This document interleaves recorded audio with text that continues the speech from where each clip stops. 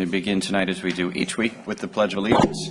So we'd like to invite our guests to join the council and the staff in tonight's pledge, which tonight is Olivia Ladd with us? Then Olivia, would you please lead us in the pledge?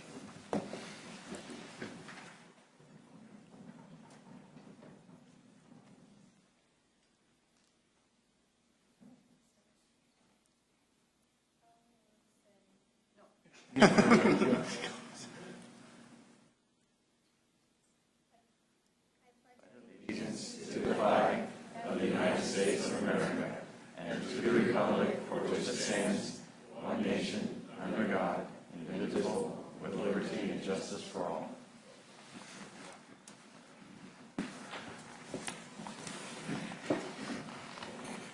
Thank you so much, Olivia. I would have freaked out if I thought I had to sing the actual national anthem, so thank you. All right, the council did meet in closed session this evening to confer with our legal counsel. I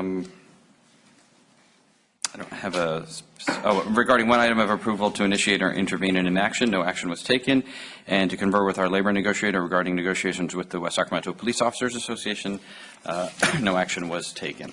That brings us to our general administration agenda, item 1A, which is presentations by the public on matters not on the agenda but within the jurisdiction of the City Council. As is noted on our agenda, the Council is prohibited by state law from taking up issues that are brought up under item 1A, but it does provide an important opportunity for a public forum. We ask that anyone wishing to address the Council on this or any other item to please fill out one of the yellow cards that are available at the front door right under George's hand and turn it into the City Clerk. In front of the City Clerk is a timer that we use, and that timer is here to make sure that everybody gets a chance to be heard and that we're not here till 2 in the morning with families and children and those folks with jobs in the morning. And so that's the point of that. We do ask that, that because speaking in public can present some anxiety for folks, that there not be any boos or catcalls or even applause or other demonstrations, and that we try to maintain a civil discourse here in the chambers. So we do observe a strict 3-minute rule. Also in front of the clerk is a flip chart. That flip chart simply indicates which agenda item we're currently considering. We take the yellow cards all the way up to the conclusion of the staff report on any particular item. So for example, if you're here for item 11, as an example, the yellow cards are accepted by the clerk all the way up to the point that Mr. Tilley's staff report is complete. Once the staff report's done and the council's questions or public testimony begins, we don't take any additional cards. So if you already know in advance that you want to speak on a specific agenda item, please fill out the yellow card as soon as you can, but definitely by the time the staff report is complete. All right, with that, we have a couple of requests to speak under item 1A, and the first is by Bill Lowell.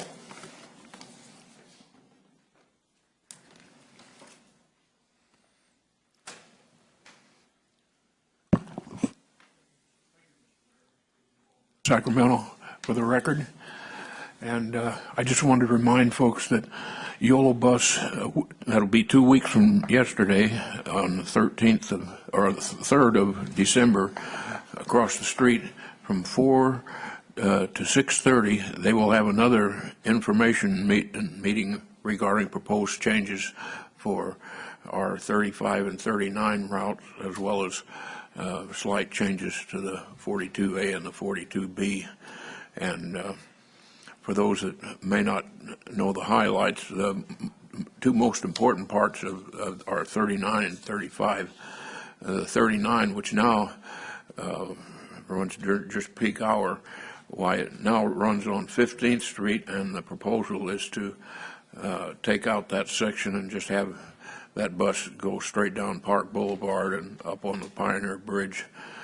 And for the number 35, instead of it coming to from Lake Washington straight to Jefferson, it would make a left turn behind the shopping center and go to Linden Road, and so it would bypass. So both actions bypass the two fire stations, but and I can understand that one on 15th, but I still would rather see rather than Broadway, 15th Street. I still like the idea of South Sacramento Bridge. That would cut down on a lot of commuting, and it would also give our neighbors to the south faster access to and from the hospitals on the other side of the river, and I think they deserve it too. Thank you. All right, thank you, Mr. Lowell. Jeff Lyon.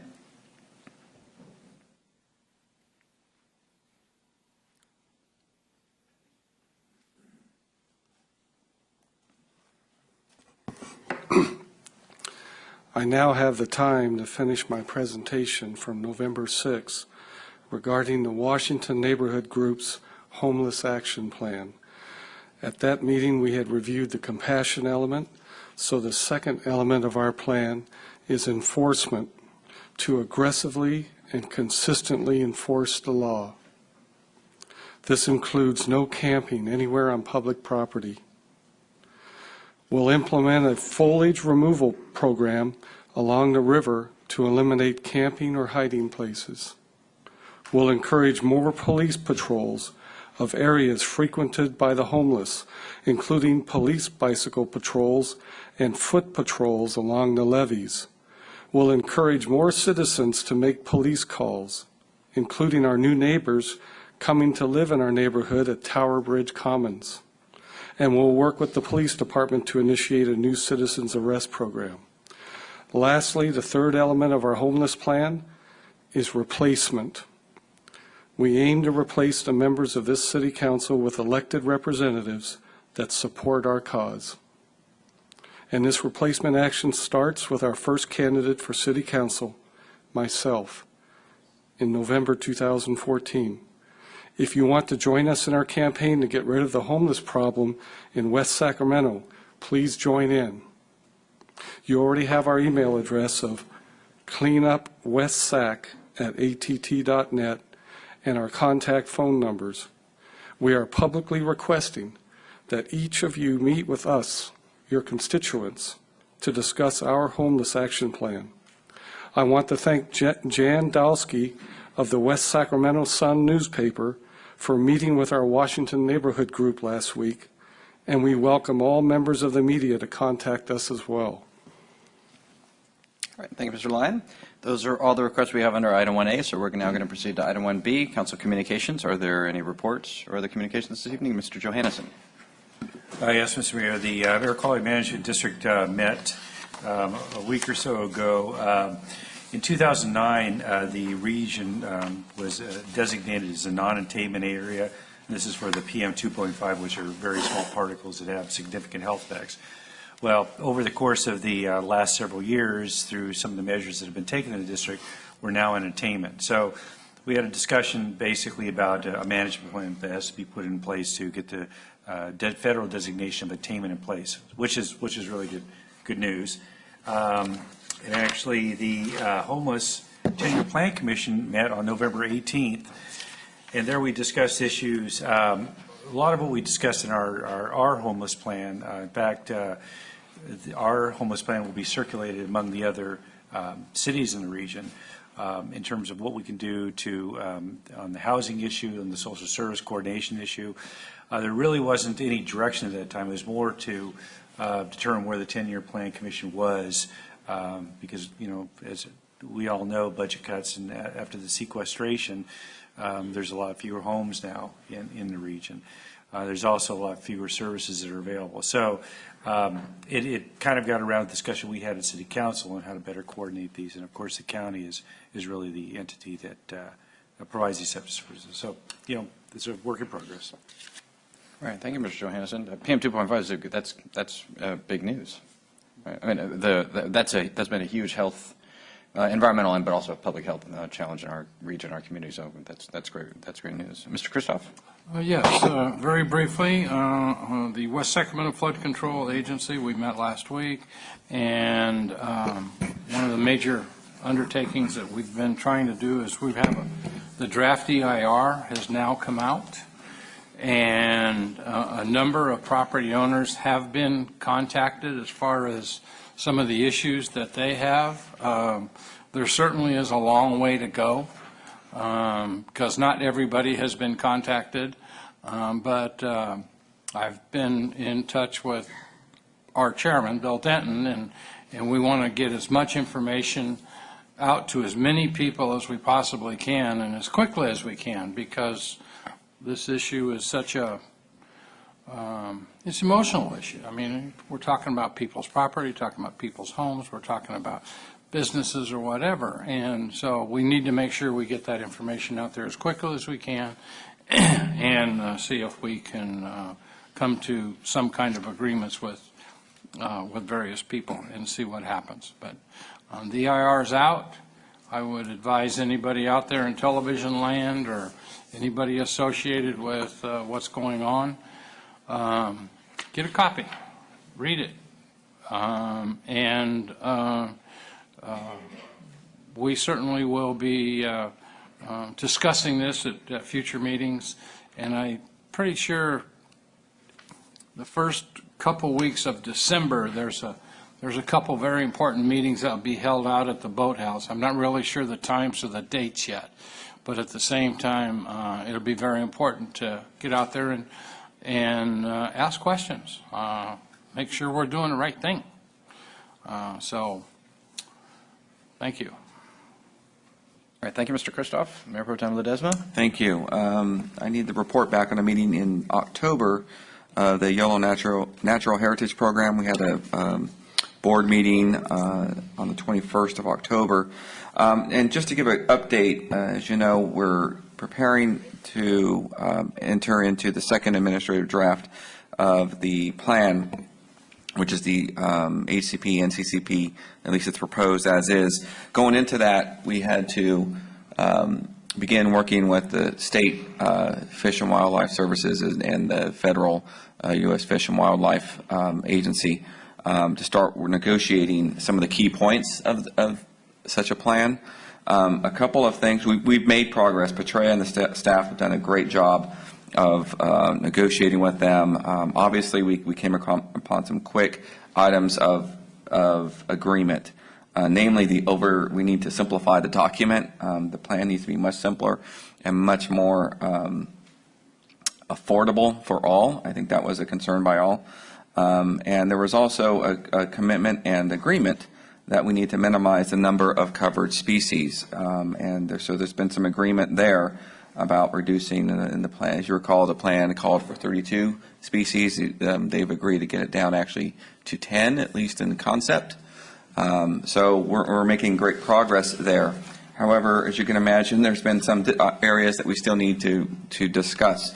One of the areas that we will be that staff has already asked for is additional time. We ran into the hiccup of the government shutdown. We could not have our representatives from the federal government participate during October, so that set us back. But we are now engaged and on track to try to get some key points together. So I think we're making great progress. The biggest issue we have is around the reduction, at least our proposed reduction of the conservation target that drives the cost of such a plan. The previous draft, as you know, was very expensive to the tune of an implementation cost of $500 million. That's not something that this county found sustainable, any of the member agencies. So and the state agrees in principle, but we're just not there yet on the details of how we would get there and the methodology to get there. So we're continuing to push that. In addition, they've asked all the cities, and our staff is working on making sure that we articulate clearly sort of the city's plans and the build outs and everything else over the next time. I know we're having a discussion today on the general plan, but that's a critical part that the staff needs to get to be able to negotiate clearly with what this county has planned over the next year. So it's actually really coming up to a real critical point, and then decision again for us how we're going to move forward with the NCCP and or an HCP. So we'll stay tuned on that. The other area, we did have a board meeting on Monday with the Water Resources Agency of Yolo County. There was really no significant issues there. We got some briefings on a couple of key topics, namely the water bond and some legislation that's going through, as well as we received elected new officers. So Bill Marble of Woodland has been the steady hand managing that group. They have some big issues, water issues in Woodland and Davis as well. But Bill has unanimously chosen to lead that group again. So that's all I have. All right, thank you. Mr. Villegas?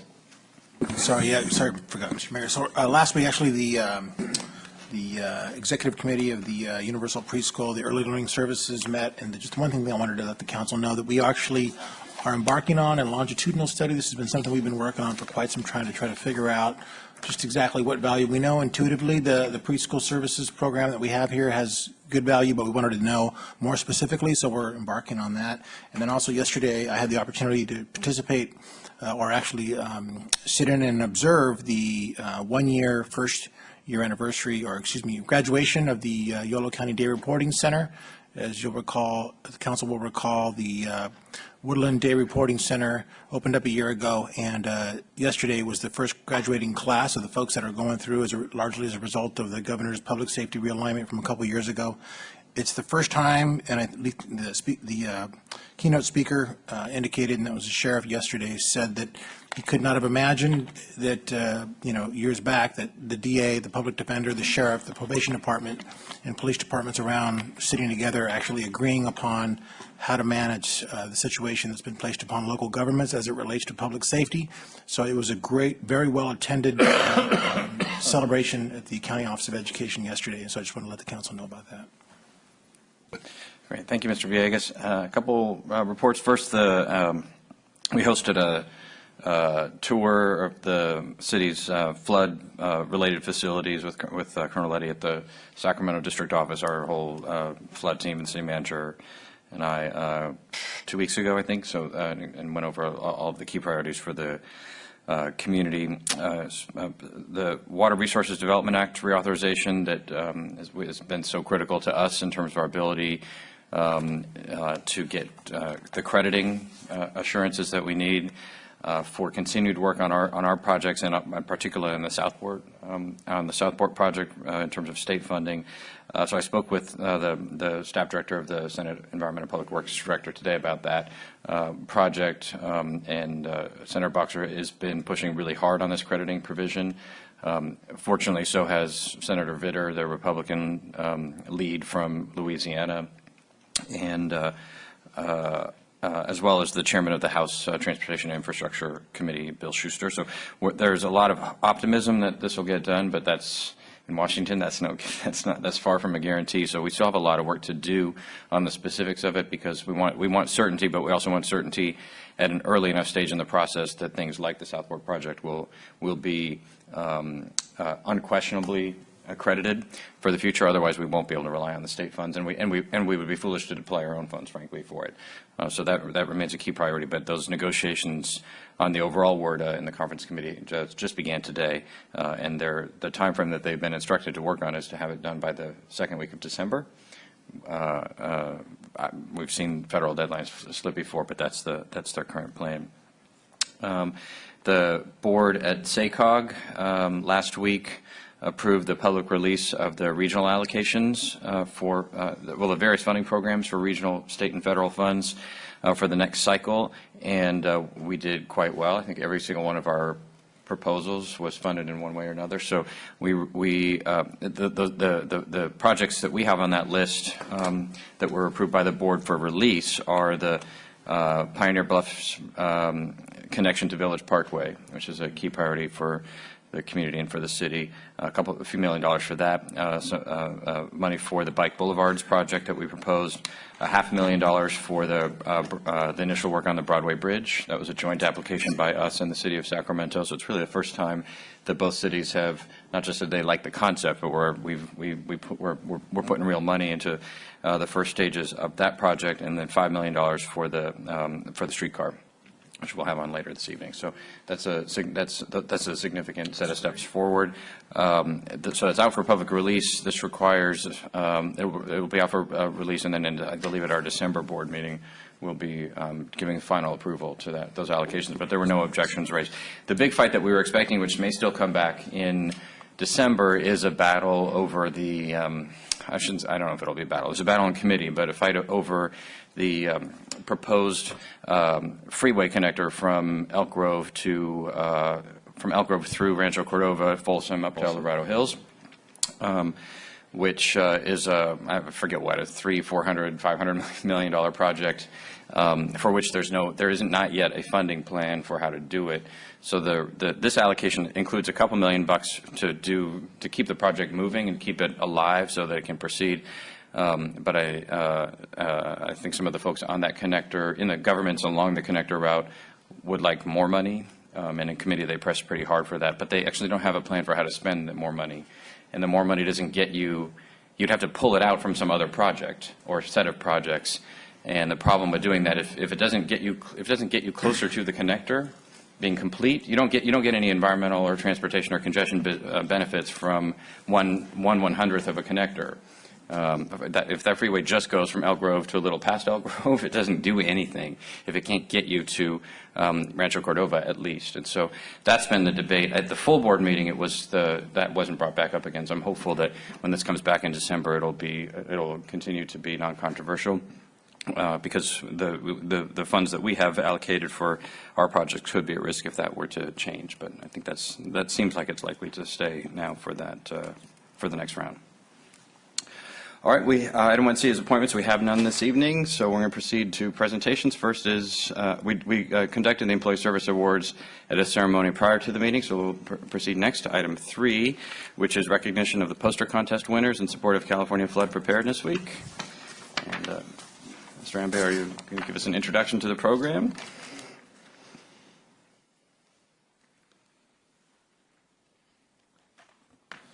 Good evening, Mayor and the council members. As you know, the week of November 4th was recognized as the California Flood Preparedness Week throughout the state. The West Sac Flood Protect, also known as the West Safeguard, and the City of West Sacramento participated in California Flood Preparedness Week through a number of public outreach activities. One such activity includes working with the Washington Unified School District to involve students and educate them of the importance of being prepared and taking action in advance of an actual flood event. Fifth grade students participated in a poster art contest depicting how to be flood prepared. The slogan for the poster contest was, "Reducing flood risk, it's up to you, up to us." Suggested themes included how families can prepare emergency kits and plans, the importance of levee improvement projects, and what the City of West Sacramento is doing to reduce flood risk. Over 90 entries were received and were judged on 3 criteria. 3 of the winners from Westmore Works are present here. They are in no particular order. Syed Shabriz Rashid, there. And this is the poster that he did. And the next one is Yasmin Rosales, a 5th grader from Mrs. Laskorov's class. And this is the poster she did. And then the third one is Olivia Ladd, a 5th grader from Mrs. Garcia's class. Who's famous already. She's already famous, yes. So now I request the council to recognize their effort and by presenting the certificates to them. All right. I'll go for While the mayor is coming down, I just want to say thank you, kids, for your participation. I looked at the posters, that they're terrific, but I had the pleasure of helping kick off the Flood Preparedness Week with a news event we had over at Walmart, where we had participation from some local residents, including a local Cubs Boy Scout, and Walmart, who participated. And it was a great event to bring awareness to this. Staff's done a great job of making sure this word gets out, especially since we live in a city surrounded by levees. So appreciate all you've done. It was a great event to kind of bring awareness to these same issues. But I think rather than me running around a shopping store with Dinger, this is a lot more effective having the posters here. So thank you. All right, come on around. So we want to present on behalf of the community some certificates, and the city clerk has got your posters up on the wall, but these will also be displayed. So we want to congratulate you and thank you for helping to educate our citizens in our community, families, people of all ages, pets about all of the important steps that need to be taken. We're all working really hard in the community, and a lot of folks here, to build more levees and to strengthen our levees and get them taller and deeper. Mr. Kristoff's been a really active advocate on that front. But every levee has the potential to fail in a bad enough storm event or in the event of an earthquake, so we always have to be prepared for flooding no matter what. And being ready, means learning more about just what you're teaching us with these posters. And so we're really excited about the work that you did. It's fantastic, and we're hoping more and more citizens in the community will see your posters and see what they need to do to be prepared, to protect their family, to have plans for evacuation, and know what to have ready to go at a moment's notice, and to have the plan, and have the communication points for the family in mind. So we'd like to present these certificates to each of you. And let me start with Yasmin Rosales. And which one is yours? All right.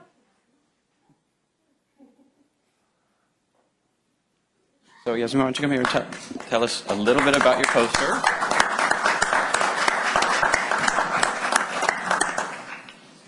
I just did what I needed for the reducing flood risk, and then I said why you needed it, and then I drew the pictures underneath. All right. And Yasmin has a very comprehensive list of items to take. Yeah, so you should, if you follow these instructions and get working on this right now, because you're going to need a lot of storage space for these items. But these are exactly the kinds of things: flashlights, water, clothes, that are needed for every family to be able to make it through a flood. Thank you so much, Yasmin. Congratulations.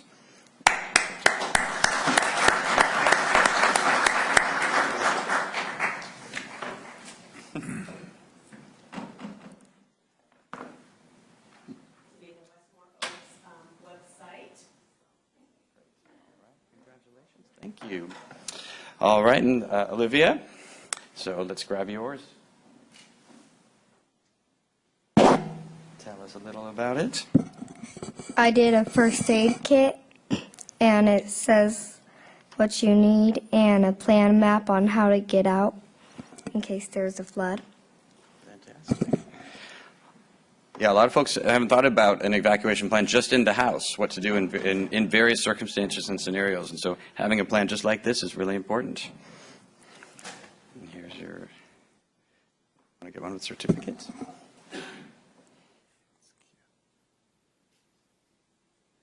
All right. Congratulations. Great job, Olivia.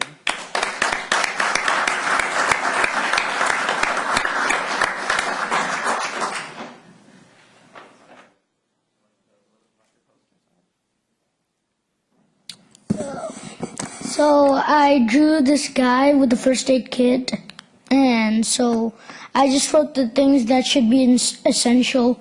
You should always have like a first aid kit unless someone's injured.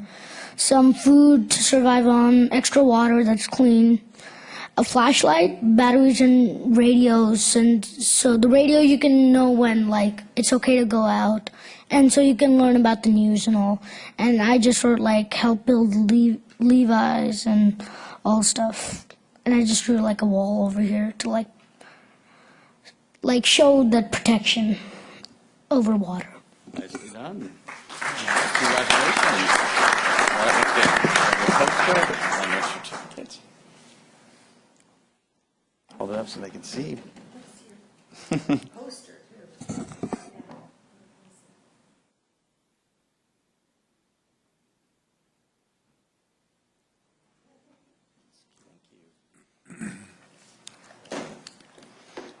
All right, let's give all the three of them had three of the best, but there are a lot of students and young people in our community that contributed to the contest and hopefully are helping to make families more knowledgeable about the steps that can be taken. So let's give all three of our students a big hand.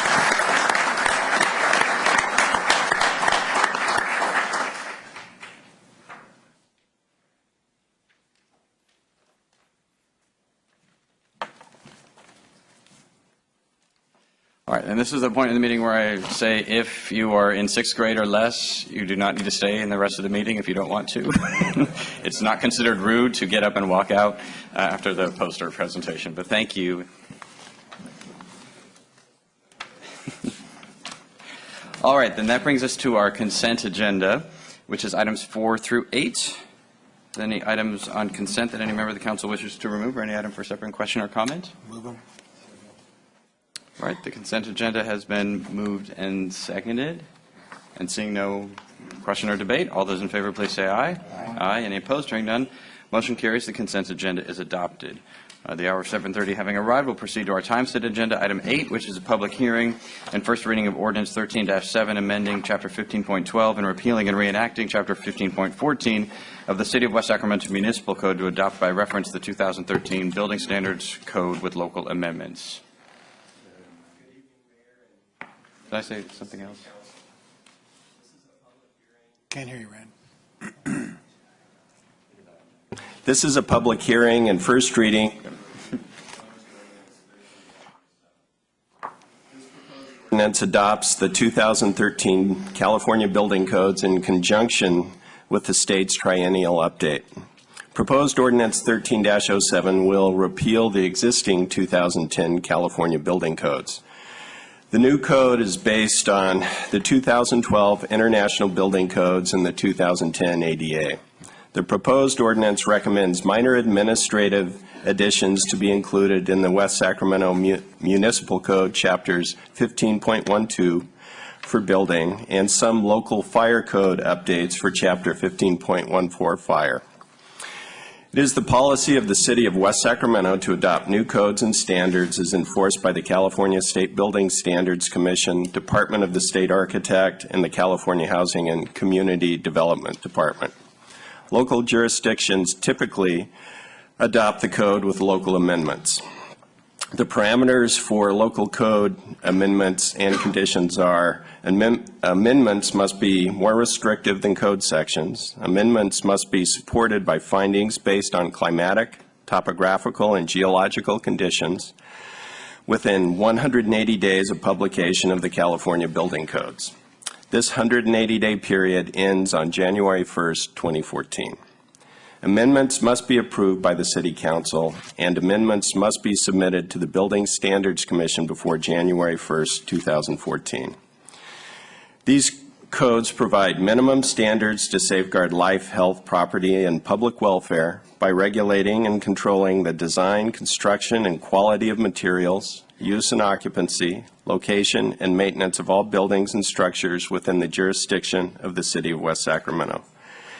The adoption of current codes establishes the procedure for enforcement of building construction and occupancy, thus providing the highest level of life safety and property protection through quality service. Acting Fire Marshal Brian Johnson will now give a brief update on the proposed Municipal Code Chapter 15.14 revisions. Thank you. Thank you, Randy. Good evening, Mayor and council members. As there were no comments from the workshop on this, I'll just briefly go over the two noticeable changes to the fire code. One being we are proposing a requirement for sprinklers in manufactured homes, as one does not exist currently to bring to meet the intent of the 2010 sprinkler requirement in the residential code and the purpose of NFPA 13D's sprinkler requirement. We are adding that, and also a certification required upon resale of a home with sprinklers. As it currently stands there, after a sprinkler system is installed in a single-family residence, there are no requirements to maintain or keep it operable. What this will do is make sure that any future home buyer does not inherit a home that doesn't have an operable sprinkler system. Thank you. Any questions? Mr. Johannesson? Yeah, maybe just some general questions. So, so basically, we've got the general overarching California standards, and we're adjusting that for local distinctions.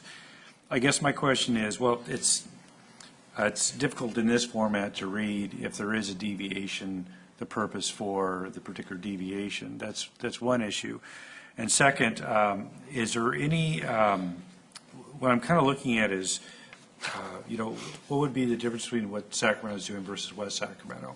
We're starting to look at, you know, basically developers coming in and looking at this region, distinctions that may not mean a whole lot but may complicate development to help us identify that. So it's, I guess it would be both the fire and the building side.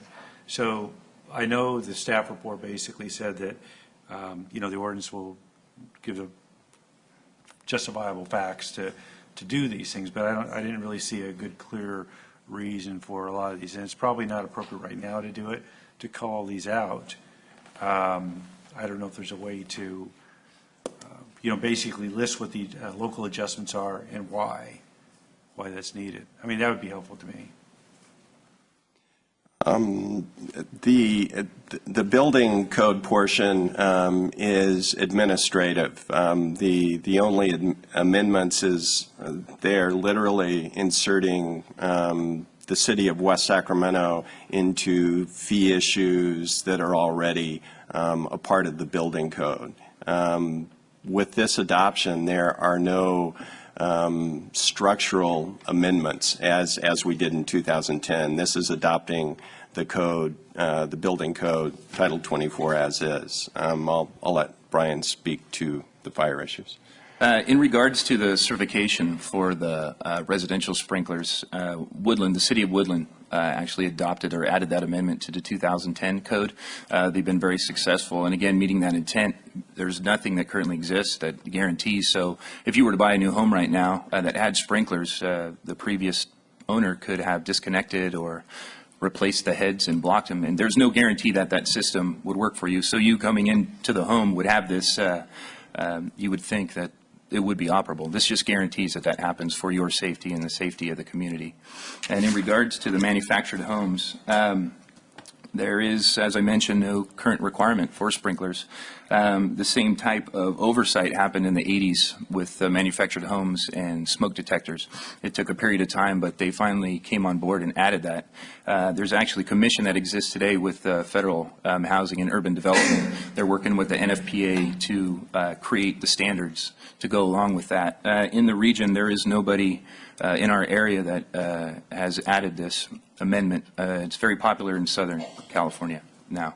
But just to also to mention, the State Housing and Community Development Department acknowledges and approves local jurisdictions adding this to their code. Okay, yeah, thank you. Any other questions at this time? All right, then we'll open the public hearing on item 9. I don't have any requests to speak, but since it is a public hearing, does anyone wish to address the council on this item? All right, seeing none, we'll close the public hearing and return to the council. Move the item. Would move it. Second. All right, it's been moved and seconded. Before we go, I want to echo what Mr. Johannesson said. I think we do need, and the format it does present that challenge. I understanding because we're trying both to figure out what's the optimal language for the code, but also how does it fit in terms of the rest of the region and creating consistent building standards and for developers, but for everyone else too. Just to if you want to open a brew pub, or if you want to open a restaurant, or you want to open a building or a subdivision, that if we're going to create some special rule that doesn't exist anywhere else or doesn't across the river, or whatever, it's fine. But we should the value of doing that should be clear. We should be able to make a policy judgment that the value of doing that is bigger than the annoyance and the cost to people who build things to have to pay attention to every single jurisdiction's small changes. So I'm comfortable with these, but I do think the format of the item, since we do this on a periodic basis, should pull those out so that we can make that judgment more effectively. Because it shouldn't just be it's a better idea than not doing it. It should be it's a better idea than not doing it, and the value of that benefit is greater than the cost to the people who do building. So. All right, if there's no further discussion. All those in favor, please say aye. Aye. Any opposed? Hearing none, that motion carries. Item 10 is public hearing and first reading of ordinance 13-10, adding chapter 15.11 of electric fences to title 15 of the City of West Sacramento Municipal Code. Thank you. Good evening, Mayor and members of the City Council. This is a public hearing and first reading to review proposed ordinance 13-10. Proposed ordinance 13-10 will add chapter 15.11 electric fences to the City of West Sacramento Municipal Code and is being considered to strengthen and support Title 15 of the Municipal Code, Buildings and Construction. The proposed ordinance contains the following provisions. The installation of an electric fence requires an approved permit with the building official and the fire code official. Applications must include the following. Site plan indicating the location of the electrified fence and perimeter fence, schematics and load calculations indicating and/or displaying the location of the power source, and materials used for the fence construction, location of the regulating and monitoring equipment, location of emergency access, Knox box and cutoff switches.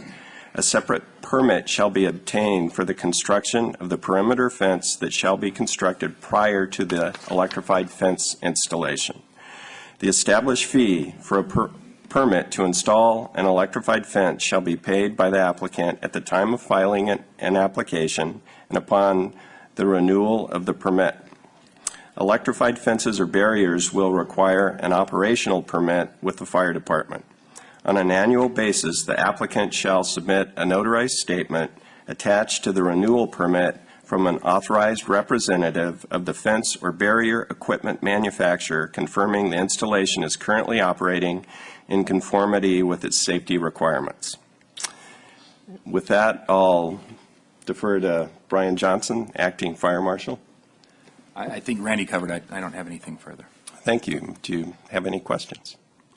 Mr. Villegas. Thank you, Mr. Mayor. So I know we have a memo here in front of us that gives us a couple different options because it looks like some of the folks that you've been working with prefer that it maybe sit tight until they can resolve some outstanding issues. And one of the options is to continue the item until December 11th. Am I reading the right one here, Mr. City Manager? Is that? You are. Okay.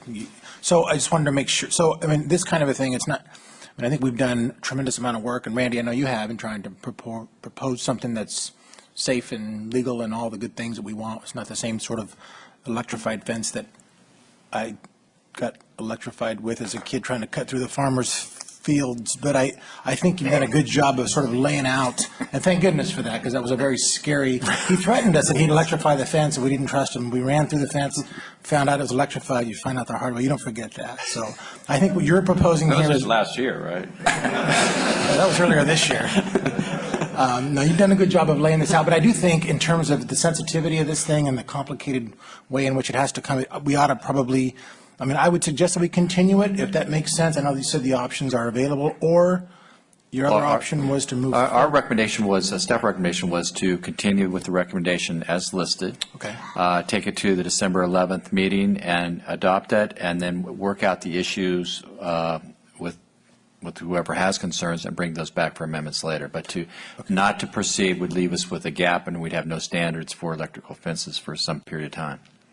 So do you have any sense of the concerns? It didn't seem like they were major. They seemed like they were relatively minor, almost insignificant, but they wanted the opportunity to chime in one last time, and they're not available this evening. Is that? I don't think they're substantial. There is a representative here that I'm sure will speak on the subject, but as I understand it, there were some concerns about the administrative permit and then some of the restrictions, specific restrictions about proximity to schools, sidewalks, et cetera, that the manufacturer feels are already covered in the zoning ordinance and the zoning update.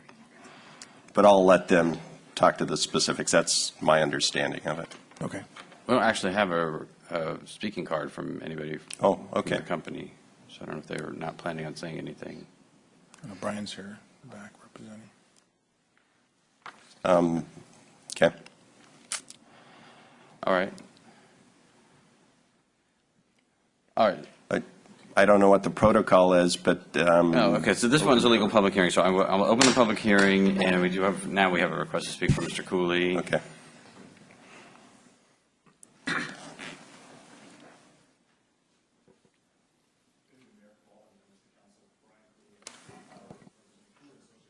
There's a button at the base of the microphone if you... Oh, I'm sorry. Good evening, Mayor Cabaldon, members of the City Council. Brian Cooley, representing Electric Guard Dog Security Fence out of Columbia, South Carolina. We have been working with staff for quite actually over a year on this particular issue. I think on November 6th, the item was before you for the zoning code amendments and have been approved by the City Council. And the issue for this evening, why we request the continuance, is Mr. Pate, who is one of the principals of electric guard dog security fence, wasn't able to make it here this evening. He's attending another regulatory issue on the Eastern Coast and would like to have been a chance to participate in the discussion tonight. There are a few specific issues more related to the operational permit for the fences, more so than the building permit, that we still wanted to be able to talk to staff about and work through a couple issues before they move forward for consideration. And so that's why we asked for the continuance. And we also are understanding of the issue that the zoning code amendments were approved by the council on November 6th. And so technically somebody could go down to the counter tomorrow and request a permit and construct one of these fences without having the adequate building permit requirements and operation requirements that the city is comfortable with in place.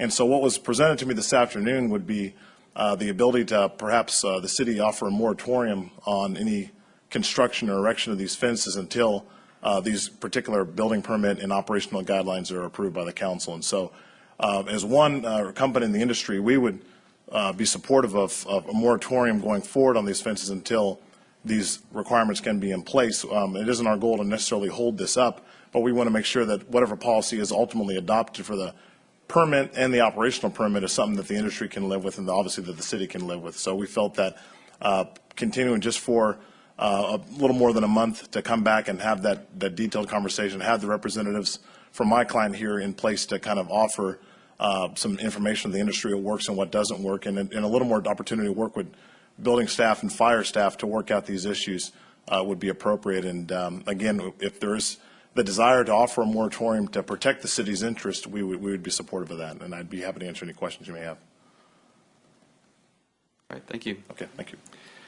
All right, seeing no other requests, we're going to close the public hearing on this item. Why can't we schedule this for December 11th, and if Mr. Pegg or whoever wants to come at that meeting comes and makes a compelling case, we can always restart the first reading clock again with amendment. That is correct. But if not, then we're on track to have this adopted. I mean, a moratorium is not as simple as us just declaring right now we want a moratorium. I mean, that's a whole nother process. So I wonder if that wouldn't be the better way to handle it. Just schedule it as it is for December 11th, and invite Mr. Pegg and the company to come back and make the case for what changes should be made. We can take it up at that time, and if the council's persuaded that those changes make sense, we just send it back, have those revised. We'll have to do the first reading and second reading again, but we will have lost a couple of weeks as opposed to months. I don't. Does that make? I mean, procedurally, it seems like I'd rather get the issues in front of us, frankly, than say go work with staff for another. If it's been a year, I might as well just get them here and let's try to work them through. That would be fine. That would be consistent with option one that we've listed there. Okay. Right. I'm supportive of that. Johannesson? Yeah, I just want to make sure that we do have an adequate time for the comments to be put in there. And, as these things move down the road and you have momentum, it becomes a little more difficult to change course. So, I'm okay with this approach, but I want to have the flexibility at that time to. Don't put it on consent. Right. Yeah, don't put it on consent. Exactly. All right, thank you. All right. Any further discussion? You need a motion to? It would be a motion. The motion would be the recommended action. On the original agenda item. It's not a motion to continue. Okay. So I'll move the recommended action then. Is there a second? Yep. So moved and seconded. Seeing no further discussion, all those in favor, please say aye. Aye. Any opposed? Hearing none, motion carries. We'll be back on this for a complete discussion on the 11th. All right, that brings us to item 11, which is a public hearing regarding proposed ordinance 13-9 pertaining to zoning ordinance changes and additions for emergency shelters and daytime use facilities. Mr. Tilley?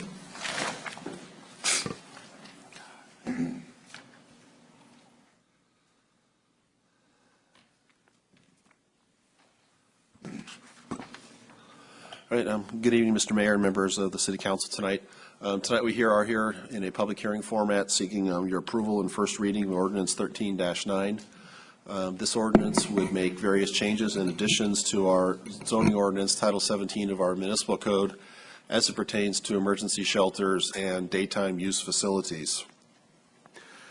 This effort is one of the follow-on tasks from the city's housing element, which was completed earlier this year, and then also the homeless action plan that was also recently approved by the city council at your prior meeting.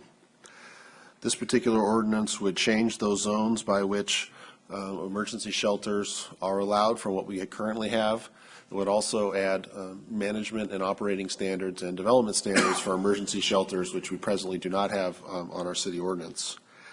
It also introduces the concept of a daytime use facility, which would be a facility that would offer services to homeless individuals, but that would otherwise not provide any overnight shelter to those individuals.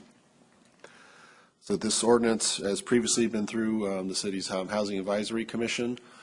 It was also before the city's Planning Commission at their most recent meeting, and also was before the council at your last meeting under a workshop format. Staff has provided the draft ordinance before your consideration tonight. Attachment 2 is the clean version, which we are recommending approval of, and then we've also included Attachment 3, which includes some strike-through that shows how this ordinance has evolved most recently. But the ordinances are the same if you were to subtract the strike-through. You should have before you tonight also a memo from the city manager and our community development director regarding 2 items of correspondence that we received late today regarding this item.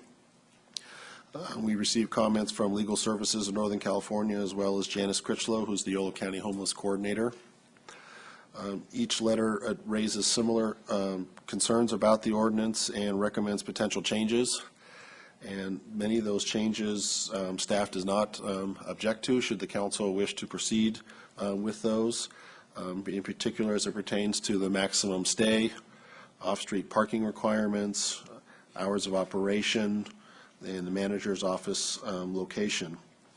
With respect, one of the matters that was also raised in these 2 pieces of correspondence was related to staffing. The Planning Commission was very ardent in its recommendation to the council that any facility have at least 2 persons on staff at any given time. And staff does support the Planning Commission's recommendation on that. The commenting parties have indicated that that may be burdensome from a cost standpoint for such a facility, and thus they do not support having a minimum of 2 persons, a requirement for a minimum of 2 persons be on staff at any given time. I'm sorry, David. Who made that statement? That was part of the correspondence that we Thank you. received today Okay. from, again, from Legal Services and the Yolo County representative. Okay, thank you. So staff is recommending tonight that you do conduct the public hearing and then ultimately waive first reading and read by title the ordinance 13-9. So at this time, I'd be happy to answer any questions you may have. David, you said this meant to both commissions. Is all the comments here are from the Planning Commission, right? Is that right? Or did the Housing Commission not have any specific input? Not specifically. It was some time that we went there. They were generally supportive of the direction we were proceeding from a policy standpoint. We have been, keeping this, trying to endeavor to keep this as a zoning matter at this stage, noting that the homeless action plan was addressing a lot of the policy considerations. And we're trying to, follow that efforts as a complete one of the recommended tasks. Okay. Another, Mr. Christoph. Yeah, Dave, I got a couple questions. It says in our staff report, the cleanup matters. And it talks about serving single adult only from, and so forth, and then first come, first serve. I assume the Planning Commission on that said first come, first serve really isn't their recommendation. Yeah, they supported removing that language from the ordinance as it was written originally, as a way to provide the shelter operator with some more discretion about the clientele that they would. So that's more discretion for the operator. Correct.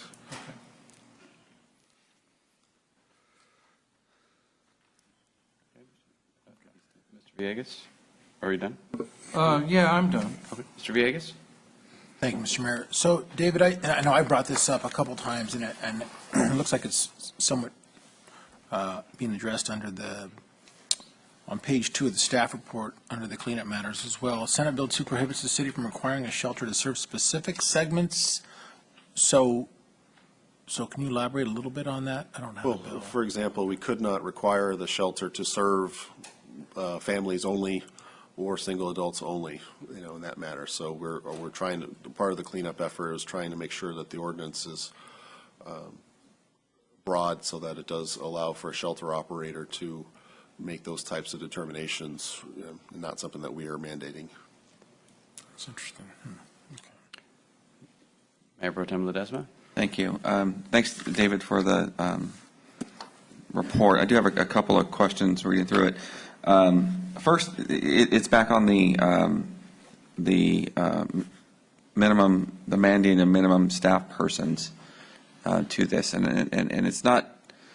I'm not opposed to what the commission is saying or suggesting. I understand. I'm just trying to understand if we do that in other industries or other areas where we mandate a minimum staff to manage a liquor store, to a restaurant, to I'm not saying it shouldn't. I'm just asking the question of. It's certainly not something we have done commonly in other projects where we have, discretionary review. This was a particular area of emphasis for the Planning Commission, and their reasoning, large part was, well, in case, especially you have a large facility, if there's some type of, urgent matter that, comes up overnight, having at least 2 persons on site would perhaps be able better to deal with that particular, situation more so than if only one. In the real world, whether or not a shelter would have, more than one person there at a particular given time, it's likely depending upon what funding that they have. And it would also be dependent on the size of the facility and the. Presumably so, yes. Yeah, because I would assume that if the economics of it would be, the larger the facility, they're going to have more people there anyway, the more beds or whatever occupants they have. And so what I probably used to seeing is the number of people tied to the space or the use, more so than just a blanket minimum for whether at the shelter, and again, because we can't anticipate what size. If we weren't to do anything, we're not saying it has to be a certain size or not. In terms of number of beds, that's correct. Our prior version of the ordinance prior to going to this Planning Commission the last time, did start with looking at staff members based on some type of ratio to the number of beds that they had present. And, once you got to a shelter of certain size, then, you need to have at least 2 persons there, based on that. Planning Commission wanted to have 2 regardless of the size of the facility. Well, I'm just thinking of the unintended consequence. I get it, but the unintended consequences, then you're only, by the economics of it, you're only going to get larger facilities because, again, the revenue is going to be based on for a building. They're going to get grants or whatever they get because based on the size of the facility they get. So they're going to have to be a pretty substantial facility to support 2 people being there. I mean, it's not revenue generating, obviously, but it is. I'm sure the larger grants go to larger facilities, and this. Well, it's certainly having minimum 2 persons, regardless of size of facility. Certainly, there is a cost implication, there. And so that's just some feedback. I'm not sure how you if you do anything with it. I think that what the commission and what I would say the intent of that is to make sure they're adequately staffed proportionally to the size and to the impact. I mean, I think we have in our minds that this is going to be a very somewhat large facility, and I'm just cognizant of the precedent you might set by just putting a blanket minimum, and what you might get out of that is something else. Over on the on page 3. You also bring up the commission recommended inclusion of a subsection C14 that read a number of things, but we're just not going to include those because of its enforcement. That they weren't well defined, so they'd be difficult to enforce. Can you kind of expand on that? What was? Well, certainly, the term best practices, is not defined. And these types of, recommendations, all we believe generally, of good intentions, does require us to have, much more, involvement and oversight of a facility than we believe was really where the council had been intending in terms of what we believe the city's role is in terms of having a facility versus, for example, what the services that the county would, provide. But even though these are in here, we also, believe that these particular language, may go beyond, what SB2 had provided for Right. as well. I'm just wondering, there's an opportunity in I agree with a lot of what they're saying in terms of the intent, and it sounds more like principles than it does something we can enforce. So maybe we can put that somewhere to kind of to show what the intent of the. Well, and it's like as we put it in the staff report, to the extent that we want to encourage these types of practices, to be part of, though it's unusual to have, encouraged to be part of an actual operating ordinance. If these concepts were desirable, we could likely include them, but they would have to be on an encouraged basis rather than as a formal mandate. Right. And then my final kind of question was around, in the commission, the non-consensus items had to do with the light industrial zone and what's going to be permitted and what's not. Can you help me walk through that a little bit? Or are you saying that we're supportive of the ML zone, but they're not supportive in other areas? Yeah, well, the commission as a whole did not have consensus on this item. The way the ordinance is presented is that shelters would be permitted by right in our light industrial zone, which is the M1, and then the limited industrial, which is our ML zone. We were looking at the city from a geographic standpoint and looking at, well, what might be the best possible location for a shelter given access to services and and other features, and a lot of those properties tend to have that light industrial zoning on them. There certainly are some light industrial properties that are in relative proximity to existing residential areas. I think that was a concern of at least some of the planning commissioners. But we also feel some of those areas are somewhat far-flung and may not be really likely, candidates to host a facility.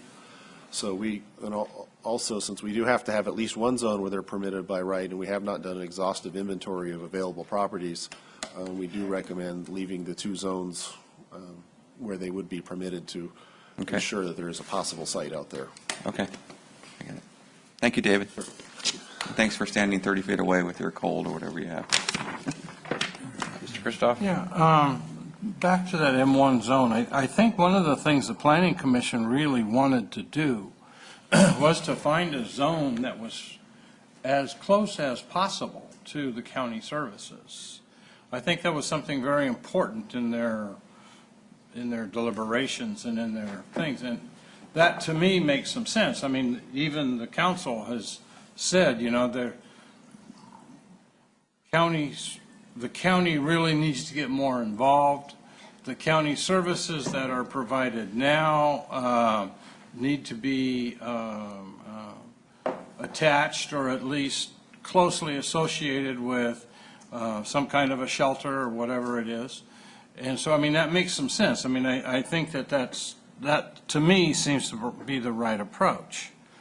And most of those properties you're referring to generally have the light Right. industrial zoning. And then the other issue was the two-person issue. It was really a health and safety issue for the Planning Commission. You bring homeless people in, certain things can happen as homeless people are sleeping or not medicated or whatever it may be, and that second person is critical. That second person is absolutely critical, that they can either call the police or make sure that the health and safety of everybody is taken into consideration. And I think that was one of the things as I watched the Planning Commission deliberate. That was something they were very they were very adamant about it. They thought that was something that was absolutely critical. Don't feel you need to weigh in on every, if there's not a question, Yeah. you don't need to respond. Mr. Johannesson? Yeah, I think my concern was similar to Mr. Kristoff. This facility is going to be servicing the homeless population in general without designating any particular class of homelessness. So we've seen in our last couple of last presentations that 80% or so or more of that group has mental health issues, drug issues, alcohol issues of that nature. So you would think that there would have to be more than one person when you're dealing with that type of population.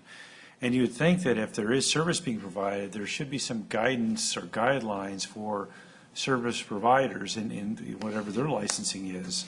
OSHA, I'm not sure what all would apply in that situation, but just from a safety perspective, when you're dealing with a population, I mean, it's not a usual population you're dealing with. That it would be more of a safety concern, more than an economic concern, and to have two people there, one person that would take care of the issue, another person to take care of what else needs to be taken care of. Certainly along the lines of the planning commissions, where they came on to the minimum of 2, regardless of shelter size. I mean, this is one of those issues that the state law is the best of intentions, but it creates a bad choice, because what it does, and we've experienced this in other aspects of housing law, in the state's attempts to try to make it impossible to do bad things, they also make it, they force us to look at this issue in terms of, because we have to create a zone, at least one zone, that is by right. There's no review, no discretion whatsoever. And there are very few things in the world that are like that, right? If you want to open up a brew pub or something, it's a conditional use. There's a review that occurs. We've had, in our community at least, far more problems with shelters than we have had with brew pubs. But the state law says it doesn't matter. That makes no difference. You have to provide a zone where there's no conditional review whatsoever. So in our heads, in a normal land use conversation, we might be talking about, well, what would be the ideal arrangement for a well-operated, well-functioning, good actor shelter? That's how we would draw, and then let's draw a set of zoning and land use regulations that apply in that case, and if you meet those, then you get to go by right. And if you don't meet those, then you need a conditional use permit or something else. Here, we're precluded by state law from doing that. We don't have the ability to tier that in any way, so we have to treat all of them the same, regardless of how good or bad they are. That's a problem. It's also a problem for shelters in the long run, because we can't, as we've already seen, when we have poorly operated, poorly managed shelters, they severely undercut any neighborhood or community support for their expansion, their growth, or for their replication. That's a major problem. So the extent to which we don't have the ability to appropriately regulate quality and impact, it reduces the ability of anybody in the community to create more shelters, because the backlash is so severe, and that's a major part of the. We shouldn't sugarcoat it. That's a major part of the problem here and in other places, and it's largely created by the state, by the rules that the state has around this permit by right issue. If we could have conditions that said, look, if you have this established record of low levels of complaints, and you have this level of moving folks into housing and moving them into employment, and these positive outcomes, improving mental health, in those cases, then the conditional use permit is a fast process. And if you're a bad actor, then we use that process to determine that you're not an appropriate thing. Those are just like we would do with the liquor store or something else.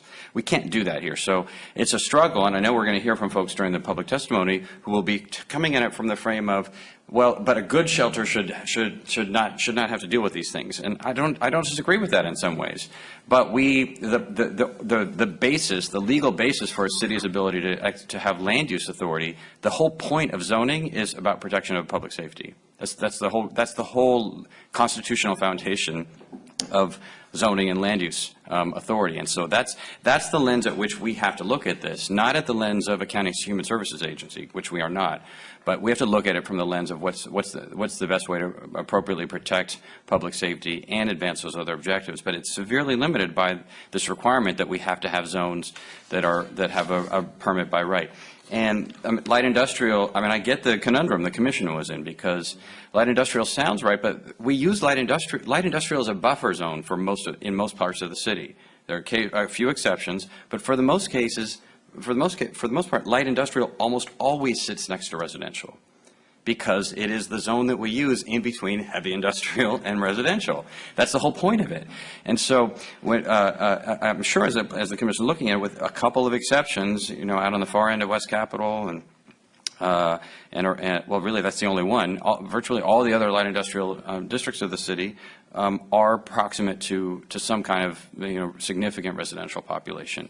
And so it is that I'm struggling with that. I know we need to provide a zone, and the best zones, the best place, as you described, in terms of access to county services is a light industrial zone, but also some of the worst possibilities in terms of, right behind a residential neighborhood with a canal running in the back of it. That's a horrible location for this, and there are plenty of others that are like that. And so the zone, again, the way that the law is set up, requires us to treat all these things as the same when they're fundamentally different. So I'm looking forward to the testimony, and I'm open to some of the suggestions that have been made. But I do think, for me at least, it's got to be approached from how do we assure that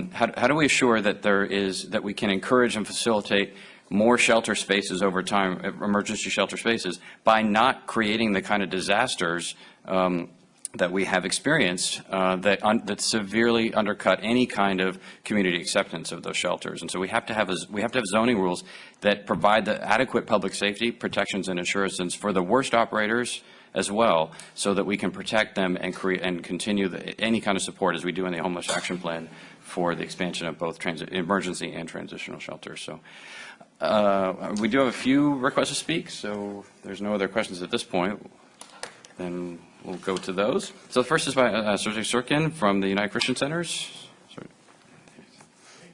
Yes, welcome. And Sergey will be followed by Doug Zeck from Fourth and Hope.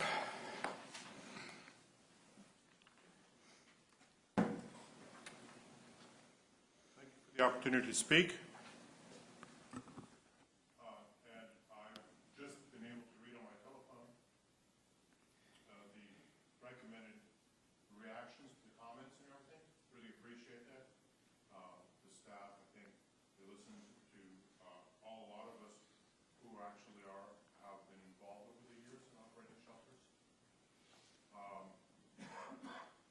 To who it's not a theoretical issue.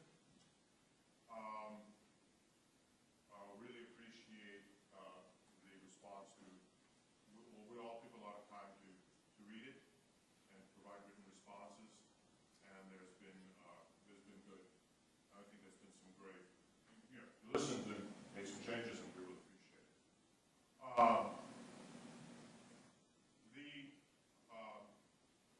The issue with the zoning, I think wherever the community wants it or will accept it, I think it's the best. Having gone through zoning battles in 10 municipalities and localities throughout the state, no one ever wins those things, so we usually get to build our shelter in the end.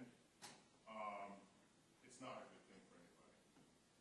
So I think coming up with a consensus from the start, whether it be light industrial, whatever, wherever the community is comfortable with it, I think it's a good idea. And I support wherever the zoning. Right now, we're going to be in a residential area. When I read it initially, I was pretty amazed. Well, this is a very liberal zoning law. But that's what it is. When we first started planning the shelter in Broadway, I said, oh, this is amazing. The one thing that I still see in the law that concerns me, and I know that you talk about good actors and bad actors, and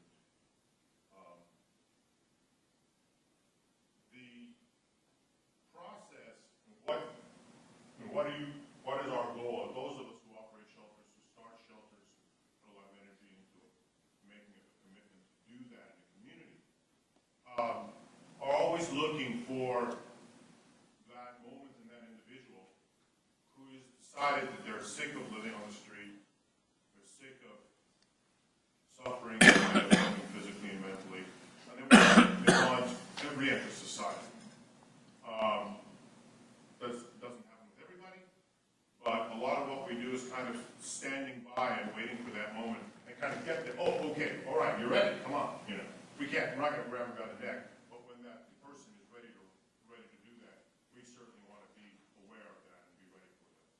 And the specific, and a lot of that work, when somebody does want to start looking for a job or wants to start getting mental health services, start going for sobriety, will occur during the day.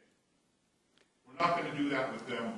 When they want to come talk to us, we're not going to talk to them at 3 o'clock in the morning. So again, we've got to All right, wrap up. well, let me just then, so the prohibition about 7 o'clock, not allowing us to have people there during the day is totally counterproductive toward us being able to work with them. The only time we're going to be able to work with them during the day. Not saying everybody, we want to have the option to be able to work with people during the day. And we'll let some people. All right, thank you. All right, Doug Zach, More Than Hope, will be followed by Janice Critchlow.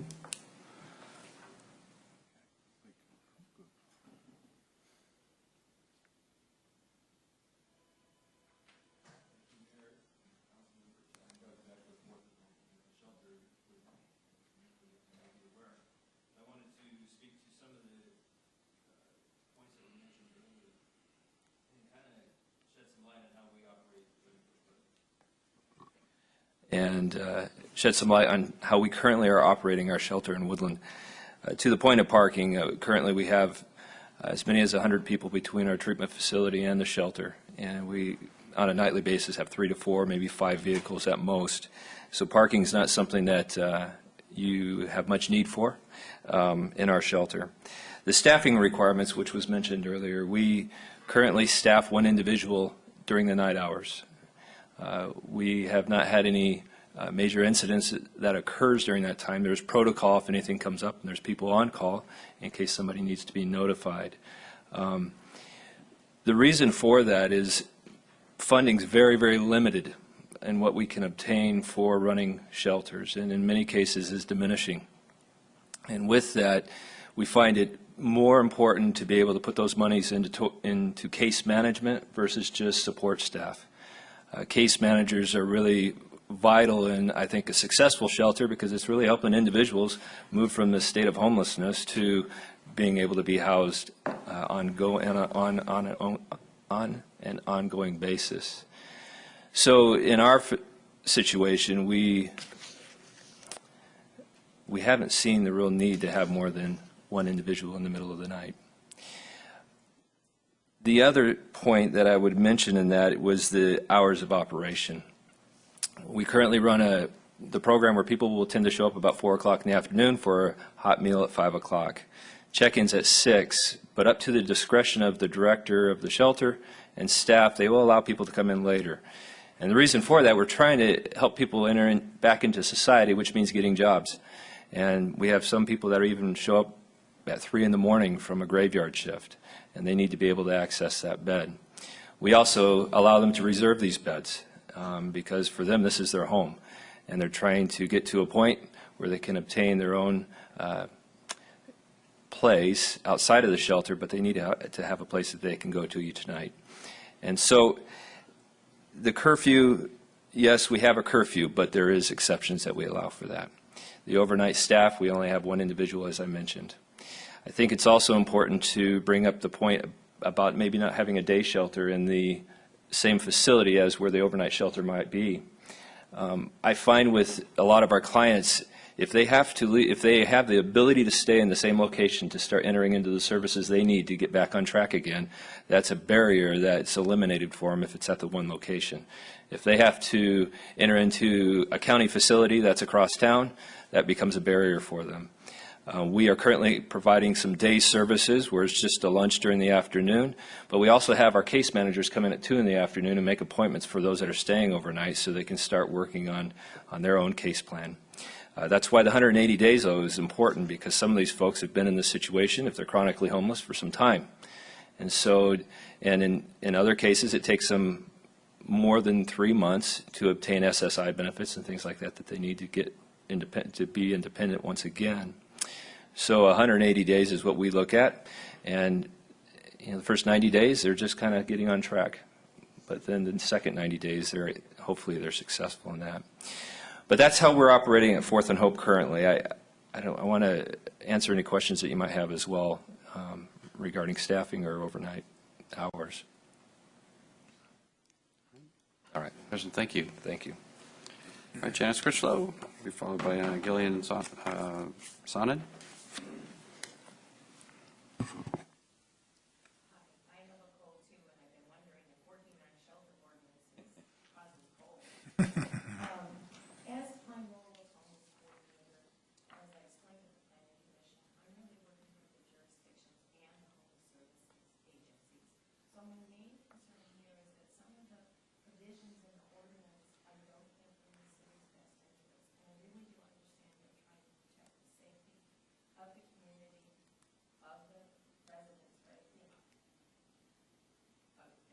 Be some things. So you do have the ability under SB2 to set management standards, but they must be designed to encourage and facilitate the development of emergency shelters.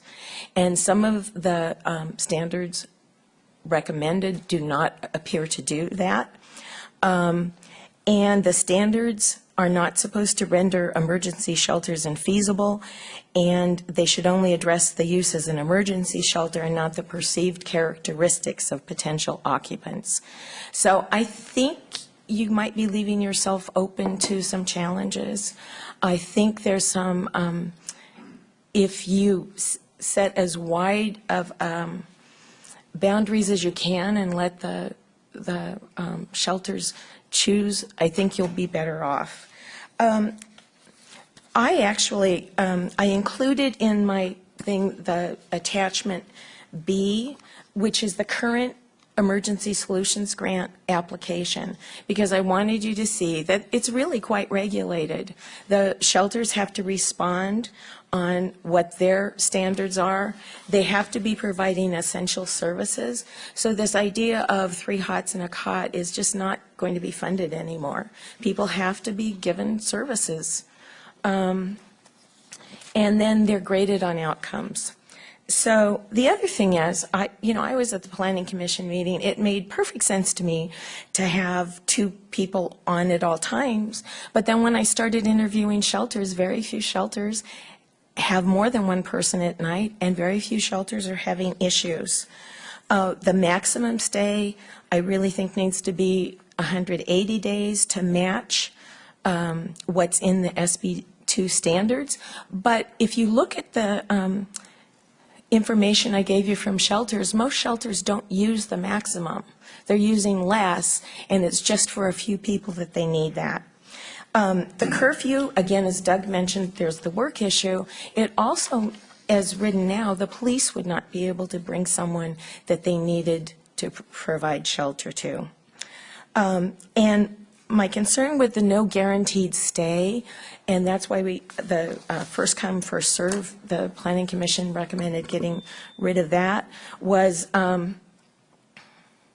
really it creates chaos and people lining up, and people don't have time to get the services.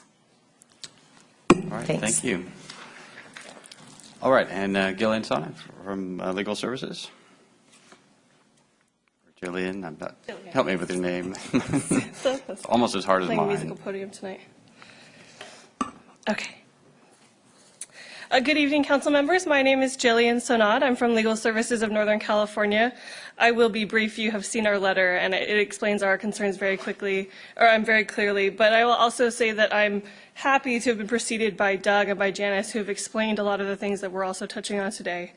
The one thing I want to emphasize is that as we've talked about, SB2 and HCD in its memo has stated very clearly that local governments must encourage and facilitate the development of shelters. And that's why we've made the comments that we made, because we are concerned that those restrictions will not encourage or facilitate the development of shelters. I'd also like to refer the council back to its homeless action plan, which states, and I quote, "It is much less costly to provide assistance to individuals and families at risk of homelessness than it is to pay for the costs associated with homelessness. It is less costly in dollars and less costly in human suffering." So, Mr. Mayor, while we understand your concerns about public safety, I would ask you to keep that in mind when you consider this ordinance and consider the changes that we've proposed. Thank you. Thank you. Right, those are the only requests to speak we had. Mr. Tiller, were there any additional things based on the public testimony? All right, thank you. All right, further questions or discussion from members of the council?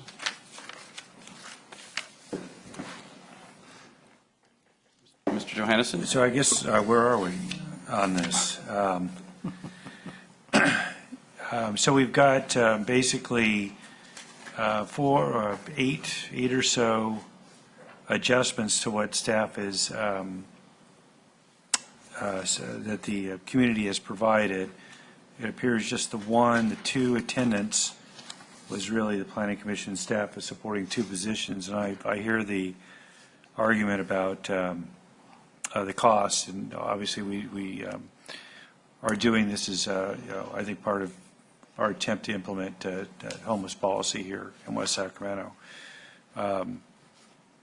If it looks like one on site, I think Fourth and Hope, their experience has been one on site, but also folks on call. I don't know if there's a way to incorporate that type of situation where you have an obligation to have with someone on call that would satisfy me in terms of having in the event of an emergency. But I'm not seeing any of these suggestions by the folks that have testified that should not be included in our plan, because it looks like I think all of these seem to be at least compatible with staff's direction, if I'm not mistaken. Can I just clarify, the language staff is not opposed, is it different from staff recommends? And I was reading these as these are now issues before us, as opposed to staff saying, make all these changes. Mm-hmm. Is that right? I mean, you usually would say staff, if you're proposing something, you usually tell us that.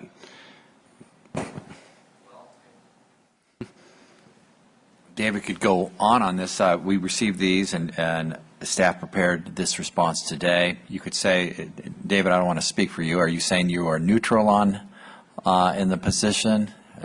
We certainly do not want to get ahead of the council on some of these matters, which are many of which are of a policy nature rather than a standard zoning language. I mean, they all are. I mean, these were all issues at the commission, and in addition to these, there's the zoning issue that was inconclusive at the commission. But I mean, they are all council policy choices. So, I mean, I appreciate because the value of this memo to me was you could have said, no, we don't. This one is this suggestion would violate the law, or this suggestion is financially infeasible. And what you're saying here is it's a policy call, right, as opposed to a modification to your underlying recommendation. Okay. That's correct. Okay. I mean, if that's I would. But you're okay with. I'm okay with these suggestions. Gotcha. Right. Okay. Mr. Christoph? Yeah, I take a little different approach. I mean, I think that the maximum stay, the 180 days, I think that that's fine. I definitely disagree with the parking places. I mean, I don't know how many of you guys ever been over to Broderick Christian Center when they're serving foods and things, but there's a parking problem, guys. I mean, there's a lot of stuff going on over there. And I realize that maybe some established emergency shelters, they don't have parking issues, but you had better plan to have proper parking rather than all of a sudden you come up short and you've got a mess. So, I mean, for me, I think that the Planning Commission had it right. I think 1 for every 5 is a better number than 1 for every 10. I definitely believe, and I strongly believe that the Planning Commission was right in saying that there should be 2 people on site. It is a health and safety issue. There may not be a whole lot of instances where the safety of either patients or the safety of the person managing, but all it takes is one. And then you really have some problems. And with the clientele that will be using, some of the clientele that will be using this particular facility, it is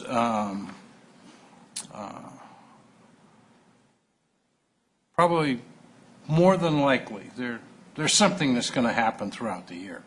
And we need to make sure that we take care of and protect as many people as we possibly can. The rest of them, I think that if we can write up into a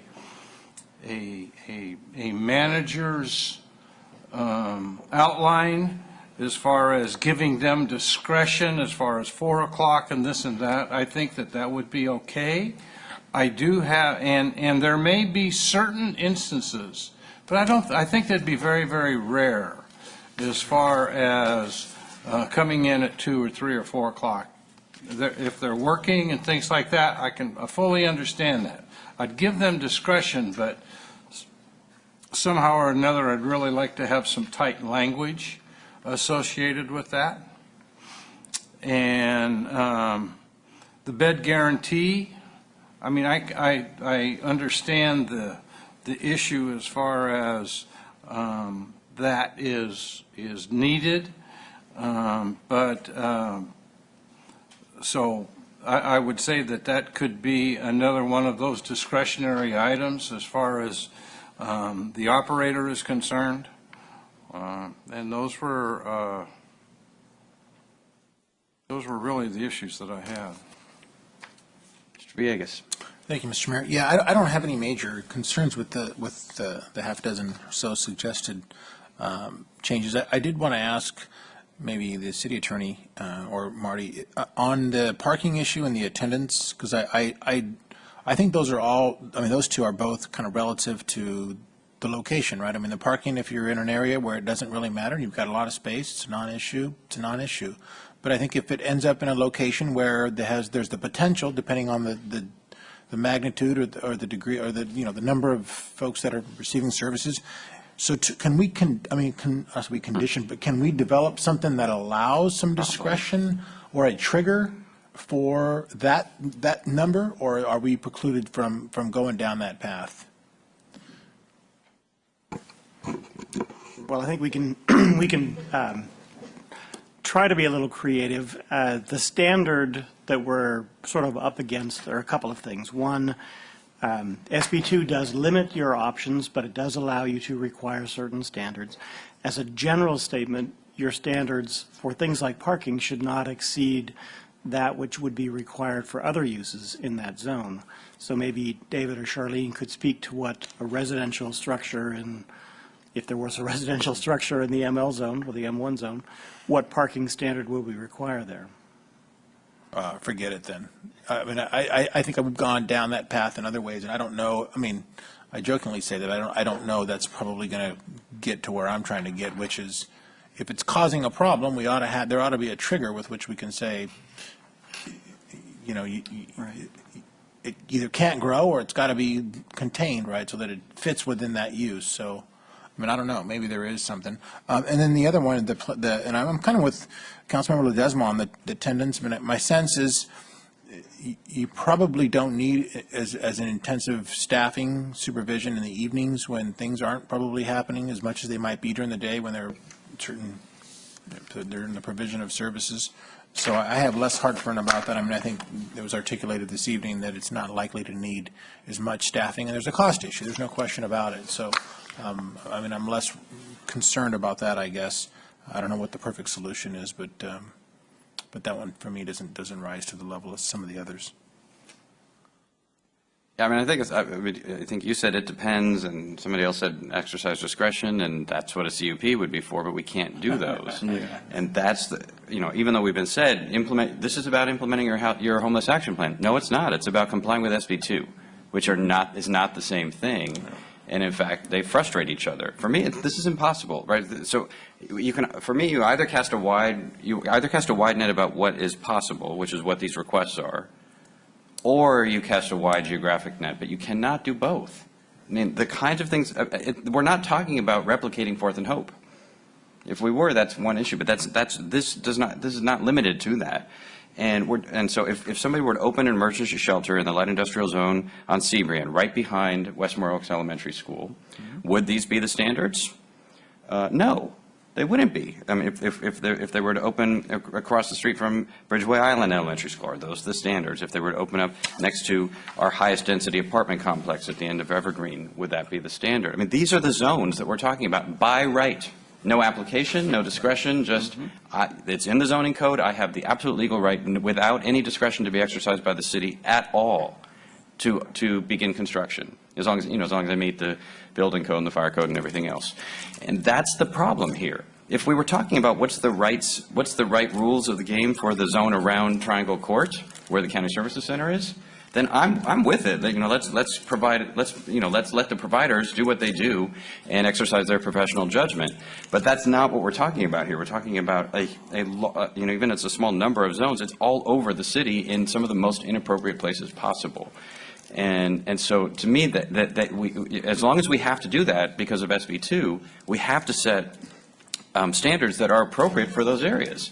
If somebody, that we can be able to look ourselves in the eye and say, yeah, okay, if somebody were walking with an application to build a shelter, a homeless shelter right behind Westmore Oaks Elementary School, what should the rules of the game be? And they're not as open as what we've talked about tonight. They would be if they were near the County Services Center. So that's where I'm struggling, is we're focusing on what are the right things to make a shelter successful, which are important, but we're also, because of this law, opening up. It's already in our existing ordinance, but because of this law, we're required to make this possible all over the place. So I don't, maybe the zoning around Triangle Court and the County Services Center itself should change. Maybe there's a different zone definition that we could make by right that would be more appropriate than one that exists in all these different locations next to residential neighborhoods and schools. Maybe that's a way out of this problem. But as long as we have that problem, we have to adopt zoning rules that expect that somebody might pull a permit by right to open up next to a neighborhood or to a school. Member Pro Tem Ledesma? Thank you. I just, a couple of things, you're right. That's the struggle I'm having with this issue is to the degree that we're being asked to legislate and regulate these zones, because they are all over the place. We have to sort of blanket it. This is unlike anything we've had to deal with before, because we're doing it to SB2. I do want to make one thing clear, and that my questioning around the staffing, it isn't as much an issue of my concern about it was just around. Let me start this way. I think we are looking at a way, if these are going to be in areas that have been outlined so far, we're looking for a quality, safe, well-run shelter. That's the hope. And that's what we want. That's why we're doing this. My question around the staffing isn't to minimize that at all. My question is around there's an unintended consequence if you start managing this to a certain level. If we get involved, we don't know. And it says even in the staff report on page 3 about the Planning Commission's discussion around a maximum shelter size. But we did not want to propose a maximum, because if we did, then that would by default set another sort of minimum. So, or I think that's what you were getting at. If we did set that, and maybe you want to explain that a little more, but you could, by doing one thing, you could cause another. So my point with the mandating 2 people, you're in essence setting a minimum threshold for the size of, because the economics of it, you'd have to have a very large facility that's getting lots of beds and that is able to get the grants, because I'm assuming the grant applications, and I didn't look at it, but I'm assuming that's going to be based on how many people you're going to service. And that would be, so that's my comment on that, and that there might be another creative way to address that, so that we didn't have to have 60, 75 bed operations or whatever considered large, but you might even want to get down to smaller sizes that may only require one person overnight. So again, these are the kind of things that I was thinking about. I was going to make that point clear.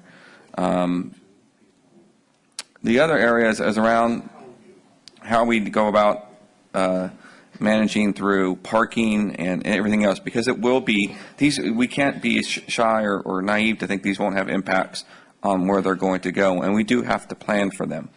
And that is in the purview of what we're doing here in land use. So I'm fairly supportive of everything here. I just want to clear up that one issue. It wasn't about safety. It was just about what the unintended consequence of saying you have to have so many people on board. No, I understand that, but I think all I'm saying is, from what I saw in the Planning Commission when they heard this, that was their concern. Their concern was public safety. Oh, I totally agree with everything they've said. I'm just adding the voice that you do that in this manner. It could have that other effect. Mr. Johannesson. Yeah, I'd just like to maybe follow up on the mayor's comment on creating a special zone that we could, because I'm looking at at least the description of the enabling legislation here.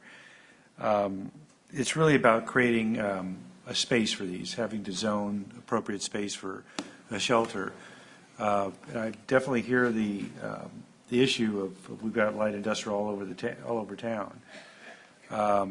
But what does that look like? Have any other jurisdictions done that? For example, a special zoning for a shelter that would be away from schools, away from some of the issues, and not only that, but there could be a benefit to have that in your county services. I don't know if counties or cities have done that.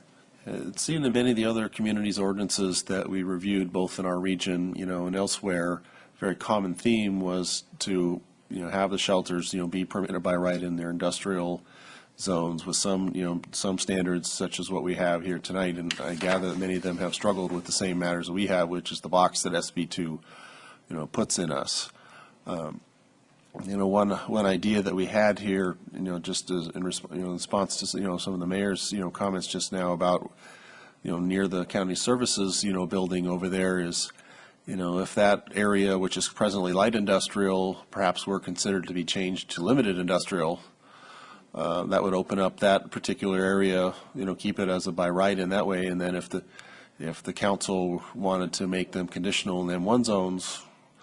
That's one way we could do that. We would have to rezone some properties from light industrial to limited industrial, which, may or may not be desirable to those property owners, but that's one way to try to, I think, get at where we're trying to go, which is that a facility in the right location, regardless of zoning, is the, I think, desired outcome if we were to ever have one in town.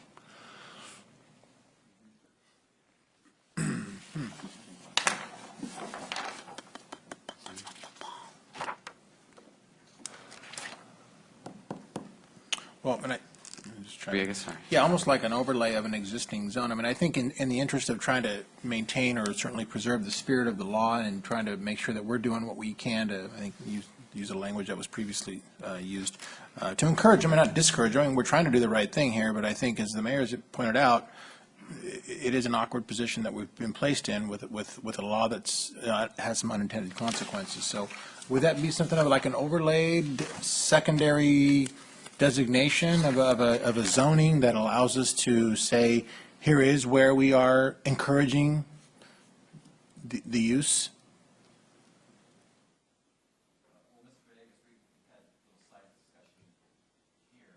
As we did in the last item on the electric fence, where staff recommended we move forward and then see if we can work out the issues prior to the next meeting, we could take this approach and advance this proposal, making the changes as it relates to management, and then continue to research other options.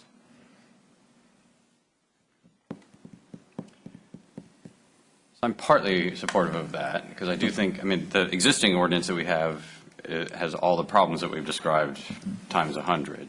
So we should, I think moving forward makes sense. I would like to get more specific than just we'll research other options. I think that, this zoning idea, whether it's rezoning, that area, or, I mean, we're the masters of our own zoning. If we created a light Overlay industrial, public service zone or something, because this is actually not the only use that for which there's a public value of having uses locate near transit and these sorts of services.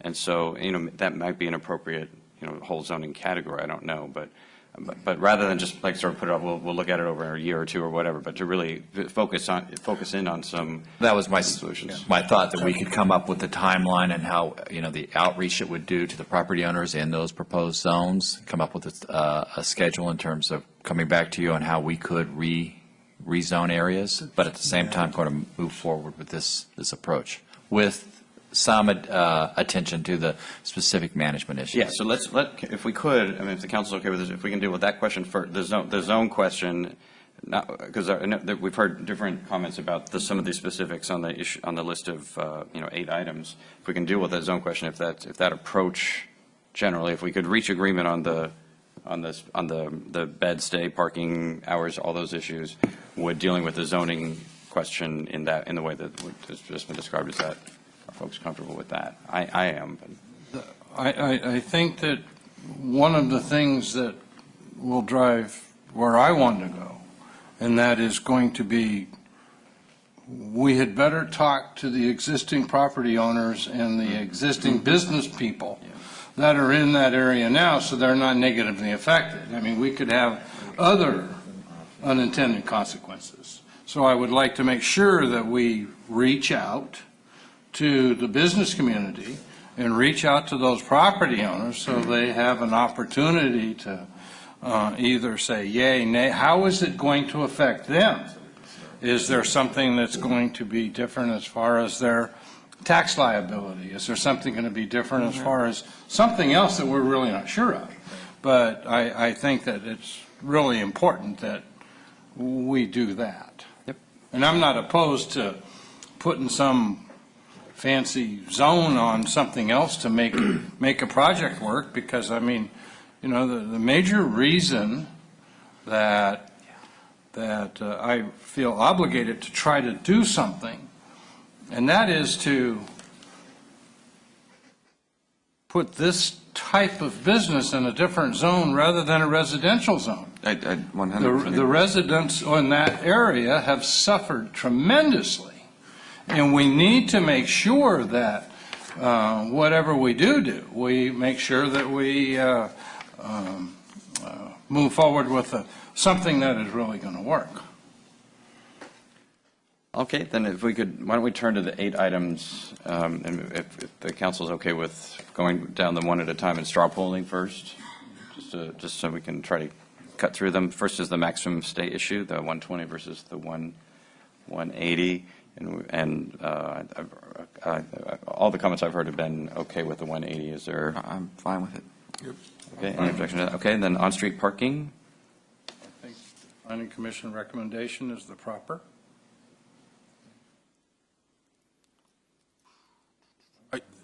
Well,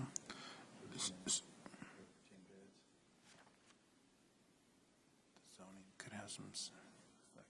Yeah, I'm willing to go with it as proposed by the commission, by staff. But it's just something that as we look at this other zoning issue and where we can go with it, I think we just have to anticipate that might need to change. Yeah, I would agree with that. Okay. So he said this. You prefer the 1 per 10, but 1 per 5. Okay. So we would do the as proposed in the agenda item, and come back to that issue at a future time. Okay. The attendance issue, the 2 versus 1 attendant. Well, for me, it's 2. It's a safety issue. You could do one and one on call. Make the call. The problem with that is, Mark, if you make the call, then it takes so much time for that other person to respond, to get to the facility, that there may be some things that happen that where you really don't want to have happen. That's the issue. Well, realistically, if it's a violent episode, the police would be called. They get And called, so- but if you have two people there, you know that, number one, the police are going to get called, and if you have two people there, they may be able to quell it. Yeah, you're not precluded from using volunteers or other ways to do it. I mean, I'm nervous about getting into, at the moment, I don't have any heartburn either way. I can live with it. I just don't know. I don't know. You're trying to regulate something that's so Mr. squishy right Villegas, now. are you suggesting we might change it to say a minimum of 2 staff members or volunteers? I think, yeah, I think that's what we're looking for, whether they're paid, volunteered, or whatever. I think we're looking for the proper management, the proper staffing, the ability to respond to what Bill has articulated. So to me, if it's a resource issue, then maybe you need volunteers to ensure the staffing levels are appropriate to respond to what needs might come. So maybe language like that might. I would be fine with that. All right.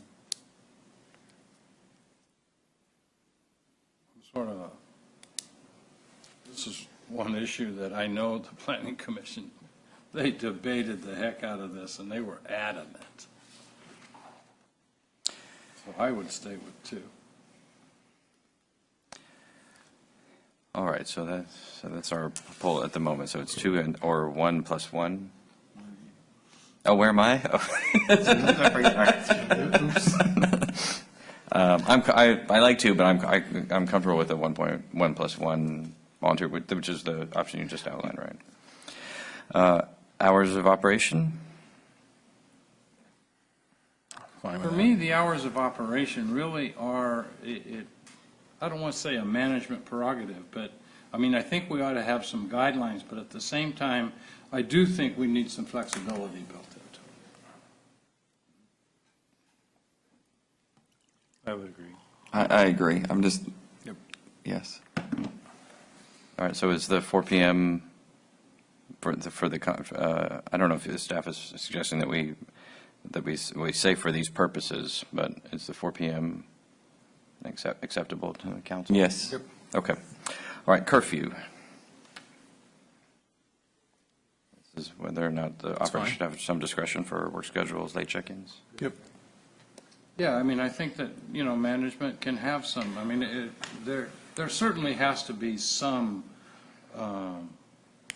control on it, but at the same time, if it's a work schedule or if it's something, and I guess the question that I have is, and that would be, what if this gets out of control and people are just coming there at 1 o'clock in the morning, 2 o'clock in the morning, 3 o'clock in the morning to find a bed or to whatever it may be?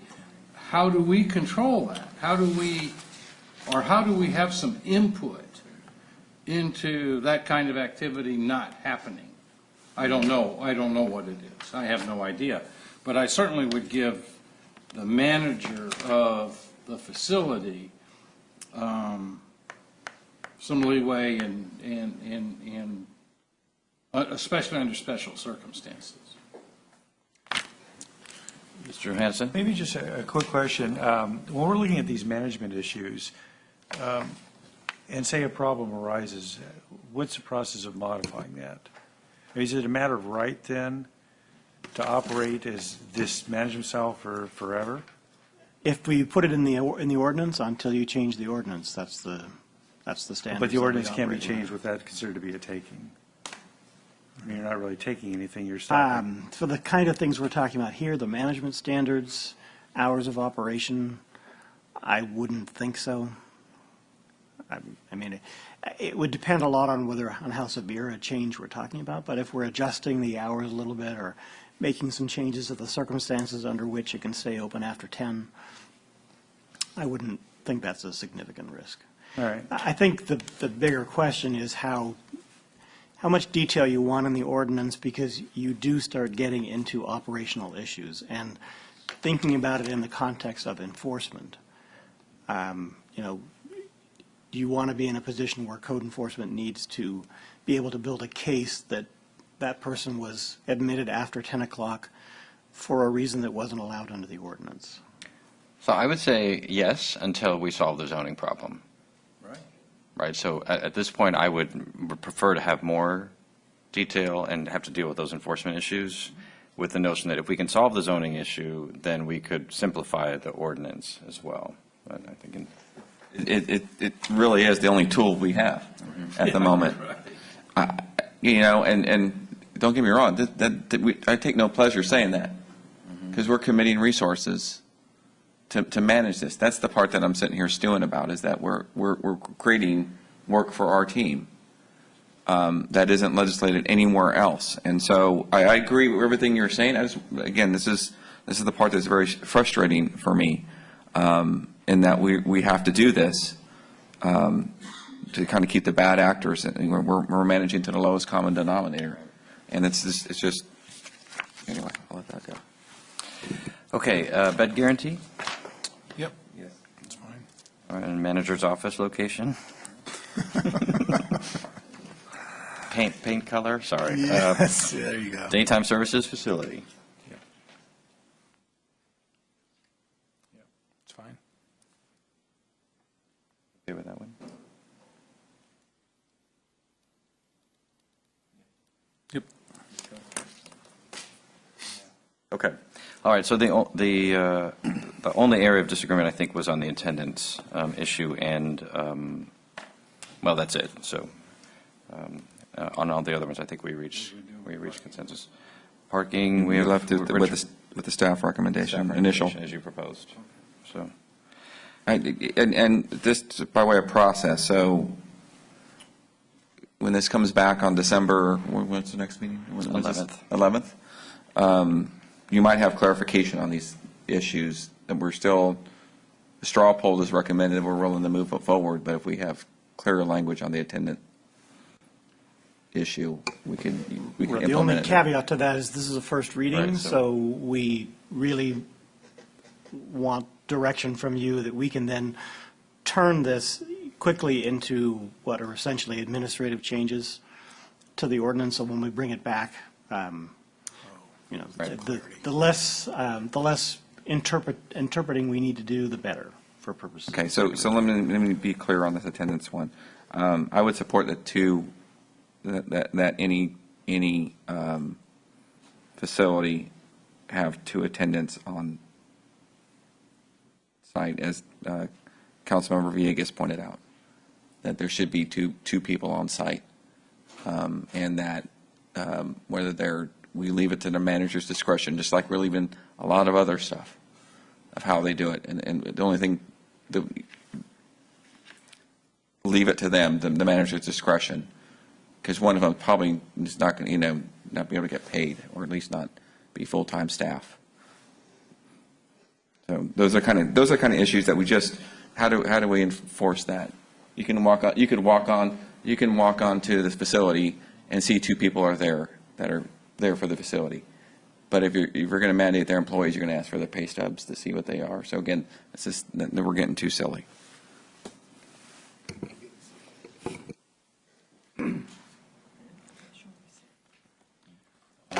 So for clarification, then, it's 2 attendants when we would delete staff members? It would just be 2 attendants? Is that the intent? All right, so we have 3 concepts now, 2 staff, 2 adults who are associated with the center or with the shelter, and 1 staff member, 1 other person associated with the facility. Those are the 3, right? So, right? Can we just quickly go down the line, Mr. Johannesson? Which of those 3? Yeah, I'm just concerned that budget-wise, that it would be considered to be, it'd be tough to do with 2 paid attendants. And, the testimony has been that most only have one, most don't have problems. I totally understand that if there is a problem, it's a big issue. I mean, I wouldn't be opposed to having, you have to have someone that's paid there. You have to have one person that's paid there. And how they can make up that second staff with volunteers or however, leave it up to management discretion, I'd be fine with that as well. I would prefer 2 attendants, but I understand where Mark is going with 1 + 1, so to speak. Okay, I think we have it for the purposes of the first reading. So do you have, is it clear to staff where we've landed on 180 days, the original parking recommendation of 1 per 5, 1 staff member, one other volunteer or staff member, 4 p.m., and then the other changes that. And then we would start with permitting shelters and the daytime use facilities in an M1 and an ML. Right. And then we would come back with refining this approach to the zoning in 90 days? Soon. Soon. Yeah. Okay. Right. I think partly for the it would be the approach. We wouldn't come back with a. Mr. Christoph's of course exactly right. We don't want to be. We can't just impose zones on existing properties either. So expeditiously, but. And I think our thought would be that we'd come back with a proposed approach for you to consider. Okay. So Charlene had. All right. She had a look. Yes. Okay. All right. So that's that's our proposal. All right. Is there any further discussion on item 11? All right. Is there a motion to that effect? Second.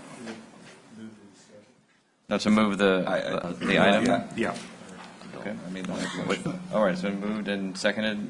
Moved by Mayor Pro Tem Ledesma, seconded by Mr. Johannesson. With those changes, all those in favor, please say aye. Aye. Any opposed? Hearing none, that motion carries. And the second reading is scheduled for December 11th. It's that easy button. Yeah, that was easy. All right, thank you. And thanks to all the folks who participated both tonight, but also in the ongoing development and the future work that's going to happen on this item. All right, item 12 is public workshop on the general plan 2035, preferred land use map, and build-out figures.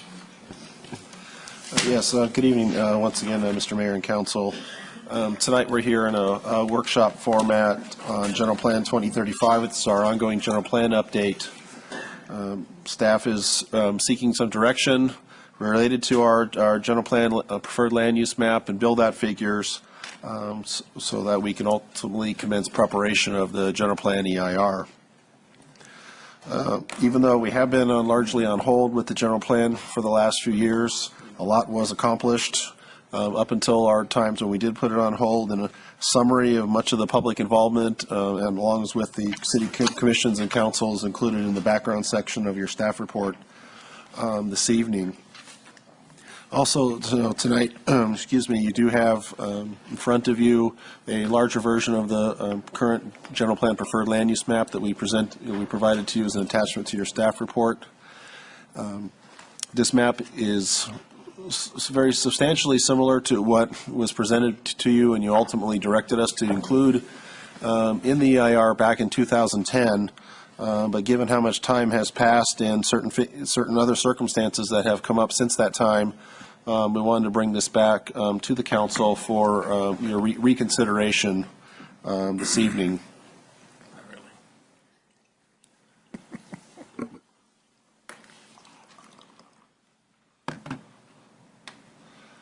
So I recognize that the slide may be difficult to read, but this is the attachment that's in the staff report. And I'm not entirely sure why it's blurry up there. But this is our preferred land use map that we would propose that would be included in the general plan for further study as in the general plan EIR. What this map includes that is somewhat different from what you saw previously was that it does include the footprint for the Southport levee improvements and the Village Parkway alignment that's based on the 65% plans that West Safeca has included in its efforts to improve our levees. And so we have incorporated that. It is about 150 acres approximately of land that's along the Sacramento Riverside in Southport. We were previously attempting to accommodate what we thought the levee footprint would be at that time, and since the levee program has progressed tremendously since 2010, we've been able to tighten that up and to follow the lead of West Safka. Otherwise, in this particular map, there are a few changes proposed on it for tonight. We've included also in the staff report build-out figures. These were assembled at the neighborhood level as through the general plan effort and then summed at the bottom.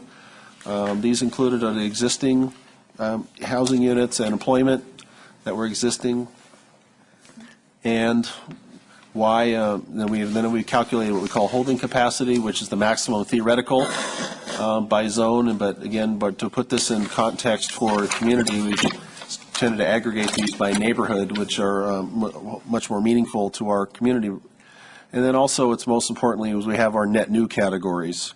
By 2035, we're projecting approximately 12,500 additional housing units and nearly 21,000 employment. A lot of this is based on a lot of the Bridge District, build out, additional development along the riverfront in Washington, Seaway, in other areas of our community.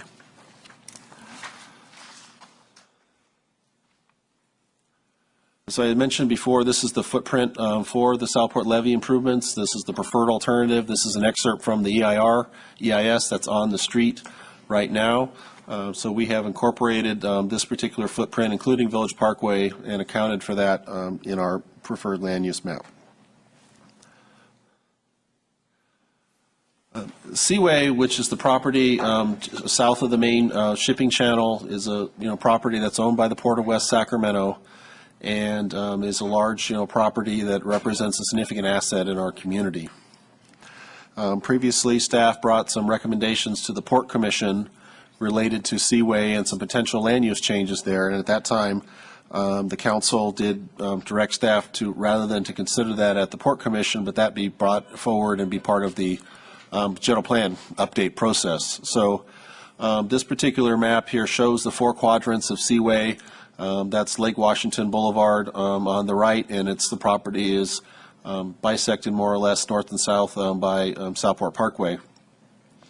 The present designations are on the north portion are all water-related industrial, and then the designations on the south side are largely business park with open space around Lake Washington and a small light industrial piece. Staff is recommending tonight that if the council were to consider any land use changes on Seaway, it would be prudent to include them in the general plan EIR for further study. And so to that end, we are continuing to recommend that the southwest quadrant all be moved to business park. That was our recommendation previously that the council supported when they previously approved the land use map. But some new concepts have arisen, since that time that we were seeking the council's consideration for tonight. The northeast quadrant, given its proximity to existing infrastructure and its gateway location into Southport and out of Southport, we're recommending the council consider our mixed commercial industrial designation there.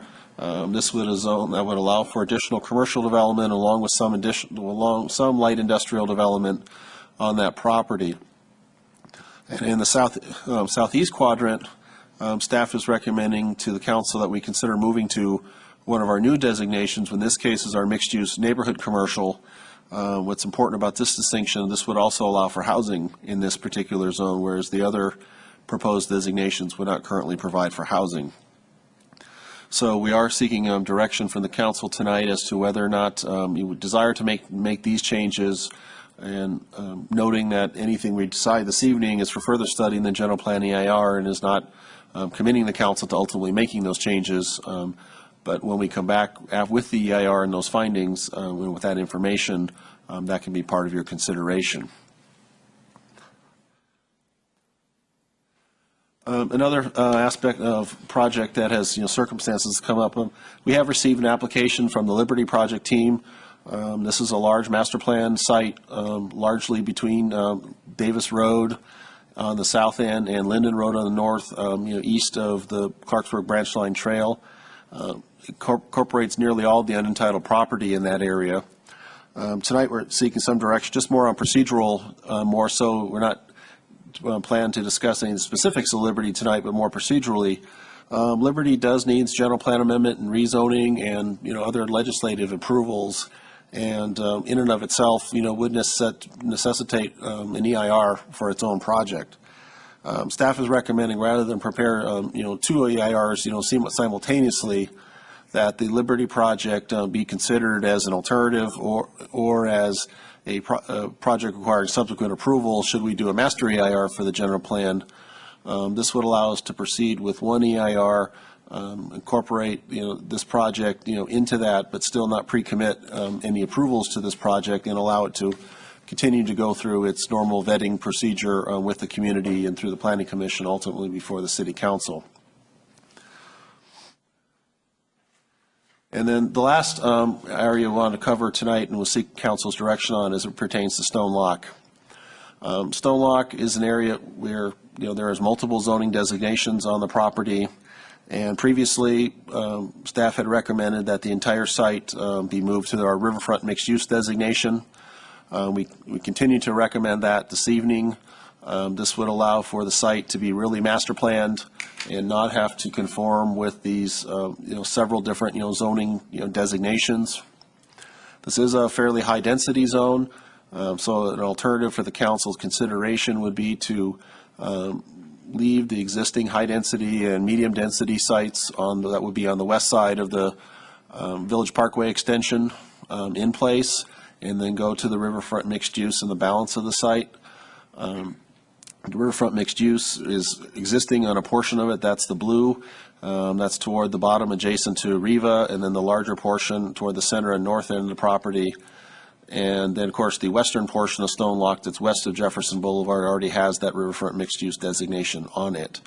So this property has been in play recently. We are familiar with the DOF decision regarding this. But for this point, from a land use standpoint, we do recommend that this particular site move toward riverfront mixed use to facilitate a master plan, on this site that would ultimately be developed. You should have also received tonight 2 items of correspondence regarding, first, expansion areas, and the second one regarding the Stone Lock here. Previously, back in 2010, we had quite a bit, and in 2009 preceding that, we had quite a bit of discussion about expansion areas. We had a very large master plan project south of our city limits that was actively pursuing approval at that time. And we've also had projects, considered on a less detailed basis north of our city limits. At that time, Council did direct staff to include looking at those areas north and south as an equal weight alternative in the general plan EIR. That option is still before the Council this evening, although staff does not recommend pursuing any areas outside our existing city limits at that time, as many of those areas are in special flood hazard areas and are beyond our current levee improvement program.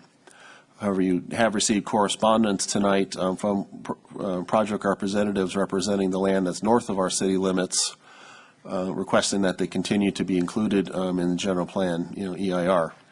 And then secondly, you should also receive correspondence from the same parties regarding the Stone Lock site, expressing their desires regarding how the Stone Lock property should be treated, and specifically asking for a special planning district to be established on this particular site. That would be a tool we would have to invent for this purpose, and part of our goals here with some of the flood legislation that we have to comply with and some deadlines is we do want to try to move forward on the general plan as expeditiously as possible, and the EIR is our #1 task that will drive our schedule through next year. So any efforts that may slow our general plan down, we would generally not be supportive of, because we do have some obligations that we need to meet in terms of completing the general plan. So with that, I'll close my presentation. I'm happy to answer any questions you may have. Mr. Johannesson. Thank you, Mr. Tilley. On the seaway, going back to some of the proposals for some of the gateway sites. When we're looking at these gateway sites, I know we've had some, probably most of us on council have had some comments about storage facilities that are in areas that possibly could be activated with some other use. Is that part of the discussion here on, into the gateway areas, into the South Seaway? Well, to me, something to that would be an implementation, of the general plan, going forward. If we were to identify in the general plan, gateway locations, we could develop additional standards, for those gateway sites that would be on top of, the underlying zoning, that would be there. I wouldn't foresee the general plan precluding certain specific land uses in a given zone, but that would be, again, more on the implementation side once the general plan is done. All right. Now on this, the stone lock issue, so basically you're proposing riverfront mixed use to facilitate master plan, and I'm looking at the, one of the comments from, it looks like one of the potential people looking at that area. Why couldn't you do the same thing, facilitating a master plan designated as a special planning area? Wouldn't that create more flexibility? Well, to do a special planning area, I would presume that the council would still desire to have, certain parameters, for that special planning area rather than sort of leave it completely, essentially unzoned.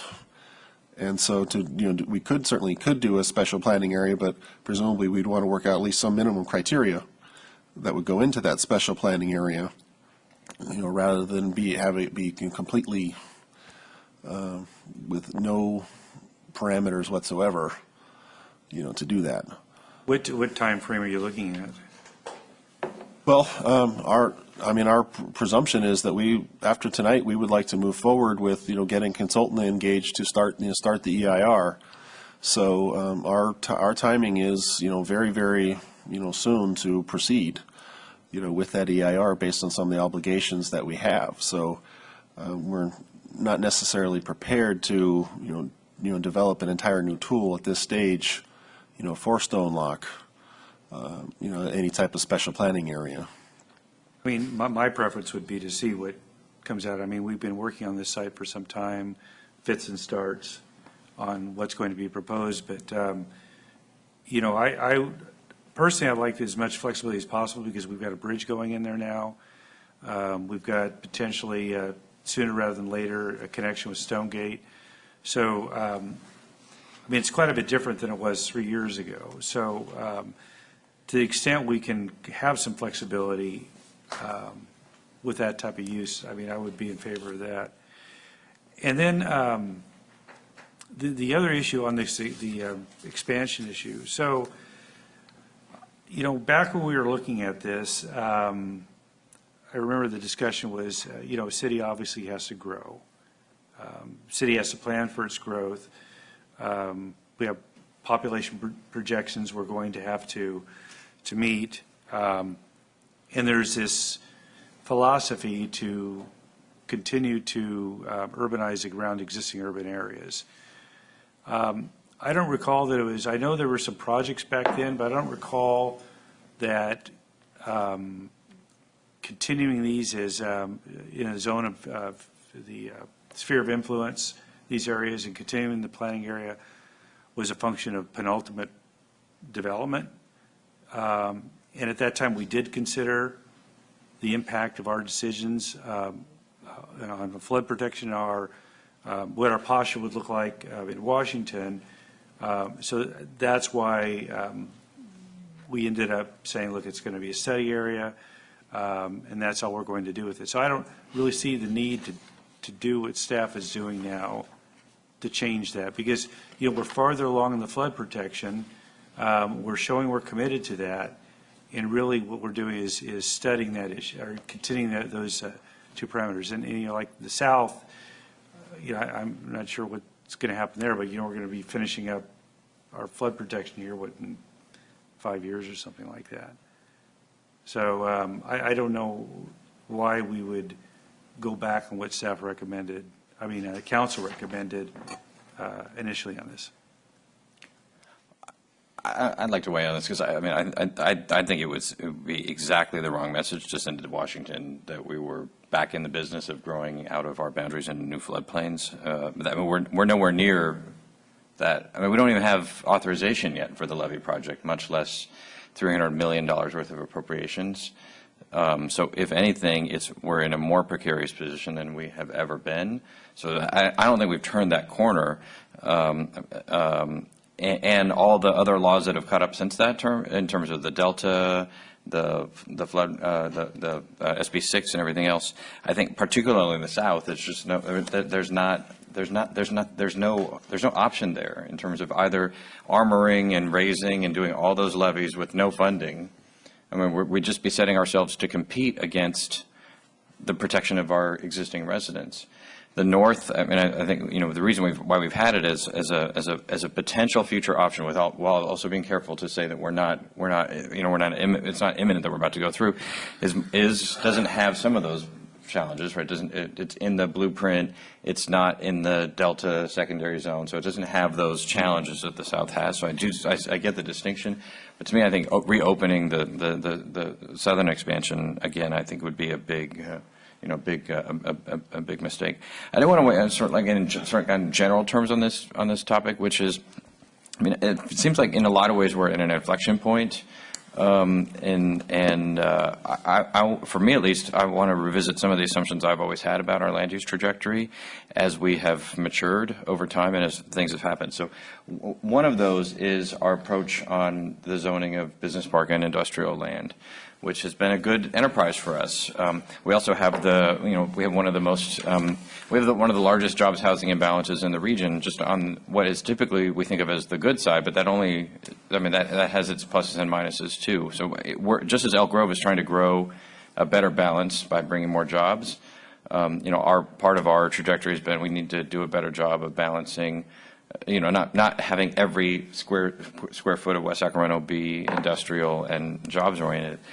I've been personally committed to it because we also have one of the region's highest unemployment rates. But as we've looked at this, like taking a step back and say we've added 15,000 jobs in the last several years, and it has bumped our unemployment rate not 1 percentage point.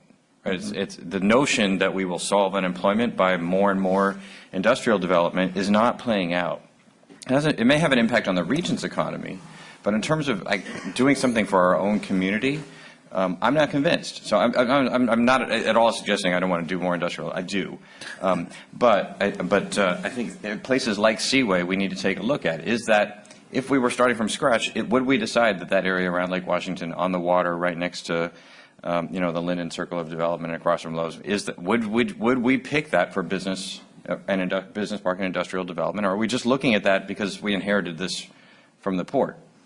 And so I'm not, for me, it's not that those options are off the table, not at all. They may be the right ones, but I don't think we should just start from rejiggering around the light industrial, heavy industrial, and business park designations there, and instead really think about that asset as a large, that and Stone Lock are gigantic public assets that should further what the community says it wants. And what I hear the most about is neither that nor more housing, although that and more industrial and more housing are necessary to achieve our objectives. But folks are constantly asking where's the places to eat, where's the other kinds of shopping, where's the entertainment, and we have to take that seriously. And we have for a long time, I think, said, wait, because as we grow more houses and more jobs, that will come. And a little bit that's occurring, but I think that has to be front and center. What are we doing in our land use plans that are actually driving towards that? And it will mean more housing, and it will be more industrial development, but it has to be for that purpose, not just because we're on autopilot of grow in those particular sectors. So just like putting a business park here and then putting more commercial over here and more water industrial here, I get what you're trying to do to get something in the EIR, but it just doesn't feel like it's a real plan in that sense about what would we do with this significant asset. Same thing with Stone Lock. I mean, in the letter that we got tonight, it was a description of Stone Lock that I've never heard before, and that at least I know a couple of years ago would have driven Mr. Kristoff crazy, and probably the rest of us too, which was that it would be, that our idea would, it would be, you know, a residential neighborhood with retail nodes. That's absolutely not what we envisioned. This was supposed to be, you know, that I think many of us went out to Baltimore and we looked at the, you know, the waterfront and all the you know, the concert venues and everything else. This was to be an activity center for Southport, an amenity for Southport that was anchored by residential, but it was not a neighborhood that happened to have some sort of Natomas Elk Grove style, you know, retail centers on the corner. That's not what this is supposed to be. And so as we look at things like whether it's special planning area or riverfront mixed use as the designation, if it's not adding something that is valued by the community, by people in this community, we shouldn't just sort of be, well, if there's empty piece of land, let's zone it for a cul-de-sac and another corner shopping center. So for me, I want to be a little bit more aspirational. Since this is a general plan update for 2035, we do these, even though we take 7 years, we do these hardly ever.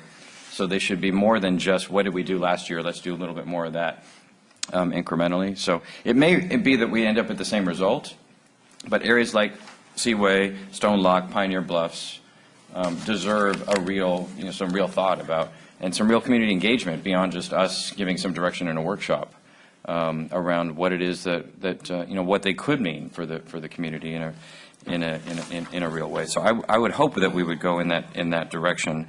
I don't want to do overrides on the one of the Liberty options I think that you had identified was, well, we could just do some overrides on emissions and some other stuff, and I don't want to do that. I mean, we've been able to be successful in preserving the health and environment in the community, but also our access to regional and state and federal funds by doing our part in those arenas. So I think the strategy to move in a way that meets those needs, that mitigates the challenges rather than requires an override is important to me.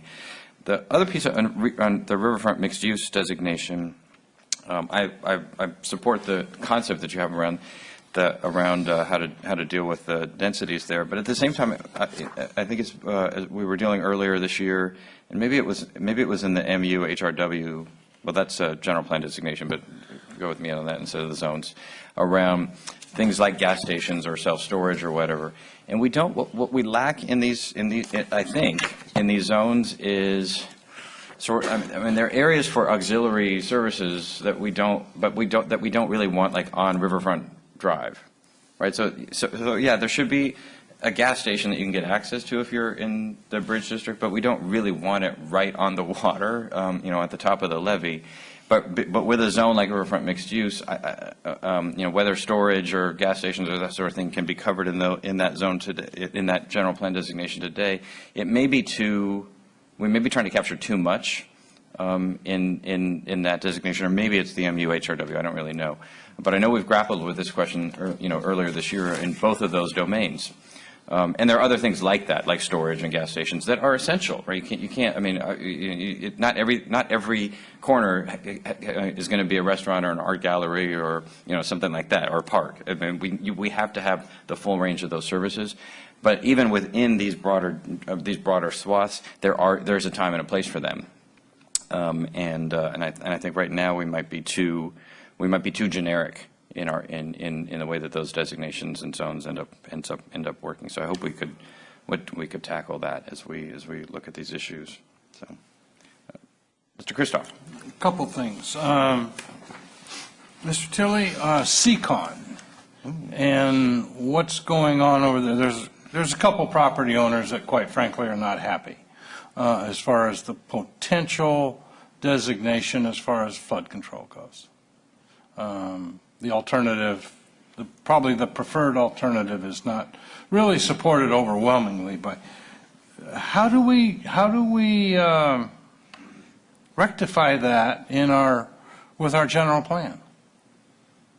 Our recommendation to the council was to have the general plan, follow the footprint of the proposed levee improvements, right? In Southport, and to have an open space designation, to essentially where the levees and the levee footprint would ultimately be. We had that in our prior hearing, although it was on a much broader brush, because at that time we really didn't know the extent of the footprint. So we're trying to carry forth and follow behind, what West Africa is moving forward with. I'm certainly aware of some of the property owner, concerns, out there as related to those various alternatives. Fortunately, what we hear is, we're looking at this for further study. Those alternatives with the West Africa, if those are refined, we can adjust this accordingly over time. Part of why we have had the general plan somewhat on hold has been to allow the flood program to advance to a point where things seem to be solidifying. And so we feel like we're at that point now. Okay, but what happens if we implement our general plan, and just like you say, but at the same time, they're successful in their legal, in the legal arena as far as they don't like the preferred alternative. How do you change it? Well, presumably, if our general plan has been adopted by that time, we could need to amend it. Should that alignment change? Okay. Another question I have is, years ago, there were a number of agreements that were signed and reached in the Southport portion of our city that pertain to lower densities or higher densities and different densities in different regions. Are those agreements going to be adhered to? Well, the development agreements you're referring to No, are... not development agreements. Not development agreements. They were other agreements that were made, I guess it was the council and the citizenry. I believe you're referring to the resolution 0663 that remains, valid. That is something that will have to be considered, as part of this, because some of the zoning designations we're having on here would change densities, and that's that's one of the things that will be before the council as a policy decision. Is do we want to change the densities that are in our existing and proposed zones? But that is, we've tried to account for that in part because some build-out potential is, may very well be foregone because of the levee improvements. But we have not, we're not forecasting a substantial increase, in Southport, going forward and residentially, with what we have before you tonight. So what are you saying? Are you saying that the densities will remain the same, or that is council discretion, or what are you saying? Well, the densities under our current residential land use designations we do propose to change those and also add some new ones. So there will be, at least on paper, some. So those that you want to change, they won't be the ones, though, that we had these agreements with? We aren't proposing any density changes in any of our rural, real estate, or agricultural zones. Okay. We're principally looking at our medium and high-density residential zones to increase those densities and then also include a new medium-high. Part of that was we're trying to get to a point where we have some zones where we'll meet our arena obligations. When housing element rolls around, that seems to go up every year, and this time it went to 30, and we struggled a little bit, to find sufficient sites at that minimum density. So when that rolls around again, if these proposed designations go through, we should be in better shape on that regard. Okay. And last one would be the notch. If I read your staff recommendation, the notch really goes away. It doesn't. We don't do anything with it. Yeah, we would leave the notch as is. It's our understanding that at least a portion of the notch property would be important for part of the flood program if the bypass was widened just north of the notch, that the notch would need to become part of that effort. And so we're not recommending including it in our general plan at this time. Well, see, I would have that in the general plan, at least the notch, because I think that from a hydrology perspective, I think that even if they widen the bypass or deepen the bypass or do whatever they want to do, they will probably want to create a levee that goes from the railroad track to the existing levee, our existing levee. And that would then allow for the development or whatever it is that the notch could turn into. So I would recommend that you keep that. All right, other? Public comment. Just go ahead. Okay. All right, George Carpenter, who will be followed by Mike Wynn.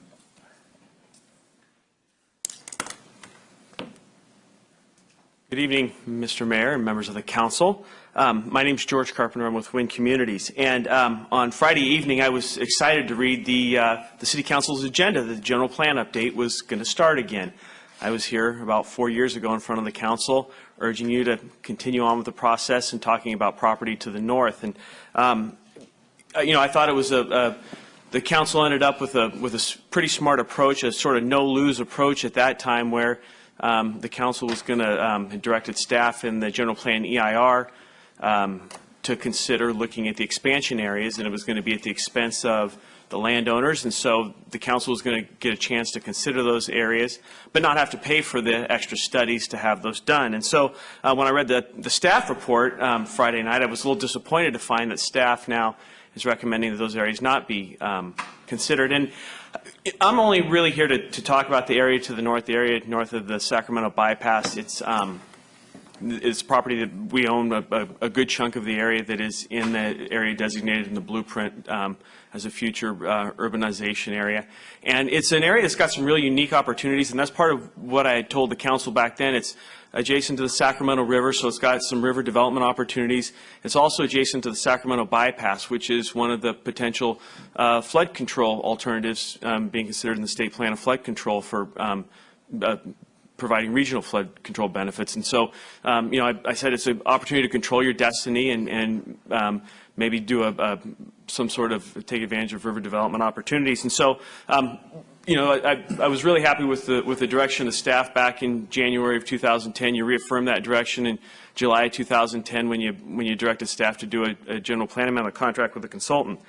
And the one thing I want to say is I don't want to interfere with the city's flood control efforts, because I believe in those. I believe in them from a region-wide perspective. But at the same time, I want to just make sure I make the point that planning an area takes a very, very long time. It doesn't take 10 years. It takes 20 years.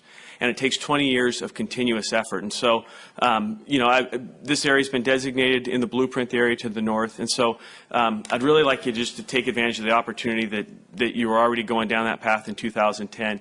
And that is to direct staff, at least to study the area to the north, have the landowners pay for it so it's not out of the city pocket, and then have it come before the council as a fully weighted alternative, and then you'll have all the information. You can make a decision at that time, and that'll allow us to work with staff and figure out if there are some real flood protection benefits or other amenities that are of value to the city and something you'd want to do. Thank you. Mike Wynn, who will be followed by Jason Smith. Yeah, you, Jason. Yeah, you. Good evening, Mayor Cabal and members of the City Council. Mike Wynn on behalf of the Cordish Companies and Wynn Communities. We're a new partnership known as Stonelock Holdings. Port Tellis is out of town on company business, so I thought I'd speak on behalf of our new partnership. I'm an old face, literally, here at City Hall, but I'm really proud to be part of this new partnership and looking forward to the opportunity to plan and ultimately develop within Stonelock. The staff report concerned me as well. The riverfront mixed-use district overlaid over the entire 175 acres is a broad and it's a gross categorization. Not that we couldn't work with it, but it would suggest very very high densities for residential development. Now, we're not looking to do low density. It's not an extension of Southport in any way, shape, or manner, nor is it an Elk Grove, Natomas, distinctly segregated subdivisions with commercial nodes. I regret that language. But this is really a unique opportunity for us to try to bridge this, literally, this critical area of the city with a variety of densities, entertainment district, retail, taking advantage of the streetcar alignment, the two bridges, both Pioneer and Pioneer Bluffs, the Deepwater Channel, the setback levee, open spaces, some views to downtown Sacramento. It's just one of those rare and unique development opportunities. I'm just going to wrap up by saying if you do find that creating a new special planning area would in any way retard or delay the effort that you're going through with this general plan, then we would be comfortable settling for the staff's alternative recommendation, which was to basically use Village Parkway, which is a diagonal split through the property, and keep the riverfront mixed-use district on the riverside, and a combination of, I think you recommended, David, medium and high-density residential in the balance of the property. For what it's worth, we're getting to work quickly. You'll see fine-grained development details soon from our design team, some of whom are here tonight. And we know that there'll be modifications to be made. The general plan isn't the final call, and you'll sit in judgment in the end, but I think you'll like the plan. So we just ask for you to help us participate in this collaborative process, keep your minds open to creating what we think is going to be a remarkable place. And if there is room for the modification that Mr. Tilley pointed out, again, we don't want to slow the staff's or the council's deliberative process down. It's been 7 years already. We can live with that. With that, I'll sit down unless you have any questions. Thanks. Jason Smith, followed by Terry Teepold. Mr. Mayor, members of the council, thanks for the opportunity to speak tonight. I'd just like to make a couple statements from the Chamber's perspective. First of all, I'd like to thank city staff for their active engagement and willingness to partner with the business community in general. The Chamber would request that the council consider the following. Include early in the general plan update process, both in the traffic master plan as well as a comprehensive overhaul of the parks and open space master plan. The reduced development opportunity as a result of the successful levy revisions and upgrades will result in a change to the denominator in the fee structure. The current traffic model is fragmented and outdated and difficult for both city staff and the development community to use effectively and does not take into account the changes in potential usage based on the reduced development in retail. The parks master plan and open space requirements are inconsistent based on build-out levels prior to the new levy requirements and do not take into account open space created by the levy improvements. And in the interest of keeping West Sacramento competitive with other cities in the region, the Chamber requests that a comprehensive review and analysis of all development fees to be included as part of the general plan update. And the West Sacramento Chamber of Commerce appreciates the opportunity to provide the business perspective in this process and looks forward to successful collaborative efforts. Thank you. Thanks, Jason. And Terry Teepold.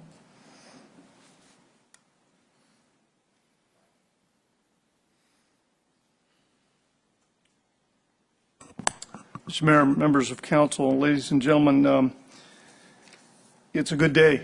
We are revisiting, finally, the general plan, and it's been a long wait. We at representing the Liberty Project have been blessed by this hiatus in time to be able to look back and take advantage of the learning process. We floated a plan out that did not get to council and did not get to the Planning Commission even, that was dated January of '09. And in the process of working with that plan, we did 11 community outreach meetings, and they encircled all of the Liberty Project area.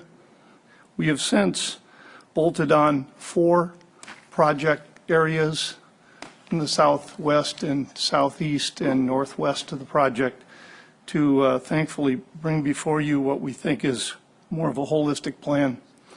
As we moved forward about 18 months ago, trying to apex our efforts with those of West Safka and more specifically the flood protection issues that were and must be solved in the city, we felt the time was right to kick off our massive replanning effort this past January. We're fortunate in that we have spent a lot of dollars, a lot of time, and learned from our old plan and incorporated things like the resolution 0663 that Mr. Christoph and others referred to tonight with respect to buffering with our neighbors, of which we have some rural neighbors, taking into account what has been accomplished with your city in West Safka with flood control, and setting the PRISM footprint of the levee and now of Village Parkway, which kind of sets our easterly boundary of development. We have embodied in all of our efforts 6 core values that include family, aspiration, safety, win-win, which is like partnering, character, and timelessness. We don't make any decision with respect to liberty without taking those into account. And by the way, those were developed those with the input of the PAC family. We applaud the effort. I would recommend the formal application was filed on the 15th of last month, including the voluminous draft 1 of the specific plan.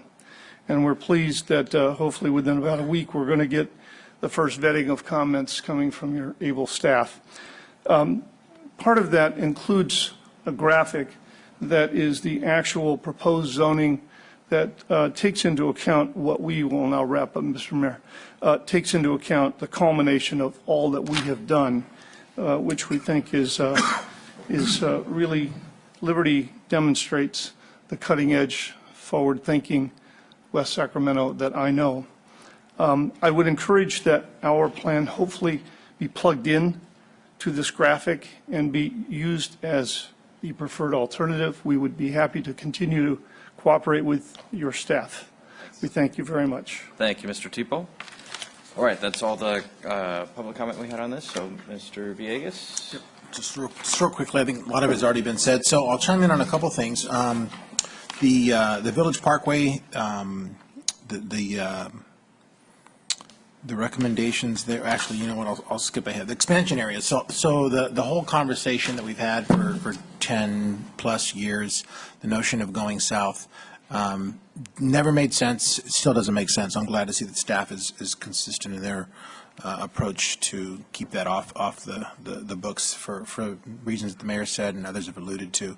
The idea of going north, and in terms of what I think I heard Mr. Carpenter allude to earlier this evening, for all of those reasons, I think, and I think as Bill has indicated in terms of the notch, there are some significant potential advantages for us to consider that in light of all of our struggles and our number one priority, which is flood protection. So I think that needs to be continued to be sort of explored as we go forward, but it has to benefit what we deem to be critical priorities in our community. The staff's reference to some changes around Seaway, either I'm completely missing it or not, but I got to say, the whole idea of changing or converting the Seaway property and the Southport Parkway industrial park area to more commercial, or adding or redesignating and allowing commercial, I think it pulls away it strips out the very heart of what for 20 years we've talked about, which is the whole village concept in the Southport Framework Plan and the whole notion of having sufficient commercial in the southern portions of our city so that folks aren't having to drive everywhere every time they want to get in their car to go get, you know, a soda or a Twinkie. And the whole idea of having our circulation patterns and our commercial centers and the nodes in close proximity so that folks can get to those services was one that was discussed ad nauseum. And the notion of sort of overnight converting some of those uses and allowing more commercial to be built further north, it just undermines the very concept. So, I mean, unless there's been further thought about the impacts of what that might do, I think it's a horrible idea. I don't support that at all unless I can have somebody explain to me what that will do. So it's just completely inconsistent with what the plan has been all along, at least in my recent work here. The idea of the Stone Locks property, I know that part of, and it looks like, and I think this is talked about a little bit tonight, the whole idea of the setbacks and the levy and the SAFCA has kind of changed up and flipped upside down our Parks Master Plan, which I agree with. And so then it's kind of, it's shifting around the ideas that we initially talked about in terms of where the densities would remain. So that's going to have to get factored in. I hadn't really thought about that. But now as we start to look at this in a more holistic approach, I can't help but think the Stone Locks property and the one that's currently being used, and I'm blanking on the name, that's being used by everybody that's fishing, and there are probably 30 cars in there at any given night. The park that we've designated in the immediate vicinity of the locks. Yeah, the Barge Canal, I'm sorry. That, I think we didn't really know what we wanted there, other than when we talked to folks initially, you know, in terms of incorporating the larger stone locks. But I got to tell you, I mean, I'm really liking what we've got there. It's something kind of unique and special, and the notion of changing that to something that now has storage space immediately to the south, it just seems like it's kind of gotten a little bit screwed up. We might want to consider keeping that the area with the use that we have. I think we've got something kind of special there. I don't think anybody really knew. In fact, I know nobody knew really what it would evolve into.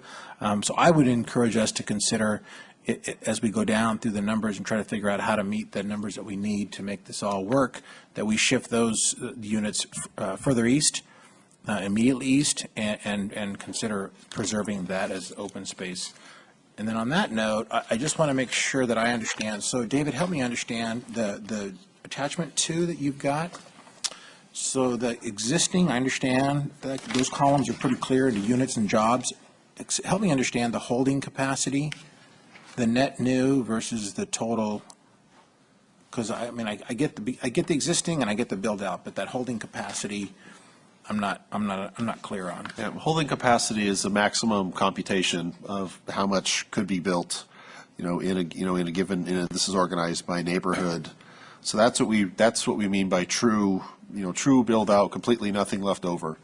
The 2035 build out is what we expect to actually occur in the real world by 2035, and I think the key part to note here is that we aren't anywhere near build out by 2035. So we calculated holding capacity and then backed that down based on various factors to what we expect to occur by 2035. And so net new is units on top of what was existing, at least as of 2008. And same thing for jobs. Okay, so those numbers have a lot of flux in them, and okay, I thought that's what it went on. I just want to make sure I understood it. So I think that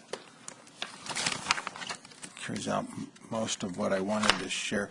I know you're not looking for specifics because you're looking at more kind of conceptual elements of the plan as it kind of brings forward, but I got to say, ultimately, all of this will hinge in large part on traffic. And I think, and I'll just put the plug in now, I think the traffic, I think Mr. Smith alluded to it this evening in terms of making sure that we have a traffic master plan. I want to make sure that we adhere to that. But I also think, and I'll just throw it out there, the drive-through policy needs to be brought into this equation, because I really do think those are elements or kind of components. I know it's not time yet, but the whole idea of the drive-through policy will drive traffic patterns, and it needs to be brought along as this conversation evolves. All right, Mayor Pro Tem Ledesma. Thank you, Mr. Mayor, and thanks, David and staff the rest of the staff for bringing the general plan back. First, it's good to be having this conversation. This has been on ice for a number of years, and having worked on it in the Planning Commission, at least starting it, and even through the implementation through the boom years of the previous version of this or the current version of this. We're revising that. It feels good that feels like we crawled out of the out of the hole, and now we're actually starting to think about our future again, and that's a great step. I want to acknowledge that. So thanks for bringing this together. First, I want to just echo something the mayor brought up, which is something I expressed to you earlier about this kind of where we are with the general plan, and Councilmember Villegas kind of gives me the cue to do that because he brought up the drive-through issue, which cast up. But the mayor talked about it's probably a good time for us to revisit some of our assumptions. Maybe not. I don't think you meant it as a total new process that doesn't take another 3 years so we can put it on ice again. But I think you meant it as things have changed, and not just the trajectory of our growth measured by housing units, by the sales tax increase, the property value increases since the bottom, but also attitudes of our community have changed. We see that just by what we're doing today. We're changing, I don't say the general plan, but we're changing our growth as we speak by putting breweries in industrial areas. We're changing our growth. We've changed our growth by taking action already on amenities for the community, like the park that you mentioned. We've taken that action because the community wanted them, and it made sense. And now we're in my mind, the general plans are as an opportunity to kind of recast those thoughts and attitudes and say, how can we match up what we're seeing, what the community wants, with sort of the planning around it to encourage it. I bring up brings me up to issue 1, which is around the Seaway area and the commercial area that you propose it to be, or mixed use, and maybe looking at that. Because I voted on the Planning Commission on the Westbridge Plaza and the Lowe's and whatever else back in 2006. I think it was 2006, right? And frankly, I voted no on it. It was a principled no because I thought that was kicking off an issue around that quadrant. It's totally changing what we had intended. It was still the same zoning then as it is today, pretty much, and nothing has changed besides we've activated a corner with commercial use to the point where, okay, once we did that, it's going to change the landscape of what we did anyway, and the community has wanted it to the point where what's the next logical step? Well, it was drive-through fast food issues, and not whether we want it or not, we need to make sure we capture that going forward. So I agree with you when you had that conversation. But again, we started that trajectory just by the demand our community was having. So I think it is a time to take this opportunity to sort of, where does the community want to go with Seaway or some of these other areas, Stone Lock and whatever. So part of the process issue I want to get into is just making sure, I know we've had a ton of input up to 2009 from one of the speakers today said, and then everything stopped, and maybe there were some minutia here in terms of staff administrative time on it, but I want to make sure, besides a council meeting, that we do take some time to check in with our community as well, because their attitudes have changed. Their expectations of what quality Southport or amenities for Southport have changed. I think the mayor is right. This is an opportunity for us to look at what have we not attracted, or what have we not facilitated, or what have we not used from a land use perspective to invigorate other neighborhoods. You know, the one that I articulated or promoted as a planning commissioner was, we just don't have a lot of space where smaller businesses can build their own. We'll never be able to, there'll be another, I said this as a business owner 2 weeks ago, there will never be another Pheasant Club. Where are they going to get the land, to plot of land, to build a small restaurant on their own? It's very rare to find that. There's some areas that are zoned for it, but they're all, you know, are we looking to do that? Are we looking for opportunities to bring in smaller businesses to kind of have those neighborhood commercials and maybe in areas that are integrated real closely with commercial? Maybe that's you're anticipating over on Seaway. But again, those are things that we need to kind of take stock of, and because those are the services, those are the areas that we need to have. Just now is Southport Town Plaza full, or at least almost full, by way of occupancy. So again, the services are coming, but is it all affordable? So those are things I'm thinking about, and thinking about the general plan and making sure we have opportunities with the public to kind of get some of that sentiment about what we're thinking and get some feedback to what we're thinking.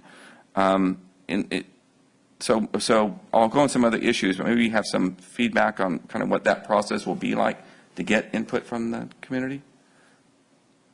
Or is there a plan to get input from the community? Well, the kind of third phase of general plan update is the policy document, which is something that we have not yet, vetted at all, with the community and the council and the commissions.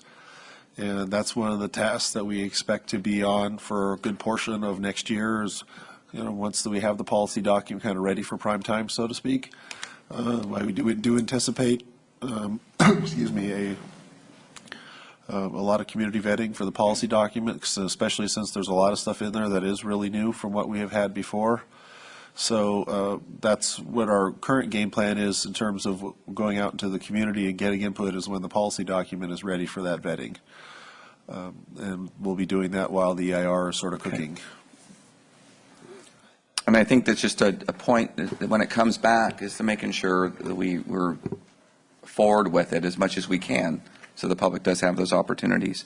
On specific issues brought up, and I want to make sure, one question was answered for me today regarding the expansion area, and the mayor kind of answered it. I don't know what the specific issues were that led to the, what was driving the northern expansion and what was, why it was considered in that. It was one of the key questions I had around why was it part of that annexation consideration?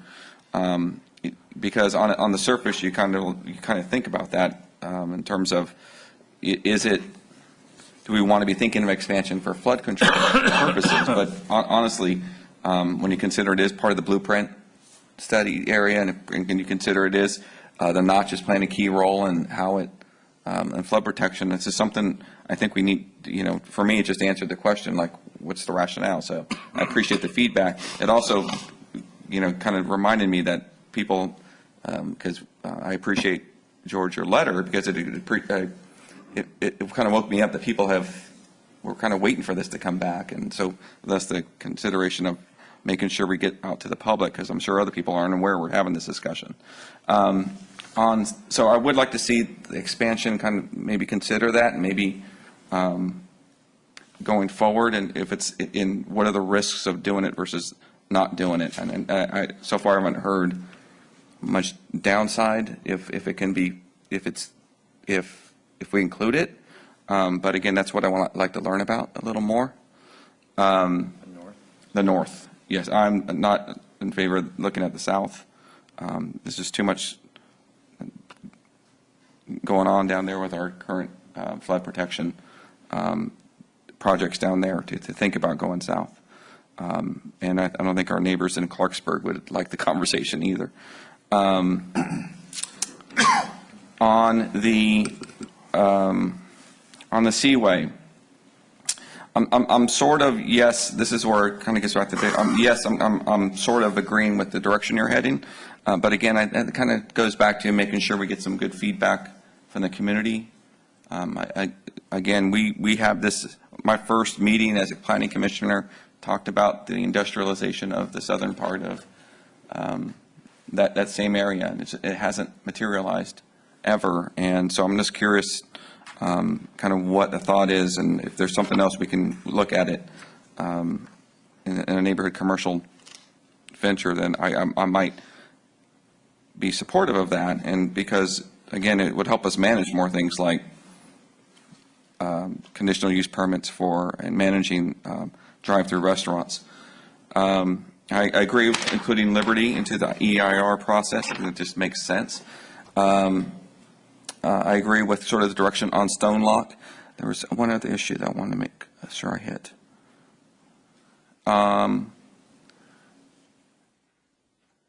In agreement with the Rayleigh's Landing approach. I think with the Stone Lock, I think those Councilmember Villegas already articulated my thoughts on that, so I'm going to leave that be. But I'm everything else I'm supportive of. Just wanting to make sure we address the issue of getting some public input on the plan when we're ready.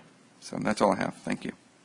Yeah, on the Stone Lock piece, I'd be okay with the staff proposal on those zones as a way to get the right mix of units and stuff like that into the EIR. I'm not prepared, if you then asked me to vote on the final document that made, just arbitrarily said, one side of Village Parkway is all housing and the other side is mixed use, I'm not voting for that. What we have built, which is, all neighborhoods look away from the main arterial, it makes sense some places, but I'm not willing to go there by default. So it's hard to imagine that being the right outcome. But I realize in the absence of a full-blown master plan that we've all signed off on, that you need something in order to get, the right mix of uses and units and stuff like that in. But I wouldn't want to go there in the end. Because one thing we've been clear on, partly because as a result of that resolution, and partly because of the location, that we did not want to build. This was not about another housing section in the city. It had to be delivering something else. Housing might be necessary to accomplish that, but it had to be. It's about the something else. So I wouldn't want to lose that. And I guess to some extent, I feel the same way about Seaway. As I said before, I don't like just the moving the things around. That can't be the right outcome. Maybe it is, but the very low likelihood that you've just accidentally stumbled on what the right outcome is. But if we need to get some mix of numbers into the environmental planning process, we should. I do think, though, that the policy document or reaching out around land use designations is not the right way to do public engagement around Stone Lock, Seaway, Pioneer Bluffs, or any of these other areas. That we need to engage. I think one of the things I learned during the blueprint was that asking people about densities and zoning maps doesn't elicit what you need to say, what do you want your community to be? And the answer will be, if it's the answer I always get, where's my Trader Joe's? Fine, let's engage that question about what is it that's required for a Trader Joe's to exist? And I'm not arguing for one, but I'm just saying, what does that take? So rather than, but accept that that's the feedback that you're getting, and then it's your job as professionals, ours as folks who have experience in this, to figure, okay, in order to accomplish that objective, here's what needs to happen. In the same way we did the blueprint, which people said, I want a walkable downtown. I want to be able to walk to get a cup of coffee, and I want to be able to bike to grandma's house and a church. And we didn't ask people, should it be MU1, MU2, or should it be 16 dwelling units to the acre, or 17 dwelling units? People don't know how to answer that. So rather than doing that, as we think about how we do the public outreach, just asking about the policy document or just showing a map with zoning designations, I don't think is going to give us what we need, which is if we've got a couple of large bridge district scale areas that many of which are in public ownership, and that's all we have really into the forever and ever in the city. What are the big ideas? What are the opportunities?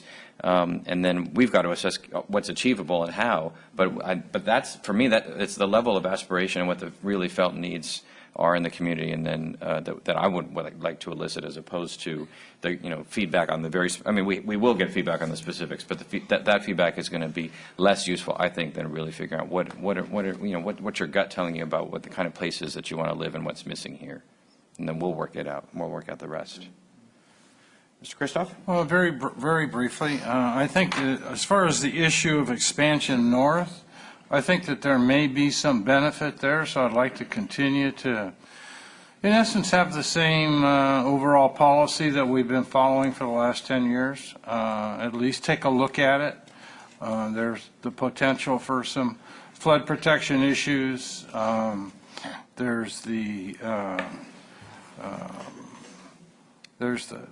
potential for better ingress or egress, even across the bypass. So, I think that there's some things that are there that at least make some sense to continue to look north. I agree going south is probably not really within the realm of any possibilities in the very near future. I think we will have a cross levy there and coming up before too awful long. But at the same time, I'm not sure that those properties going south would be the appropriate way to go. So let me ask you, Mr. Tilley or Ms. Hamilton, we've had a wide-ranging conversation. Your request in the staff item is that we essentially bless this map for inclusion and all the figures for the EIR. Is that still your request, or do you, and we've given feedback that's, I think, a little bit more nuanced than a yes or a no. We certainly raised a lot of matters that we need to address, further on, into this. Our objective tonight was to, try to get some of the moving parts to stop moving so we could, start the EIR. We do have some pretty hard and fast deadlines we need to meet to get some of our stuff into our general plan from the flood legislation. And then also, where we are, budget-wise, with our general plan, we need to be mindful of that as well. So let me try it a different way. So do you have what you need from us, or do you need us to get to a finer grain level of clarity around the details of the map and the tables on the figures? For my purposes, I think the main thing is it seems like there's consensus about including the north area in the EIR. Would the council be wishing that to be, if that were to be considered in there as an equal weight alternative, then we're going to need a lot of detail from the landowners there to be able to pursue the EIR and not slow it down. And so if that's the desire, and there's also then the question of how that pertains to the habitat program, which presently does not include areas beyond our city limits, within the recommendation. Well, there's one good thing that came out of it. There's one area you really don't need to tinker with at all. That's the Highway Patrol Academy. Yes, we are not touching that.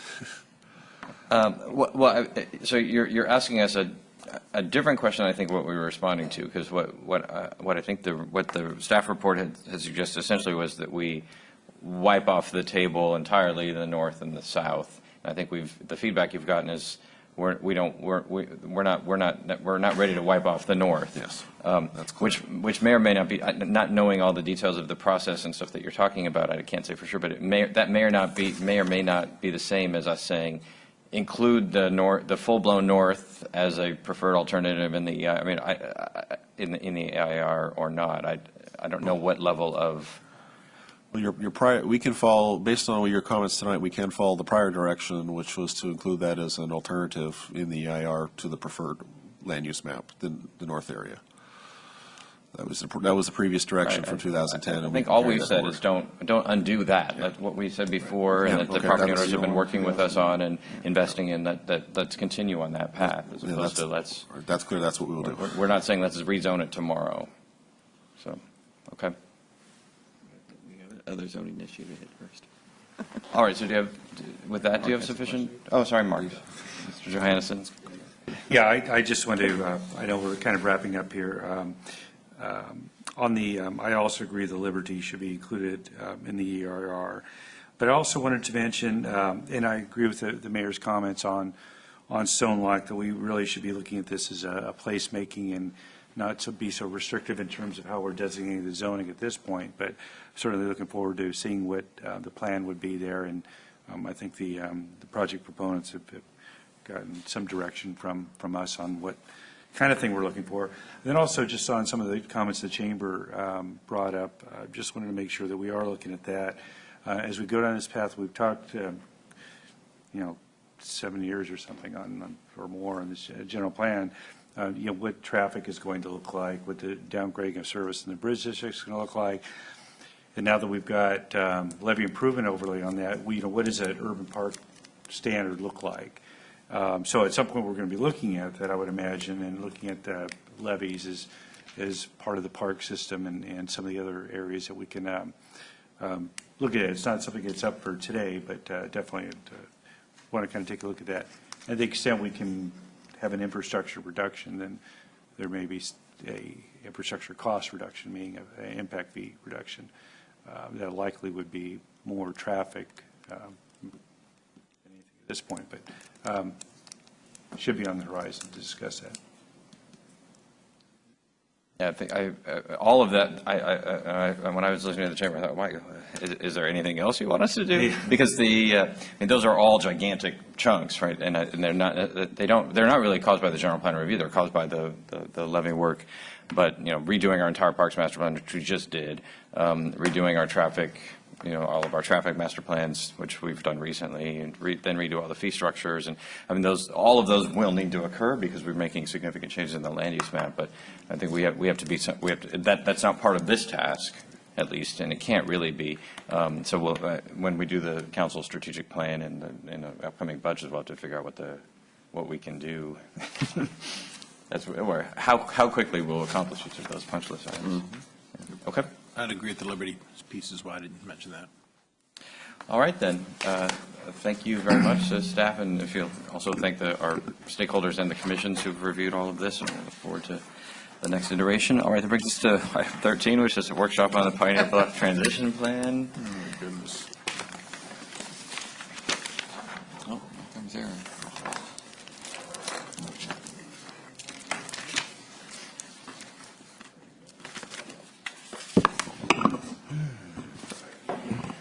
Good evening, Mayor, members of the council. I have a PowerPoint. I'm going to run very quickly through it, kind of go fast through the stuff you guys already know, and get to the part about the substance of the plan for the workshop. So this item, as you know, is a top priority on the council strategic plan for 2013. What we're really looking to do tonight is to advance that item, to get staff working on the actual plan and get some feedback from the council on an early draft scope of work and some direction on kind of the overall purpose of the plan. So those are kind of the objectives of the workshop.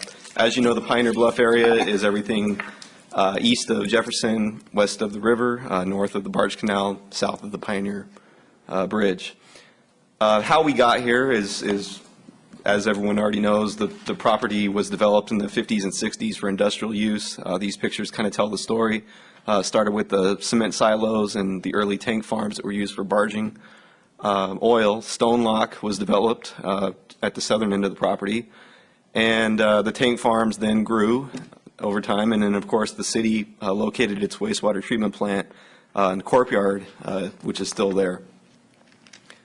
The planning context behind the plan, back in 1990, the council really had the foresight at that time to realize the opportunity of this property, realizing it's a 1.1 mile waterfront if you count the Barge Canal to the south. And just to put that in perspective, that's the same distance from Dye Street Bridge down through Washington through the Bridge District to the Pioneer Bridge. So it's a major waterfront opportunity. The council adopted Land Use Policy 10 as part of the original general plan that was really meant to guide the transition of existing industrial land uses, made them non-conforming uses, and provided some limitations on expansions and new growth in that area for industrial purposes. And then, of course, the Riverfront Master Plan was the kind of the visioning document that put some actual land use concepts behind the area. The council adopted that in 2003. Also, this is just a series of items that have happened more recently. Of course, the wastewater treatment plant decommissioning in 2007 provides now an infill opportunity for that site. Of course, there's cleanup costs will be associated with that, but the point is the city owns about 15 acres of property at the southern end of this site. That's not even counting the Stone Lock facility. The Cemex rail removal from the Bridge District led to the closure of that facility, so there's an opportunity site there as well. The Bridge District is putting some pressure from the north on development proceeding down the riverfront. We actually have quite a bit of development in the Bridge District now that'll contribute to that. The Pioneer Bluff Bridge is probably, of this whole list, the most major item that will put some impacts on pressure to transform that area as the traffic mix changes along South River Road. The streetcar project, this is a work in progress, of course, but the concept right now, or one of the concepts, is to run a line down through Riverfront, through the Bridge District, to land at a maintenance facility under the freeway. Now, that's a concept at this point, but if that does occur, it would provide that first leg of a north-south transit line that would eventually make its way all the way down to Stone Lock and maybe beyond there. But just that possibility is another cause for momentum here. The Stone Lock property is a little bit in flux right now because of the recent decision by DOF. We're still working through that process, but the property may have some decisions for the council coming up in terms of the property management plan, what we do about having to potentially reacquire that property. but another consideration in the context of this discussion. And then Village Parkway, we are waiting the confirmation of the award of the SACOG grant that would lead to the construction of the Village Parkway extension connecting from the bridge down to Stonegate, and that really completes that north-south riverfront connection all the way through Bridge District in Washington. And then lastly, the Broadway Bridge, we also receive, or we're pending to receive a grant from SACOG to do a project study report, kind of the first phase of getting that project moving towards federal dollars. So again, the possibility of that project moving ahead, connecting to 15th Street and across the river, would be a huge driver for infill development if that made more progress. So that kind of gets you to why we're here, and obviously you know that because it's a top priority on the council's strategic plan. But what we wanted to do tonight was go through our plan for moving this item ahead in the next year. This lays out a schedule and really basic tasks for now. We're forming a staff team. It's going to be a small team with representatives from the Economic Development Division, Housing and Community Investment Division. We'll have a planner involved, and as we need other staff, we'll bring them in. We'll also, early on, part of what this tonight is about is really defining the purpose of the plan, the goals behind the plan, and the geographic scope. I'll get into that in a minute. And then identifying the property owners and the stakeholders in the area, much like we did with the Bridge District. I kind of look at this as where we were with the Bridge District maybe, I don't know, 10 years ago, hopefully less, but it's a very similar process in terms of what's on the ground now. The players are involved, the type of property owners, so it's going to be critical engaging them early on. So the main task, the first task would be an opportunities and challenges assessment that would kind of serve as the framework for developing the strategies and actions that will go into the plan. We'll be looking at everything from kind of the lay of the land with the owners now, where the opportunities are for new development, what the constraints are for that development, and kind of a laundry list of items that affect the Pioneer Bluff area now. And then over the course of the next year, we'll be completing the plan. The best I can say at this point, without knowing exactly what it's going to look like, is kind of that. It's a series of strategies and implementation actions that the city should be undertaking or working with property owners to undertake as we go forward. We're not talking about a specific plan yet or even a land use document. This isn't that. We have more basic issues, really fundamental issues that we have to deal with to create some momentum for the area to transition. Now, in terms of the geographic scope, this was more of a question for the council. We had a lot of discussion just on the item before this about Stone Lock, and we bring this up in this context only because the city owns the property, and it's a major asset that with the property that we own to the north, where the wastewater treatment plant is, could be leveraged to facilitate development in Stone Lock. So it's just more of a consideration. As we get into the plan, we may be looking to include Stone Lock at least in some of those strategies. And then also the property that's shaded in red up at the northern end of the bluffs. It's the streets, Drever, Jackson, Soule. It's a C2, C3 zone, so it's a little different than Pioneer Bluff, which is waterfront. But it's that entrance to the Bridge District from the southern end. It doesn't directly connect to Pioneer Bluff, but left alone, the concern would be that there's no real plan for that area or how it interacts with the Bridge District and the bluffs. So just another consideration for the council. This is just a graphic showing property ownership in the area. Now, the only really significant thing here to point out is that the city is actually the majority property owner in Pioneer Bluff. We might not think of it that way, but we are. And with the other two major property owners, that's 51% of the property. So this is just a snapshot of who's out there now. These are the parties that we'll be contacting and engaging through this process to work with on the transition plan. And in terms of the potential plan components, these are also in your staff report, but this just kind of gives you an idea of the types of strategies we'll be looking at. The first one, industrial user relocation strategy. I point to ourselves first there. We have the courtyard, the wastewater treatment plant decommissioning. We really want to have a strategy and act on that with implementations actions for where the courtyard could go, what it really needs to be accommodated, and start that process for site selection and moving that ahead. And the other things here are sort of modeled over after what we did with the Bridge District implementation plan, looking at infrastructure needs. If this area is going to develop as infill development, what are the constraints now and what specifically would be needed to increase capacity to be able to do high-density development. The other ones, only other one I'll point out is that this idea of a node strategy, the reason we put that in there is obviously the tank farms are kind of the elephant in the room there in the bluffs. They're there, it's a major obstacle, but they're in the middle. If you think about the property and where the opportunities are, we own the southern end. We have owners in the northern end that are actually, for instance, Fulcrum Property owns property at the very northern end.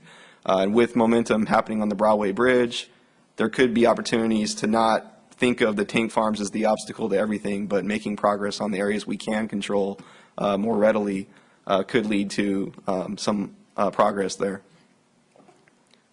So the next steps will be refining the scope based on the direction we get tonight. We'll come up with an estimated budget. We do anticipate needing some consulting help with this project, and so we'll be doing some solicitation for a consulting role there. And we'll bring this all back in January ahead of the council's retreat in the first meeting in January to approve that final scope and a budget authorization and hopefully have a consulting contract. Really, we envision the consultant helping us with that opportunities and constraints analysis and also with the actual preparation of the plan over the next year. So that concludes my presentation. If you have any questions, happy to take it. Questions for Aaron at this time? Mr. Johansson? Yeah, thank you, Aaron, for that.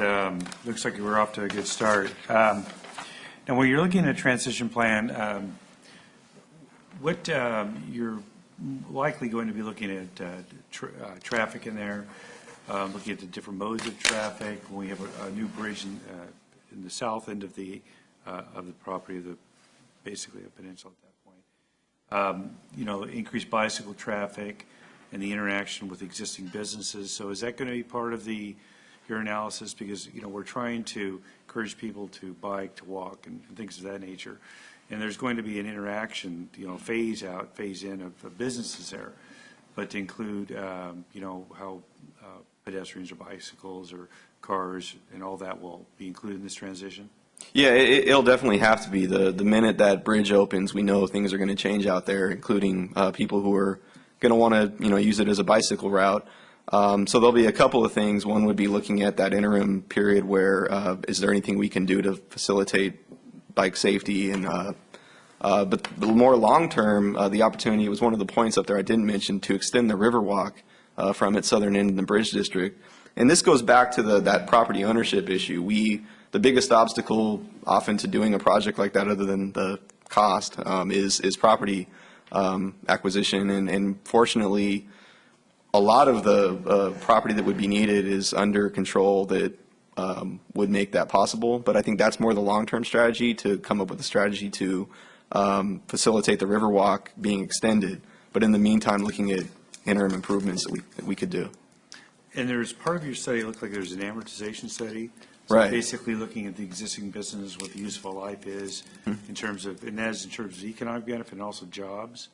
Yeah, and probably if we wanted to get into specifics on that, I'd probably refer to Jeff. But an amortization study is a concept that would look at the useful life of the existing businesses out there. What it leads to is a policy where, you know, at a point they would have to end their operations. It's, you know, obviously a controversial issue, but it's something that in this setting would at least we would recommend looking at it. Maybe even going so far as to pay for the study. But then it would be a completely policy call on the council's part whether or not we wanted to go forward with that. Yeah, I would imagine you'd also have not only just, you know, the basic analysis, economic analysis, but also a window of opportunity from the owners. Right. You know, that include incentives and those types of things that definitely they're going to want to be involved with that conversation as well. Yes, definitely. Other questions at this time? All right, thanks, Aaron. We have one request to speak on the item. That's by Dan Ramos.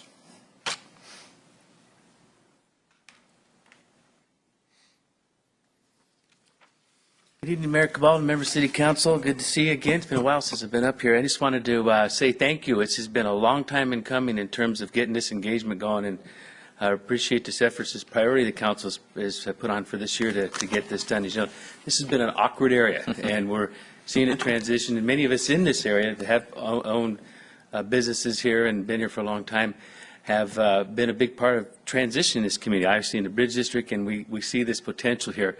But it is awkward as you transition things and how you keep, economic businesses alive and stuff. So very excited about, I think the program that Aaron laid out here is very good. We look forward to working with him through him. Appreciate having Aaron too. He's a good guy to have on us. So we look forward to that. Want to pledge our support to help organize the business owners there, give them the meetings, offer whatever we need to get this flushed out and done. You've heard me up be whining many a times back in the 90s talking about the land use policy 10. But Aaron's right about one thing. There's going to be a lot of changes with this traffic system. We've got to really pay attention to this. There is a big elephant in the room. It's the tanks. I know you guys are doing all you can, and we want to encourage you because that's kind of what really impacts the area for, especially the real adjacent businesses to the tanks there. They tend to remain industrial uses because of the industrial tanks. It's very hard to build apartments or offices next to oil tanks. So we got to work hard on that. Hopefully they participate in this too. So I appreciate this effort. We look forward to working with it. I think another thing that Aaron said in terms of maybe the ability to get some development nodes going up there in that area there that aren't as impacted by the tanks. I think there's some great opportunities there. We'll work with you on that to try to make that happen and let it go. So look forward to it. Thank you for finally getting this going. We look forward to participating. Thank you. That's all the only request we had to speak on that item. Very briefly, Mr. Mayor, and that is, Aaron, one of the property owners that I think may really help, and that would be Clark Pacific. I mean, they've wanted to make some transitional kind of development as far as office or whatever it may be for their workforce and for whatever it could be. And I think once you guys define what you want in these various zones and how it's all going to eventually shake out, I think that Clark Pacific would be a very good one to partner with for some of the things that they want to do, I think they want to do. So that would be one area that I would ask that you just continue to follow up on. Just, 4 quick things. One is, I think you were here when we had the Mayor's Institute on City Design, the team from UC Berkeley that worked on. I'm aware of that. I have the copy. So, okay, so let's use that. I mean, there were some good ideas, but they also identified some key challenges and some paths for looking at that. So I'm glad to see the approach that you're taking on the tanks. I mean, they are challenged in the ways that Mr. Ramos mentioned, but we should figure out where we can move, and we will focus on them, but not let them be the thing that stops anything from happening. Because, there are places all over the country where great things have happened with more difficult constraints than the tanks, so we should be able to make something move in the areas that we have control over. So I like that approach. I do support including the Drever triangle in, because it's going to be this very odd island of C2, C3 surrounded by riverfront mixed use and residential on the other side. So I think it makes sense to include it in some way. No. So I support that. The Stone Lock. So I get why it would make sense to include it. And I do think if depending on the property disposition issues, and if that all works out properly, and the Stone Lock partners have the magic idea that we're hoping to then we don't need to layer. I mean, this should facilitate us getting to the outcome we want on Stone Lock, and if that means if this is the best process to do that, we should do that. If there's already any moment now we're going to see a plan that accomplishes the kind of placemaking that we talked about earlier, then I don't think we should move it into this process just because it happens to be next to the Pioneer Bluff. So I know you've got to make that determination fairly quickly, but I'm supportive of doing, if everybody wants to, if Stonelock Partners wants to enter into this process too, I'm all for that. But if it's not necessary, if they're this close to a land use, a proposal that would meet all of the objectives that they and we have been talking about for the last several years, then I certainly would insist that it go into this process and, take a couple extra months. Mayor Pro Tem Ledesma? Yeah, thank you. Thanks, Aaron, for bringing this forward and the staff, because I know we talked about this at some point recently, and it's here, and we're ready to go forward on it. So it's a great plan, great layout, to kind of get to an end that we can kind of see the light of the tunnel. I think the thing that I think of is just a sense that we learned from the Bridge District, which is a good thing. I remember when I first started getting involved in the city, the Bridge District was this huge, massive thing that I remember Val Toppenberg telling me it's just too many bites. We can't get at it one by one. But I sense with this, we're kind of going down and trying to find achievable strategies and actions we can take to get it moving. And you have 2 or 3 going, you start to create momentum. And so I appreciate the approach you're taking. Just a couple of quick things. Yes, to including the northern properties. It just makes sense because it already feels a little bit out of place, like an island is being created. If you try to go to the back way towards the new water tank park or to Ironworks, it's just an area that can be connected in. I would say to the Stonelock area, it should be involved. To what extent, I don't know. I would just hate the opportunity of having one side of the canal and the river and to the other not feel connected, that they can't, it's just, you can't, I don't want to see that happen, or one turns its back to the other. There's an opportunity to sort of bridge that. We have a bridge going, so I think it just makes sense for that to be involved to the extent that it can. I think at some point, you talk about the implementations, the possible strategies that might be there, and I think this we've said this before on some of these plans. I like this, and you hinted at it, but to see a real action plan, even to small things to kind of get the ball rolling. I think that is important to show at the end of this, that we have 5 small things, whether they're, I know we're putting in lights in some of the areas for the bridge, coming to the bridge. Those things count. Those things matter because it'll help facilitate the activation of that area. So again, I'm just trying to look at it in terms of keeping our eye on actionable items and prioritizing, so we can, in the lean years and we just went through them, that there's something we can work on this, or the private owners could work on.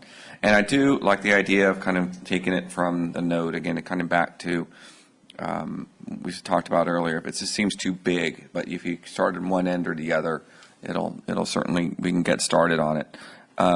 The only other piece I would bring up is, this area has been talked about for some time, and by us and by other people that are sort of in the know, but I think the community at large doesn't quite get Pioneer Bluff or its potential. I've never got a sense that they did. So at some point down the line, 6 months from now, and you're into it, we should probably just articulate sort of some visioning around that. So just let people know that this is going on. I think they're going to see a bridge. They're going to see it under construction. Yeah, they're going to see. Yeah, but being able to show what's envisioned for the north of the bridge I think will be really important, because we want them to understand that we have a plan for that as well. So that's all I had. Any further comments? All right, you have sufficient direction. Thank you, Mr. Laurel. All right, item 14 is our budget presentation. 10:40. It's 10:40. We're halfway done with our agenda.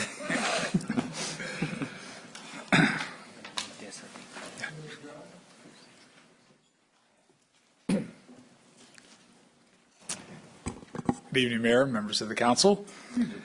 I have 6 substantive slides that are basically 4 sets of financial data to give you. It's an informational presentation.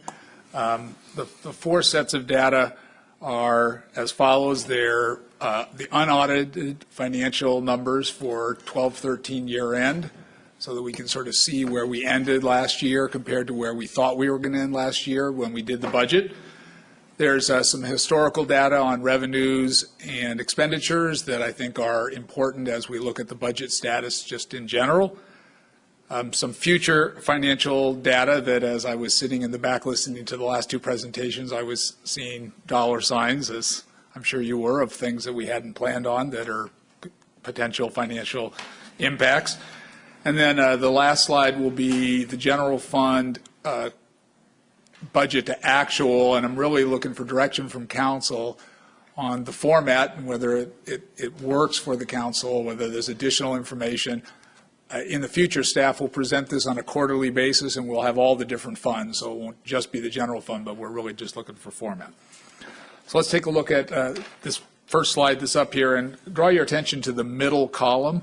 The middle column is how we ended the year, and the significant things there to point out are property taxes were a little bit less than we thought. We got hit with a Prop 8 reduction that we didn't anticipate right at the end of the year.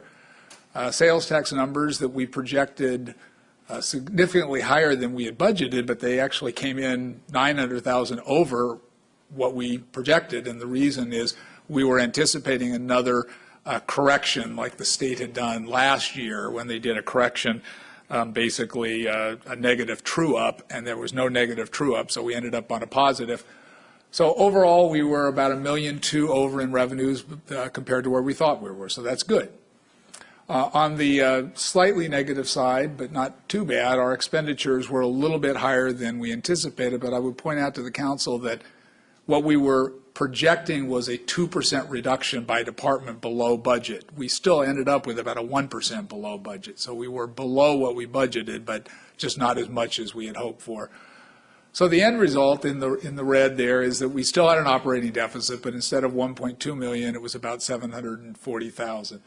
So in the bar, you can see we had budgeted a number of years ago that we were going to use 1.375 in one-time money. We only had to use 741, and the $630,000 goes back into the one-time fund for the council to give future direction on how to use that. So that's how we ended the year. The historical data, I think, is important. I'll start from the bottom. It's really important to note that our property taxes at 13.8 are still 3.5 or 3.7 million below what they were in 2009. So we definitely have not come back from the property tax impact that has hit over the last 4 years. Some of that is appeals, but the catch-up just isn't there yet. And we project that we'll start to see it, but as you can see, we've got a long way to go. Positive is obviously the sales tax. There's a huge increase in sales tax. We're way above where we were even at our peak, and so that's a really good sign.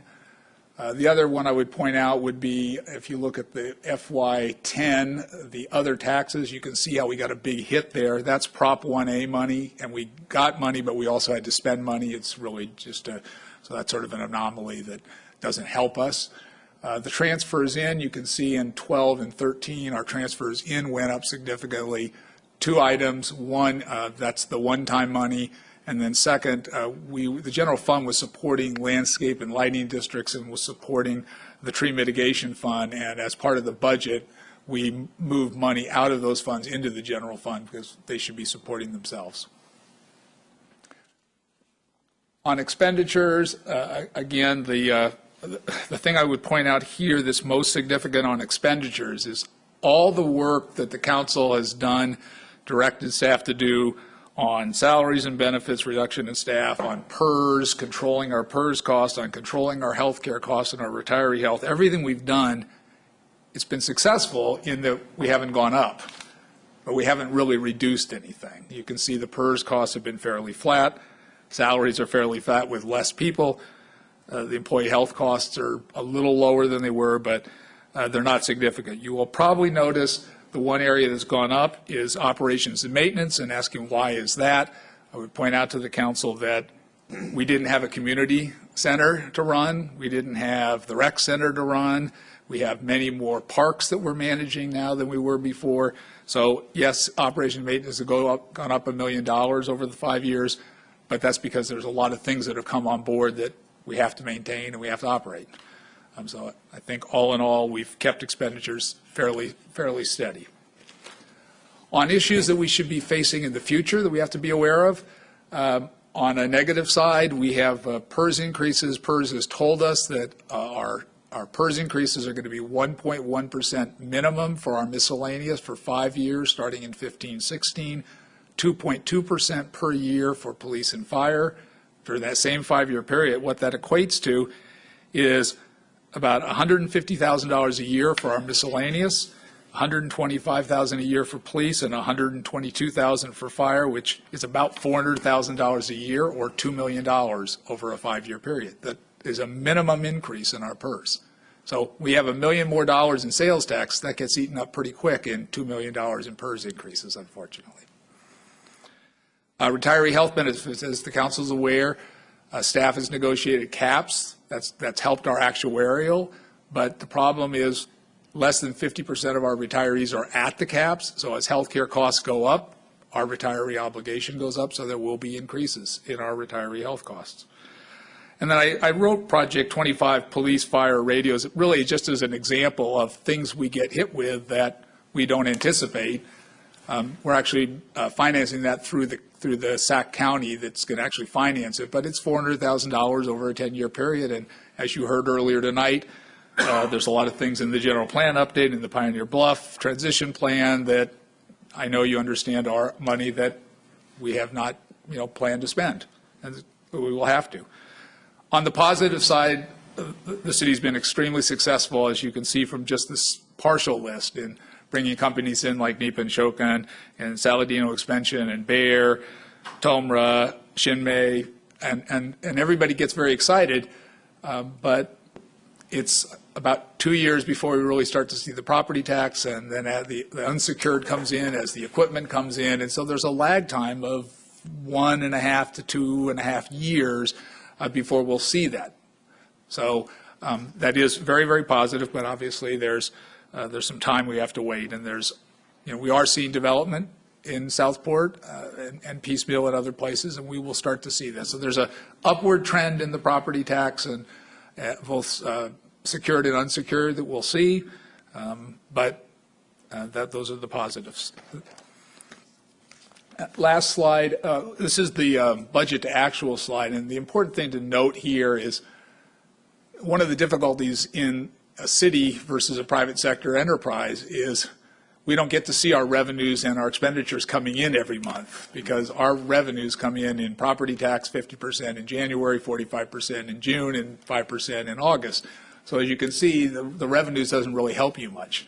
So really what we focus on in the first 2 quarters are how we doing on expenses. Are we keeping our expenses in line? And you can see we're right at 23, 24, 24%. So we're right where we should be. That's very good. We'll monitor those very careful the first 2 quarters. And then what you'll see the 3rd quarter is you'll see that 50% property tax. You'll see the 50% sales tax, and we'll be able to say, okay, how are we doing? So that's really what you'll see as far as quarterly is you'll see a report like this, the 1st quarter, that'll show the end of the year and how we're doing, really focused on expenditures. 2nd quarter will be expenditures in this format, if you like it, for all the various funds. And then the 3rd quarter, you'll really get your first look at, okay, how are our revenues coming in compared to our expenditures, with 3 quarters expenditures and half a year revenues, and be able to do an analysis. Last slide is a Measure K, Measure V. The next report that Aaron will be presenting will be on Measure V and Measure G. We just wanted to point out on a positive side for our Measure K and V, because of the taxes from Amazon and other online sales, we got about a half $500,000 more money than we anticipated. We think that it's likely we will continue to get in that range. This is stuff bought online that's delivered to West Sacramento. So it's likely that those numbers will be a little better than we had anticipated going forward. And that was really the purpose of showing you this, and with that I can answer any questions that the council may have. Well, the mayor stepped out, so does anybody have any questions in Phil this time? Yes. Phil, on the, we may have asked this before, just on the rec center, you mentioned operation maintenance is up, because the community center and the rec center. On the rec center, how is that accounted for in the budget? I mean, is it treated as an enterprise where you've got revenue source and do we, I don't know if I've ever seen, what's that? No, I had the same question, but go ahead. Okay. It is, both the revenues and the expenditures are part of the general fund, but in the Parks and Rec budget, we definitely look at what are the revenues and what are the expenditures, and how close are they to being balanced. My recollection, and Carrie, you might be able to help me there, is that it's not, there is some supplemental money, but it's not significant. Yeah, just for my information, I'd like to kind of see those numbers and see what, if you treat it as an operation, what does it look like? That's what if you mind if I piggyback on that question. If you can go back to that slide, I think it has more to do with, because I wasn't able to get down, but the expenses went up last year to this year on the operations and maintenance. If you go back. Slide here. Yep. Thank you. No. I think the prior one.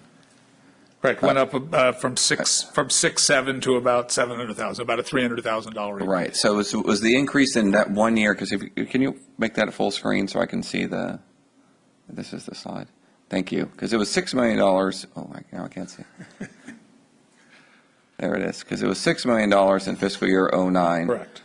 Then it's been climbing up progressively since, except for 11. So I'm just trying to rationalize if we're citing the driver of that being rec center and whatever other enterprises you cited, what drove the $300,000 increase this year? And because the rec center's been open for how many years? It was actually community center that drove that expenses up. Okay. Because 2013 was the first year that we fully had experienced. For example, PG&E was $80,000 higher this year compared to prior year at the community center.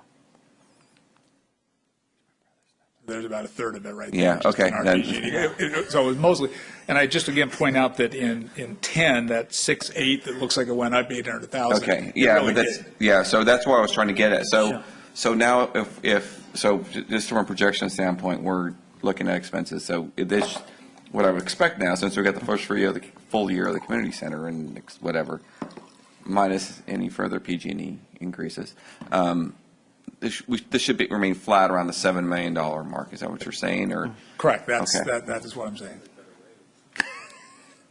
Okay, I think that's it. So, thank you. Answer my question. Any other questions?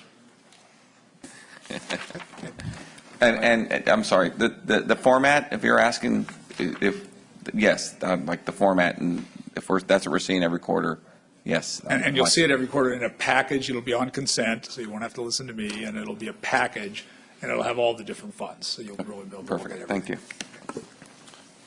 you. Just real quickly, Phil, I just want to thank you because I had brought up, and it's very helpful to see kind of what we projected versus the actuals a year later, because we oftentimes move so quickly forward. It's nice to go back and go, okay, where were we accurate, and how accurate were we in our projections, and why? And so that's very helpful. And it's interesting. We were very, very accurate on property taxes all the way through. Sales tax obviously went way up compared to what we thought. And the PERS as well. We knew that's going up. And I think it's great. Easy come, easy go. So, yeah. Yep. All right. All right, item 15 is a workshop of Measure B and Measure G. I don't know.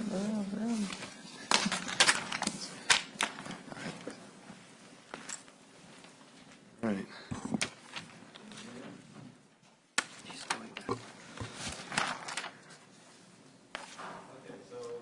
Tonight, we wanted to do a workshop on Measure V and G, an update on both those funding sources, and presenting recommendations to the council on an expenditure plan for Measure V in particular, also a short-term plan for Measure G.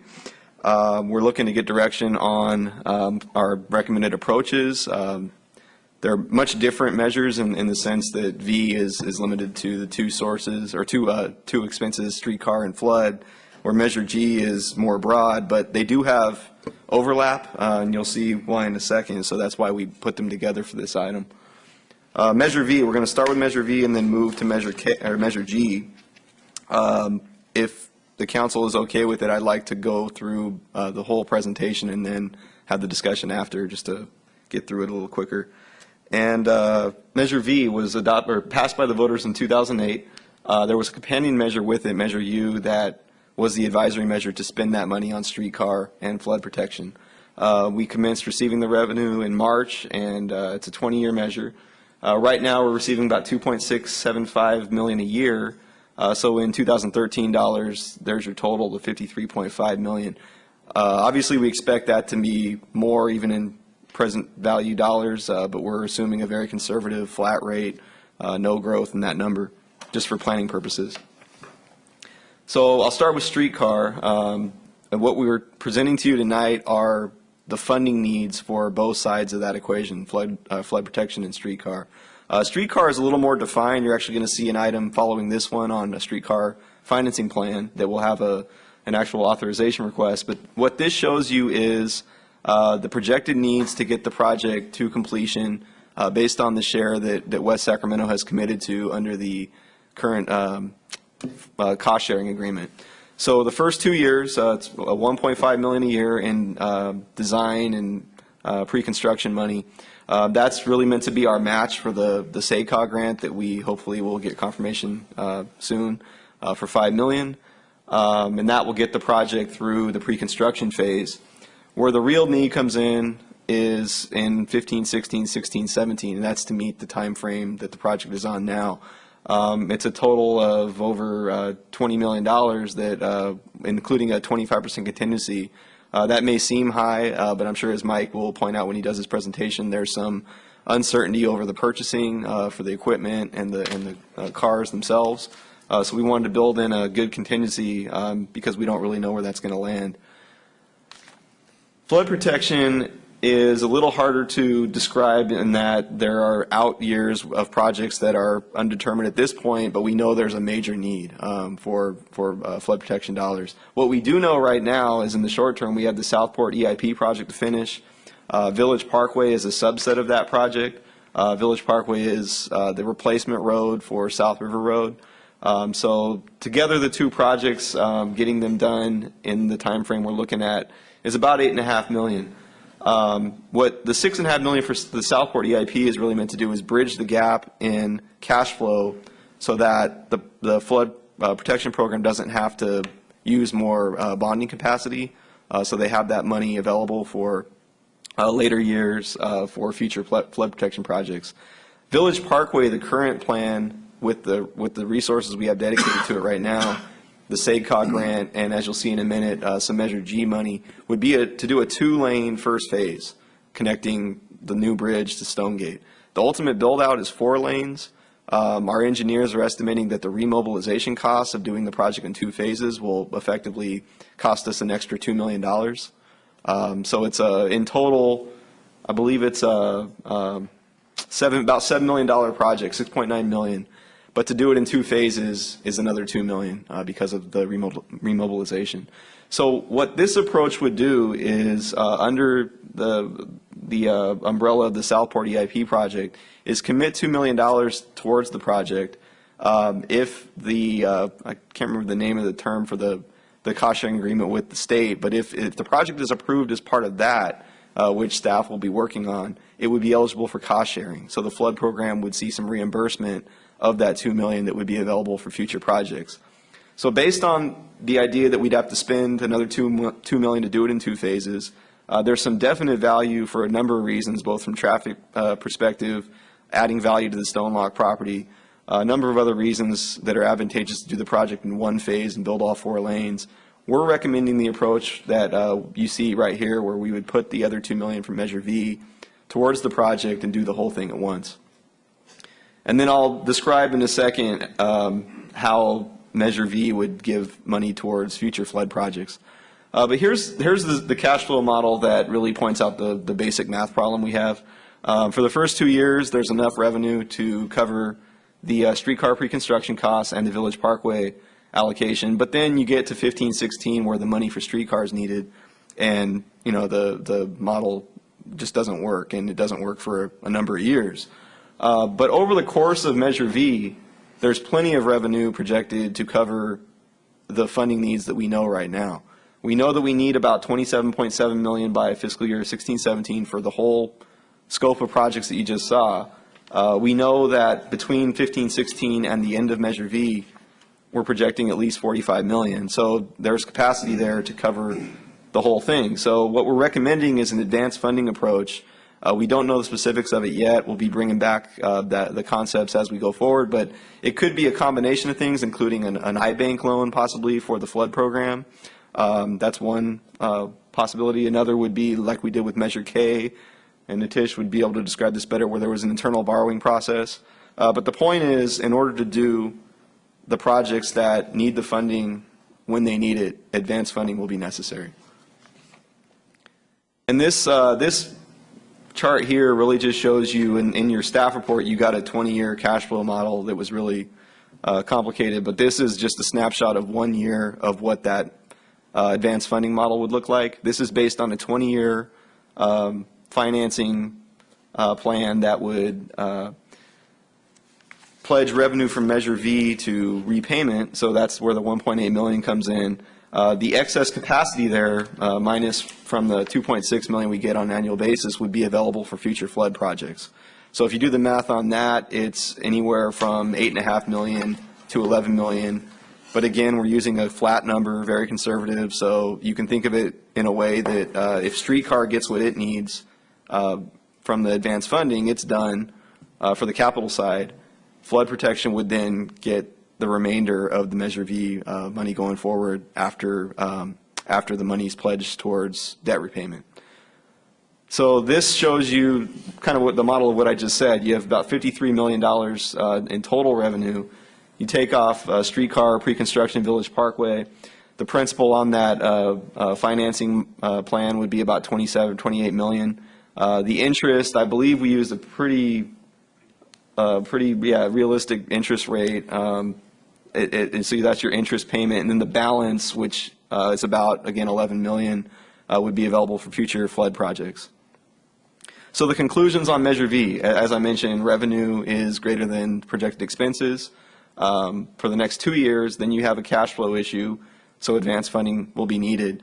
If you go with the recommendations as we're modeling them, not counting growth in Measure V that would ultimately go to flood protection, it's about a 60-40 split between streetcar and flood. We could build in growth projections, and I think if we did, it would definitely get closer to 50-50, but based on what we just presented, it's about a 60-40 split. So that takes care of Measure V for now, and I'll talk about Measure G now. It was passed in 2002 following the adoption of the Community Investment Action Plan. It was kind of the one of the central recommendations behind that plan to help the city rebuild a program for investing in infrastructure to catalyze new development and private investment.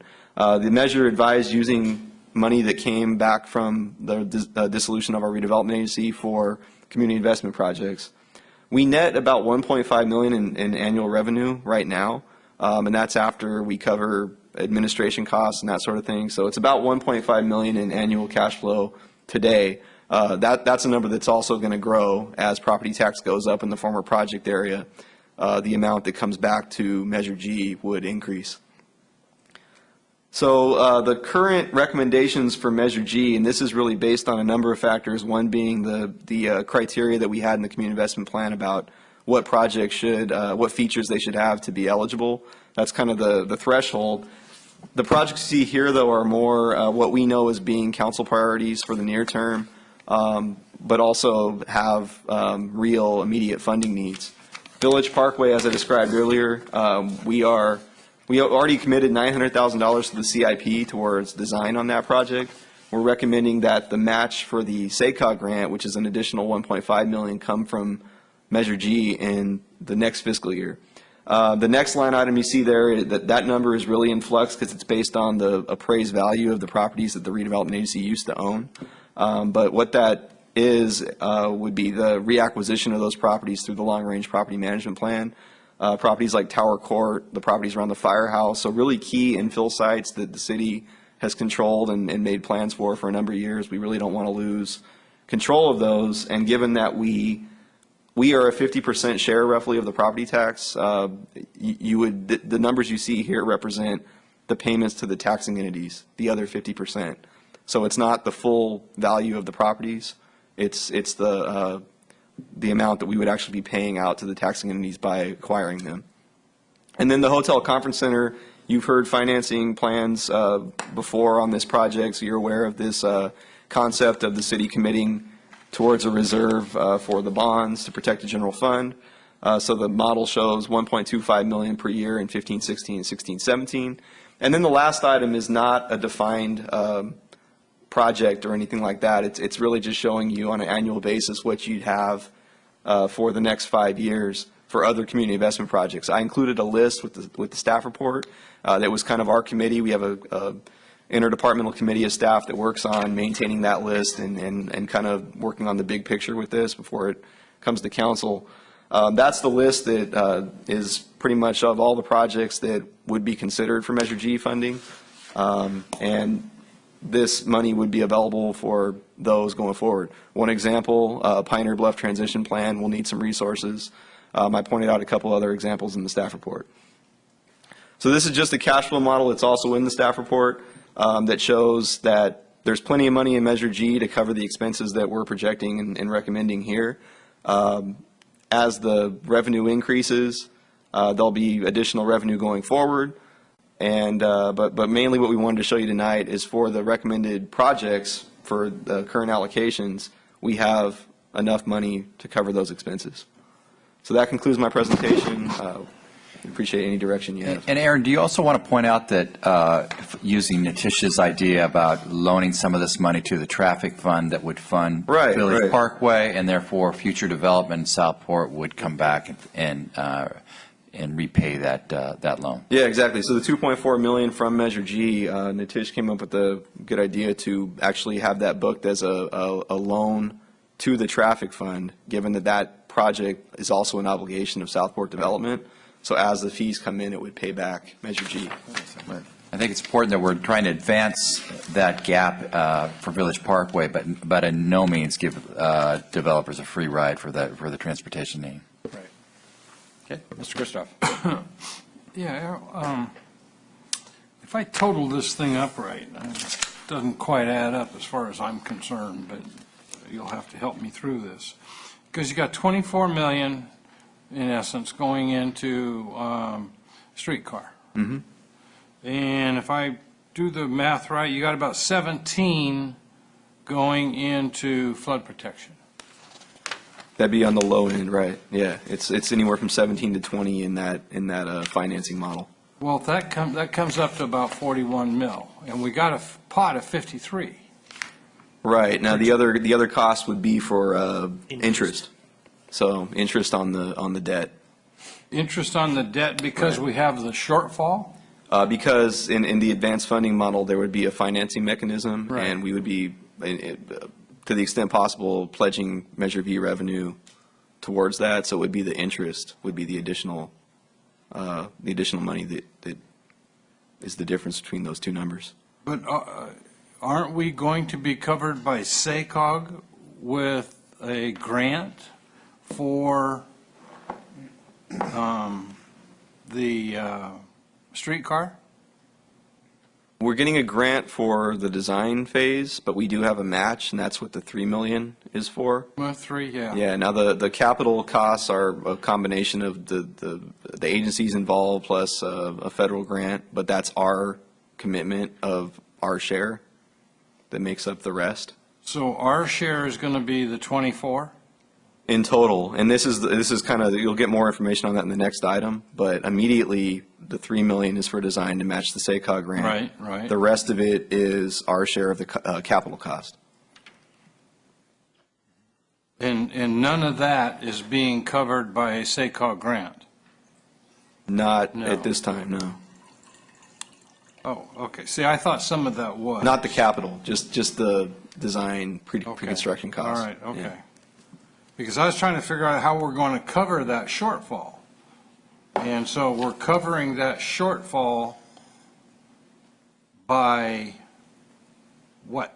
By advance funding Measure G revenue. And where are we getting that advance money? And that's kind of the part that is undetermined at this point, but we're really looking, there's a number of possibilities there. We're really just looking for direction on whether the council's comfortable with that kind of approach. Because the message is really that to get streetcar done in the time frame that we're committing to and the flood protection projects, there's not sufficient cash flow in Measure V to cover everything. And it's not even close. So really we're looking for a way to be able to bridge the gap there in the short term. So are we going out for a bond? It wouldn't be a traditional bond because it's a sales tax source, but we would be using the money we would be getting from Measure V to help advance fund through some kind of financing mechanism. And that, of course, if all hell broke loose and everything fell apart, that, of course, would be a general fund obligation that we would have to abide by? Well, that would be, we try at all costs to avoid that kind of scenario, and Yeah, well. Oh, no, I understand. Right. All I'm just. But that's certainly in the realm of worst-case scenario, possibility. You know, it's just like, I've seen things fall apart before. Right. Okay, all right. So I know we're going to get at this on the next item, but I mean, it's all the same topic. So Yeah, it is. have we determined that there won't be eligibility from the regional pot in the next round for capital on the streetcar project? No, I don't think that determination's been made, and so it certainly could be possible, and it would hopefully reduce. I mean, I voted for these things for the South Line and the Green Line and other things. I mean, it seems like that's. I mean, having a plan if we don't get that funding is important, but that wasn't my plan. Wasn't out that we were going to locally fund through these sources all the capital. In part because we've committed to the FTA repeatedly that we have a source for operating. That's right. Right. The Measure V money back when it was Measure K or whatever was supposed to be for the operating costs associated with streetcar. Remember, you'll recall our first streetcar financing plan had Sacramento parking revenues covering a disproportionate share of the capital construction, and our Measure revenues covering a disproportionate share of the operating costs, just because we each had different opportunities in front of us. So this doesn't allow us to put even a penny into operating. Yeah, I think that's the distinction between Measure K and Measure V revenue, if I'm Measure not K mistaken. base has an allocation for operating, which is not, right, currently it looks, we are not allocating any money to it though. But Measure K base has a line item for streetcar. It still does? Yep. Yes, it does. In the scorecard, we have a line item, but we haven't allocated any money to it, but. And how much is that? I'm not really sure, but I think it's about 450,000 that we allocated at that time, so, which Okay. is really low compared to, I think, the maintenance cost of $1 million almost. But I believe the Measure V revenue is a capital funding source. So Okay, so we still have that. We need an operating source, so I don't want to cannibalize that, because that was one of the things that distinguishes us from most other regions. Not that it fully covers operating, but that that we enter the equation with some non-trivial amount of funding for the operating side. But on the capital side, we could still apply. We would still have go a for shot other discretionary grants. for the Sure. regional Yeah, grants. we would look for other discretionary grants, and maybe even, don't want to be too optimistic, but if we have some other tax increment funding source in place. Right. at Well, some you're not point. being optimistic at all. I mean, you're assuming that we're going to see not a penny of sales tax growth for 22 years or whatever. If that's the case, then this will be the least of our problems. And no property tax either. Yeah, and no increase in anything. Our economy stays exactly the way that it is today. So, I mean, these are very conservative assumptions, but I do think for both items, our plans should continue to be that we and the other partners will be seeking. There will be some of this, but that we're going to be seeking the regional funds. I think there is some method to this madness tonight, was to do the overview of the budget, do Measure B and G, and then introduce the streetcar financing. We don't have to decide on the streetcar financing plan today. We were hoping to get input and provide a little leadership on this side of the river to help influence the discussions on the other side. Mike can make the presentation, but we do not need to make a decision on streetcar financing, except we do want to get, in the short term, how are we going to match that SACOG grant? Right. And I would add that the only other item tonight that we wanted to give some information on is that even assuming that there may be other pots of money that come into the equation, it's probably safe to say it's unlikely we'll have sufficient cash flow in Measure V to cover our That share of match, that. of that So match. the advanced funding will still be some kind We'll of. still need something. Yeah, Right. no, I Yeah. totally agree with what you've laid out, and actually in both items. I just, except that, our own working assumption ought to be we're going for this, and we expect to succeed as we have on every other significant regional application to get those funds. But we need a plan for the match, and if we don't succeed, we at least have to have a concept of how we might deal with it. So I think this is a good backstop. It's conservative assumptions. And it could be a mechanism to deal with the match issue as well. So I like it as an approach. Mr. Johannesson? Yeah, I'm comfortable with the approach as well, and that was the same push I had on Measure V, and the revenues that you're looking at, you're not really considering the revenue generators that these improvements will enhance. Right. Either sales tax or property tax. So they're very conservative numbers, but I mean, there is some general fund exposure, and you're basically mortgaging the future on a lot of this, but these are probably catalysts they are catalyst type investments that are going to facilitate property tax increase and sales tax increase. Mr. Villegas? I'm good. It makes You're good? sense. Great work. All right. Yeah, very good work. Thanks, Aaron. All right, item 16 is the Downtown Riverfront Transit Project, consideration of preliminary financing plan, reaffirmation of cost allocation, and commitment of matching funds for the joint SACOG funding allocation. Mr. Didn't we Lucan? have this item at 6 o'clock this evening? Time set Circling agenda at back. midnight. I will attempt to be brief, given the late hour, and because you've discussed part of it already. Yes, tonight we're presenting to you three things: an update on the streetcar, where we're at, where we're headed, a very preliminary financing plan, and a request to move forward into the project development phase along with the SACOG grant. Where we've been, we're about to complete what one could call a preliminary phase of the streetcar project. We utilized a grant, about $1.3 million from FTA, to go through a preliminary phase of the project where we were really doing pre-work on what this new phase is going to be, which is called project development. And that work is all very useful and all very much going to be part of moving forward with the project. None of it will be wasted. That work was done during a period of which FTA was changing the rules for the Small Stars project. So in this preliminary phase, the partners in the streetcar project felt it was prudent to move forward at this time, not wait for the FTA to come out with their new guidelines, and move forward with a number of various studies, including opportunities and constraints level environmental review, various refinements of the alignment prior to environmental review. We completed a very important economic development analysis, of which you have a copy attached to the staff report, which shows in West Sacramento alone, related to the streetcar, almost $1.4 billion in private investment directly related to the streetcar within a 3-block radius of the proposed alignment. Much greater amount for the city of Sacramento.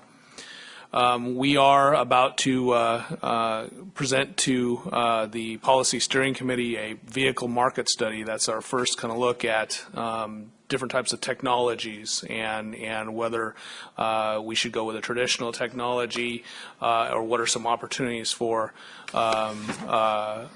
other technologies moving forward, given the pace that we're moving at and given the risk at this point in time. That'll be something coming to you at the next, or to 4 of the members of the City Council at the next Policy Steering Committee meeting. We are going to be presenting a maintenance facility locational assessment. We're looking at 2 maintenance facilities, one in Sacramento, one in West Sacramento, and we'll have the first kind of look at what those facilities and what those locations are at. And then lastly, we started, and we just submitted a draft literally today of the project study report, which is a very important document to Caltrans, which allows them, because we're going over or near their structures, it allows them to participate in this process and to give us a sense of what they will need for utilizing their facilities. As has been discussed, we are hopefully going to be successful on December 12th at the SACOG board meeting of obtaining an award of funding from the Regional Local Fund of $5 million. That will go towards the $10 to $12 million cost for project development. Project development is really what all of the documents leading to going out to bid for construction for the streetcar. And so most of those items will be completed within that project development phase.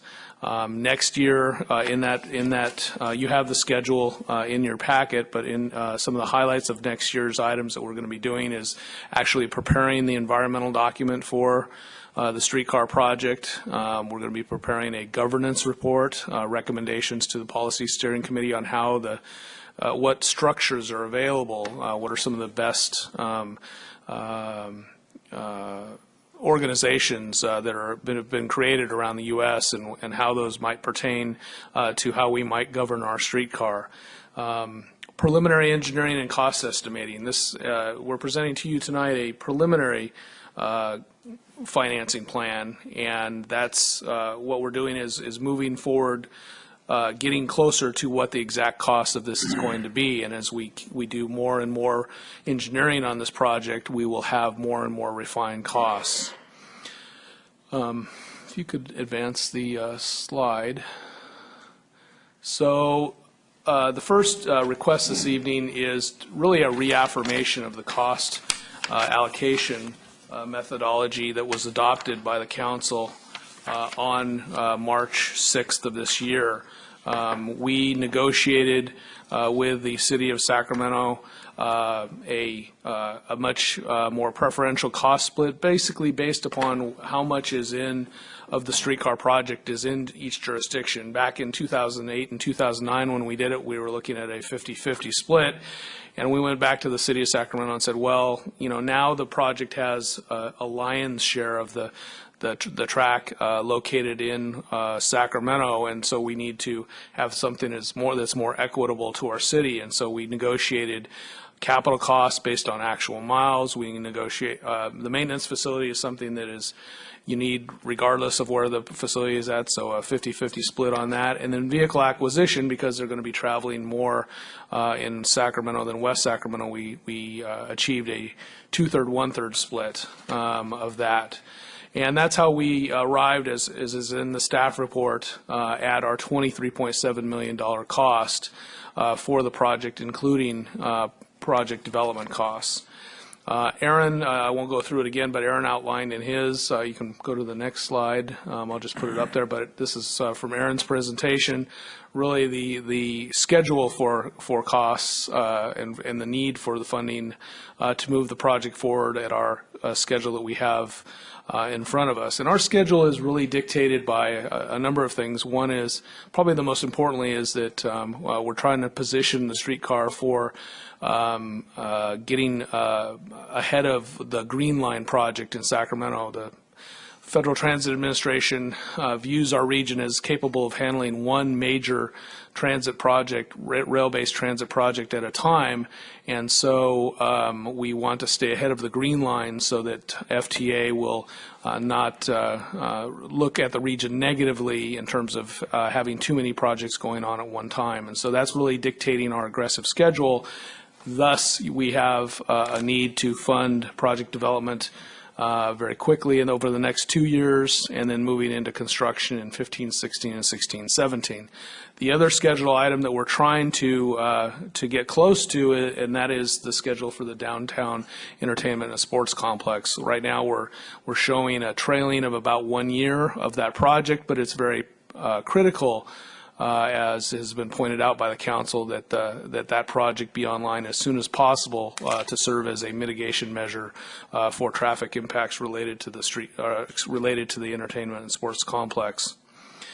the last part of the financing plan, which is not up on the slide but is in the staff report, is that of Riverfront Street. When we originally started this project, we took a look at starting from the Civic Center as our principal location of starting the line here in West Sacramento. In going through our preliminary phase of our project, we saw a real opportunity originating with putting the maintenance facility in West Sacramento underneath the Pioneer Bridge, which is a very viable location and actually, at least in our staff's opinion, is probably the best location given its future expansion potential. But because of that location, we got to thinking about moving the riverfront line forward in a first phase. And so what we're doing is, and what we've recommended to the PSC, is to put the riverfront line, which is about a mile long, in that first phase. What that would require is again, without any regional local funding or any other funding source such as Tiger or something else, would require an $8.2 million contribution, which the council has at its discretion through the Community Facilities District in that area, and we're just starting some preliminary discussions with property owners to explore that potential of using those funds for that. But we at least wanted to get it in the environmental document so that if that's something that the city and the property owners want to move forward with, we have that option to actually have two starter locations where you would start both at the Civic Center and then alternately start on Riverfront Street. And then with future phases of streetcar, if we look at a streetcar line that would go up into the Washington district, then we could have a streetcar that would start at Riverfront Street and maybe go up to the rail yards. But we wanted to include that option so that the council and the rest of the participating agencies had that discretion when it came down to the final financing for the project. The last request we have in here is really to transmit this information, as the city manager stated, over to the city of Sacramento and the other participating jurisdictions as an incentive for them to move forward with their own financing plans. With that, I'll conclude and answer any questions you might have. Questions? Anyone have any? All right. Okay. It's good stuff. It's very comprehensive, and it's. I think although whether it's the SACOG regional funding we talked about earlier for potential capital in the future, the actual contribution of the private sector on the project, which is not incorporated in any of this. Those are important, but I think for FTA, we at least have to demonstrate that we have some certainty about being able to accomplish this regardless. We'll still have to negotiate all that other stuff because there's $1 billion. Just recall there's $1 billion of private sector benefits and $25 million worth of city benefits, essentially, within a broad swath from the project over that between now and 2035. So we'll need to, the adoption of all of these tools, the last item in this one isn't to say we're not doing SACOG and we're not doing the private sector stuff, but we need to have the backbone of this set up. And the cost allocation methodology has been debated and vetted thoroughly. And I think what we've got makes a lot of sense, so I'm supportive of this. Go forward. All right, so we've been asked then to take a series of actions around this. Is there a motion? It's been moved by Mr. Villegas and by Mr. Johannesson had the second. So all those in favor, please say aye. Aye. Any opposed? Hearing none, that motion carries. Thank you, Mr. Lucan. Council calendar. Yes, Mr. Mayor, very quickly, this is we won't be meeting again until December 11th. Between now and then, we have a couple items that I wanted to point out. This Friday is Chief Terrell's going away luncheon, and that's going to be at Station 45 at 12:30. If the council members want to stop by and wish him well, you're welcome to do so. On Friday, the 6th, we're having our annual Christmas tree lighting ceremony here outside, and then the party afterwards will be in the Galleria. On the meeting on the 11th, just want to remind the council that's when we are going to approve the calendar for 2014, the council calendar, and also it's a time where we select the mayor pro tem. And finally, December 3rd is Supervisor McGowan's last Board of Supervisors meeting, and his Gail Clower called today and said the council is invited to go to that meeting, and they're going to have very informal luncheon for him, and anybody is invited to go to that at the board meeting. Thank you. Any questions on the calendar?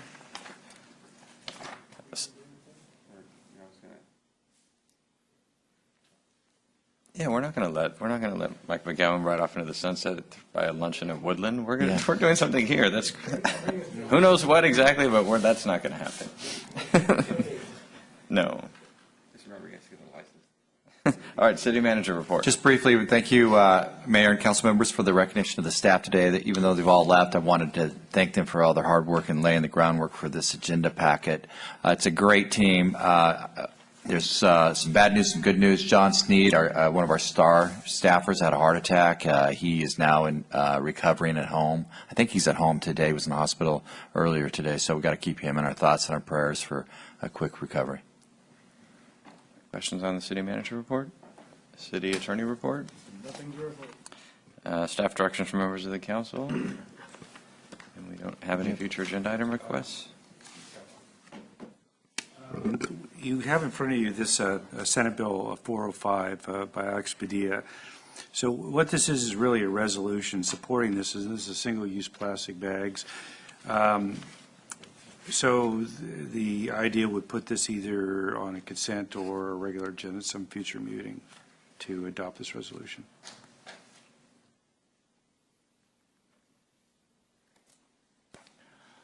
Right.